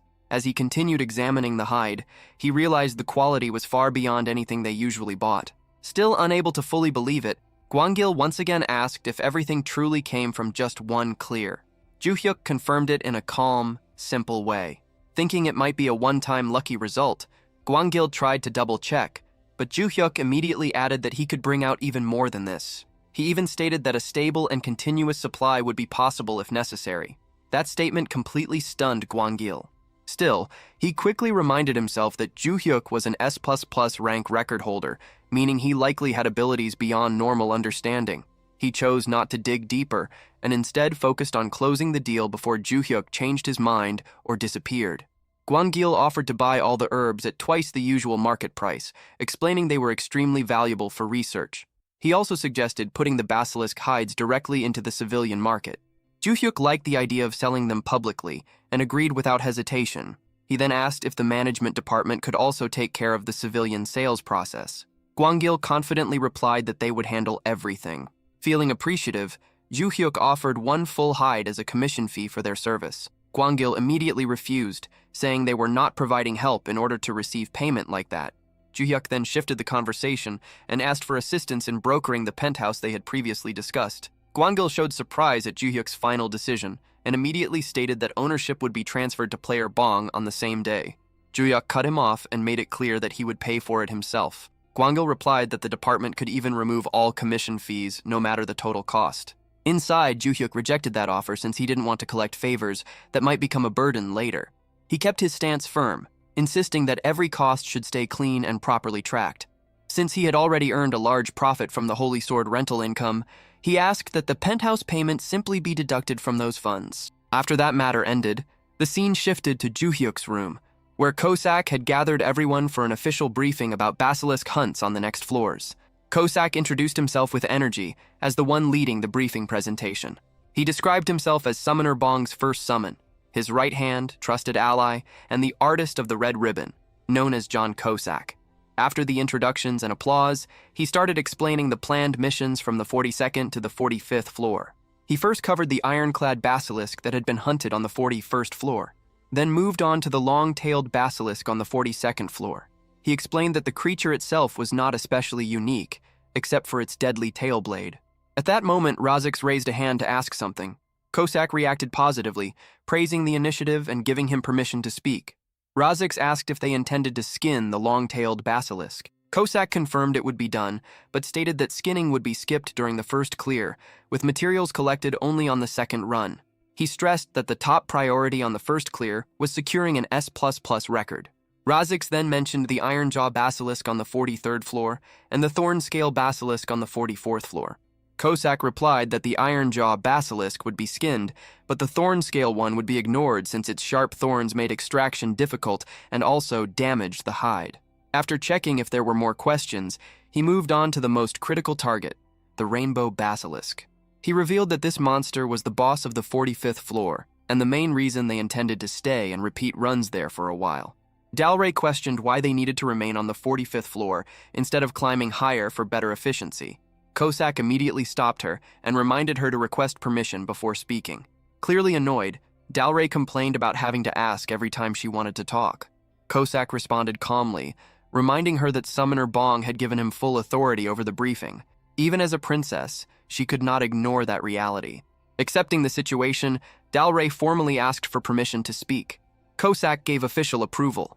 Dalray repeated her question and questioned the reason for staying on the 45th floor. Since moving to higher floors looked more efficient, Kosak pressed a remote and brought up an image while explaining his reasoning. He introduced a monster that appeared from the 46th floor onward and stated that it did not drop any hide. Even if its exoskeleton could still be used, breaking it down joint by joint would take too much time. Kosak then asked Razix if that assessment was correct, and Razix confirmed it right away. Kosak continued, explaining that every type of basilisk appeared on the 45th floor. He highlighted the rainbow basilisk boss in particular, pointing out its value and openly stating it could bring in massive profits. He joked that Summoner Bong had ended up in a tight financial spot after impulsively buying a house. Juhyuk awkwardly denied that it was that severe while still acknowledging the concern. Kosak then laid out the main problem. Once the boss was killed, the tower clear would immediately finish and force them to leave. Because of that, they would need to skin the monster and exit within a very short time window. Kosak directly asked Razix if he could manage that kind of task. Razix raised his hand again with confidence, clearly energized by the discussion. Watching this, Juhyuk realized that Kosak had put real effort into raising Razix's morale and had prepared the briefing in detail. Kosak then summarized the strategy. The plan was to rush straight to the 45th floor, stay there temporarily, and repeatedly gather basilisk hides. Excited, he declared that it was finally time to start making real money. The next day shifted focus to HG Fashion CEO Goyana, who sat alone in her office, visibly frustrated. She thought back on how she had risked everything with huge ambition, only to end up completely disappointed. Since HG Fashion already ranked at the bottom of the Ho group, the failure made the company look even more useless. While she stayed stuck in frustration, an employee entered and reported that an official document had arrived from the Awakened Management Department. The employee explained that it concerned a public-private joint project directly led by the Awakened Management Department. Goyanha brushed it off at first, questioning whether it was even important enough to be delivered in person. She proposed that Executive Director Park alone would be enough to handle a matter of that level. The employee, however, carefully corrected her, explaining that the invitation specifically required the CEO's presence. Still showing little interest, Goyana told the employee to send the vice president instead, thinking that would be more than enough to show proper respect. The employee agreed and prepared to leave. Just before stepping out, the employee was suddenly stopped. Goyanha apologized, admitting she had been too sensitive because of the wildflower incident. The employee quickly reassured her that it was not an issue. She then asked for the documents and changed her decision, choosing to attend in person after all. Even though she told herself she had no real expectations, a strange feeling lingered, pushing her not to ignore it. In the end, she decided to go herself, partly to clear her head and get some air. The scene then shifted to Juhyuk and his summons entering the 42nd floor. The mission there required defeating 15 long-tailed basilisks. The moment they arrived, Juhyuk was full of energy, acting like a wild horse finally let loose. Kosak immediately recognized the familiar behavior and noted that the wild horse was acting up again. At that moment, a system window appeared. A tower-exclusive item named the Golden Aegis of Warm Dawn was displayed. The shield boosted focus, created a blinding flash effect, strengthened both physical and magical defense, and carried a chance to reflect attacks back after a successful block. Its special effect helped the user stay calm under any condition. Another tower-exclusive item then appeared. It was the Golden Mace of Cold Twilight. The weapon increased attack speed in combat, applied freeze effects, extended attack range, and had a chance to generate an ice field after a successful hit. Its special trait pulled enemies toward the influence of Twilight. Seeing Juhyuk's excitement building, the summons urged him to hold back. Juhyuk understood their concern, but the aggressive instinct inside him refused to back down that day. His summons reminded him again that safety always came first and begged him to control himself. Still, Juhyuk could not restrain himself any longer. He suddenly rushed forward at extreme speed toward a long-tailed basilisk. While charging in, he thought about how long it had been since he last enjoyed hunting like this. A deadly tail blade sliced through the air straight at him. The strike moved so fast it almost looked like it was multiplying in mid-air. Juhyuk immediately answered with Falling Thunder Flash. The forceful skill slammed into the basilisk and ended it on the spot. Right after the kill, a system message appeared. Juhyuk achieved an S++ clear rank on the 42nd floor of the Black Tower in Korea. As a reward, He was given a platinum badge, but Juhyuk felt something was off. He had only taken down one basilisk, yet the floor had already been marked as cleared. The reason became clear almost immediately. His companions must have gone all out hunting to prevent him from taking every target for himself. Even so, he felt satisfied. For the first time in a while, he had at least secured a single monster kill. With that thought, he let out a small, relieved breath. After returning home, the group grabbed snacks and took a short break. Once their energy recovered, they went straight back into the 42nd floor. During the repeat runs, the focus shifted entirely to harvesting hides. They kept farming until Razix's bag reached its limit, packed with whole hides. In total, they collected 7 hides. Another system notification followed.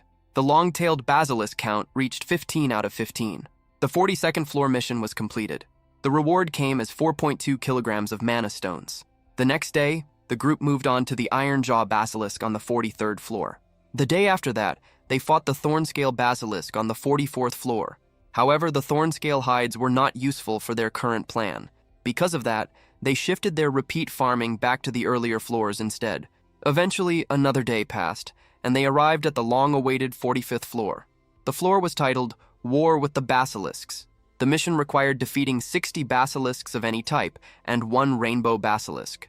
The time limit was set at 13 hours. The progress screen showed 0 out of 60 basilisks defeated and 0 out of 1 rainbow basilisk defeated. The rainbow basilisk stood as the boss of the 45th floor. Its hide was extremely rare and highly valuable. Because of this, the group planned to farm its hide during both the first and second clears. If everything worked out, they would secure 2 rainbow hides in a single day. When the battle began, each member executed their role without error. Gyeon Dalre's buffs strengthened the entire team. Kosak delivered heavy damage. Meatball kept constant aggro control. Every member stayed fully focused and locked in. With their coordination, the kill count started climbing at a rapid pace. Soon, the mission progress climbed to 8 out of 60 basilisks defeated. The hunt went on without any pause. In time, the count reached 60 out of 60. With all required kills finished, only a single target was left. The rainbow basilisk finally showed itself. Meatball quickly seized its tail, but the surface was too slick to maintain a grip. Kosak then shifted the focus, calling for control over the monster's jaw instead. Juhyuk understood that taking down the boss was not the real problem. The real difficulty was killing it without damaging the hide. Securing the skin in perfect condition was a completely different level of challenge. At the same time, Razix stayed ready in the back, prepared to move in instantly if needed. The team had also invested a large amount of time practicing how to skin the boss immediately after it died. Even with all that preparation, they still failed about 1 out of every 3 tries. The fight moved into its final phase. Kosak struck the rainbow basilisk. Razix joined in at the same time. The combined attacks finally brought the boss down. The moment the rainbow basilisk fell, the team rushed straight into the skinning process. After a tense effort, the result finally came through. Whole hide skinning success. The rare rainbow hide was secured in perfect condition. The entire group exploded in excitement. Razix was lifted into the air in celebration. Everyone praised him loudly and acknowledged him as the best. They congratulated him for the result of his work. Razix himself stood filled with pride. After acquiring the rainbow basilisk hides, Juhyuk came to the conclusion that the secret to securing them was stripping the hide away as fast as possible before leaving the tower. He commended the team for performing well on their very first real attempt. He admitted that he had been genuinely concerned since they had failed multiple times during training. Thankfully, both attempts were successful, including the repeat clear, allowing them to secure 2 rainbow basilisk hides in a single day. The second run proved to be far smoother than he had anticipated. It appeared that Razix learned best through actual experience.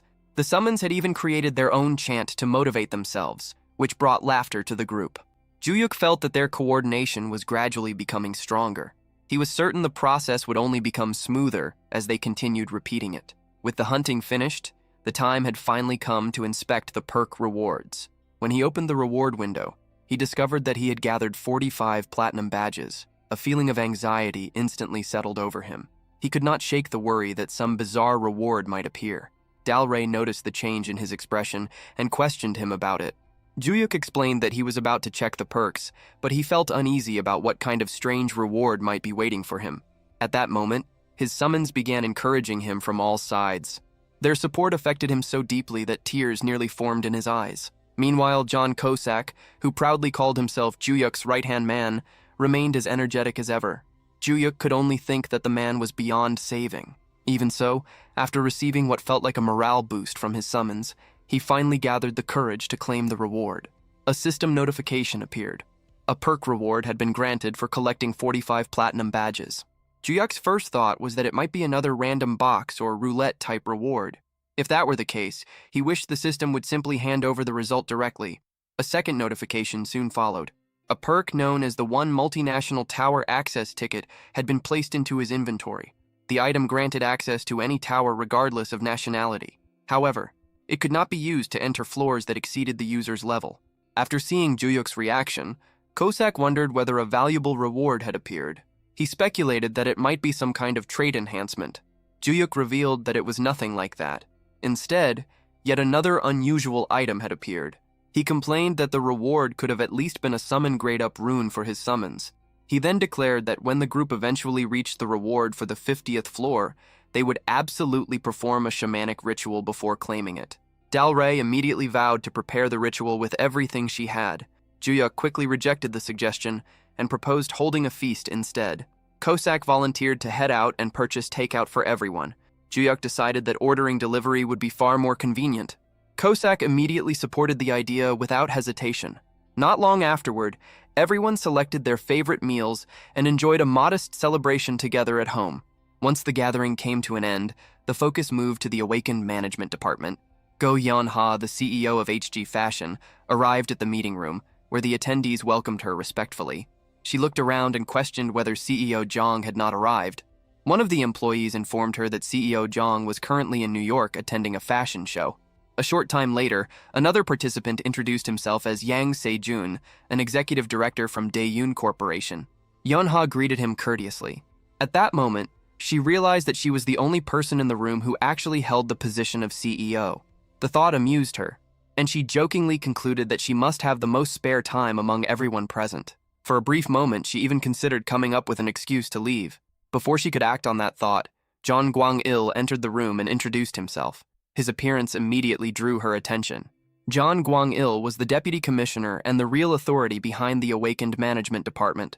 He had overseen the elite team player project and was widely recognized as the figure who played a major role in raising South Korea's status in tower climbing. Many believed that Nam Gi-eun's emergence as a top player, as well as South Korea reaching the same floors cleared record as the United States, had been possible because of his strong backing. He was already regarded as the most likely successor to become the next commissioner.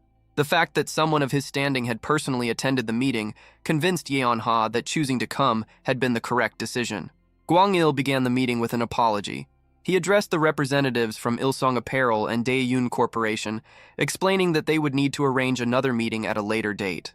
When the official invitations had been sent, he had specifically requested the attendance of each company's CEO. There had been a clear reason behind that request.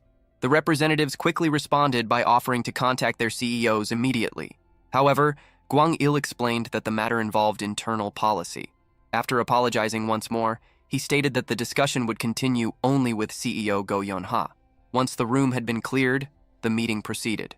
Yeonha jokingly wondered if she had unexpectedly come across a fortunate opportunity.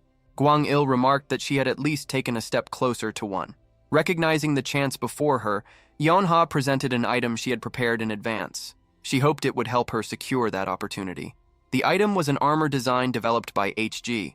The design had been created by HG Fashion's chief designer. Its overall concept had been inspired by the player Nam Ga-eun. Since the awakened management department appeared interested in entering the fashion industry, Yeonha confidently asserted that HG Fashion would be the most suitable partner. She requested an honest evaluation of the proposal.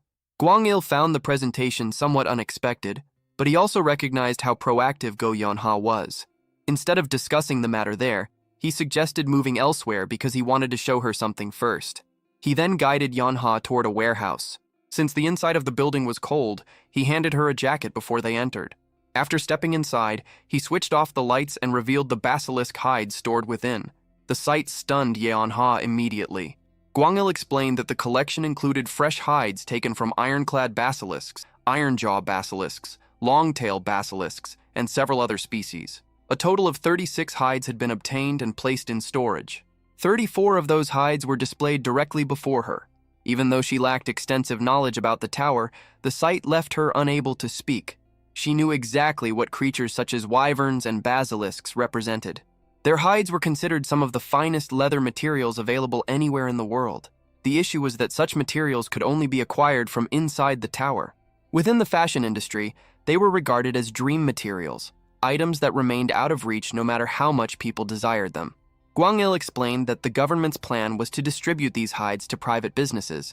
Rather than limiting their use to armor production, the goal was to incorporate them into products used in daily life. Yeonha found the idea difficult to believe. She questioned whether tower materials would truly be supplied to private companies. Gwang-il confirmed that this was indeed the plan. She then asked whether HG Fashion was being considered as the recipient. Gwang-il admitted that at the moment, the company had a very strong chance. The news filled Yeonha with excitement. She imagined attaching the Wildflower brand name to such rare and valuable hides before releasing the products to the market. The thought alone sent a shiver through her body. She then recalled that there were supposed to be 36 hides in total and asked about the remaining 2. Gwang-il proceeded to reveal them. The instant they came into view, she was struck by the overwhelming sense of vitality they carried. They appeared almost alive, as though they could begin moving at any moment. She found it difficult to believe that a simple hide could possess such beauty. Even without being crafted into anything, it already resembled a finished masterpiece. Gwang-il explained that the project would begin using the first batch that was currently in storage. Yeonha immediately pushed for HG Fashion to secure the second batch as well. Since she had been the only CEO who personally attended the meeting, she requested priority rights to purchase the hides. Gwang-il let out a laugh and remarked that such details could be worked out over time. Before anything else, however, he set a condition. The existence of the hides had to remain confidential until the products reached commercialization. Yeonha accepted the condition without hesitation. She assured him that every technician involved in the project would sign non-disclosure agreements and that no problems would arise. After that, her attention shifted to the most critical matter. She asked what price the hides would be supplied for. Gwang-il admitted that determining the price was currently the hardest issue. At present, even scrap pieces cut to cushion size were being purchased for 10 million won each. Yeonha picked up one of the scrap pieces for a closer look. The patterns and natural markings had been damaged, and some of the original color had faded. Despite that, the material remained exceptionally rare and was almost impossible for ordinary private companies to obtain. Before their meeting concluded, Gwang-il promised to prepare a small sample for her company. He suggested that HG Fashion's leather specialists evaluate the value of the hides themselves. Yeonha found the proposal surprisingly clever. Once again, she was reminded that John Gwang-il was far from an ordinary person. Elsewhere in Seoul, the focus shifted to Ark Hill Apartment in Cheongdam. As Ju Hyuk rode the building's advanced glass elevator, he gazed out at the city lights spreading across the night skyline. The view stretched endlessly before him, drawing his attention the entire way up. When he and his summons stepped into their new residence, they were immediately stunned. Every part of the interior was brand new and equipped with the latest technology and modern appliances. The home even contained a private movie theater connected directly to the living space. As they continued looking around, they came across another enormous window. Beyond the glass lay an even more stunning view of the city at night. The scenery rendered everyone silent. A wave of emotion swept through Ju Hyuk, causing tears to gather in his eyes. As he looked toward his summons, he silently urged them to keep moving forward and continue working hard together in the days ahead.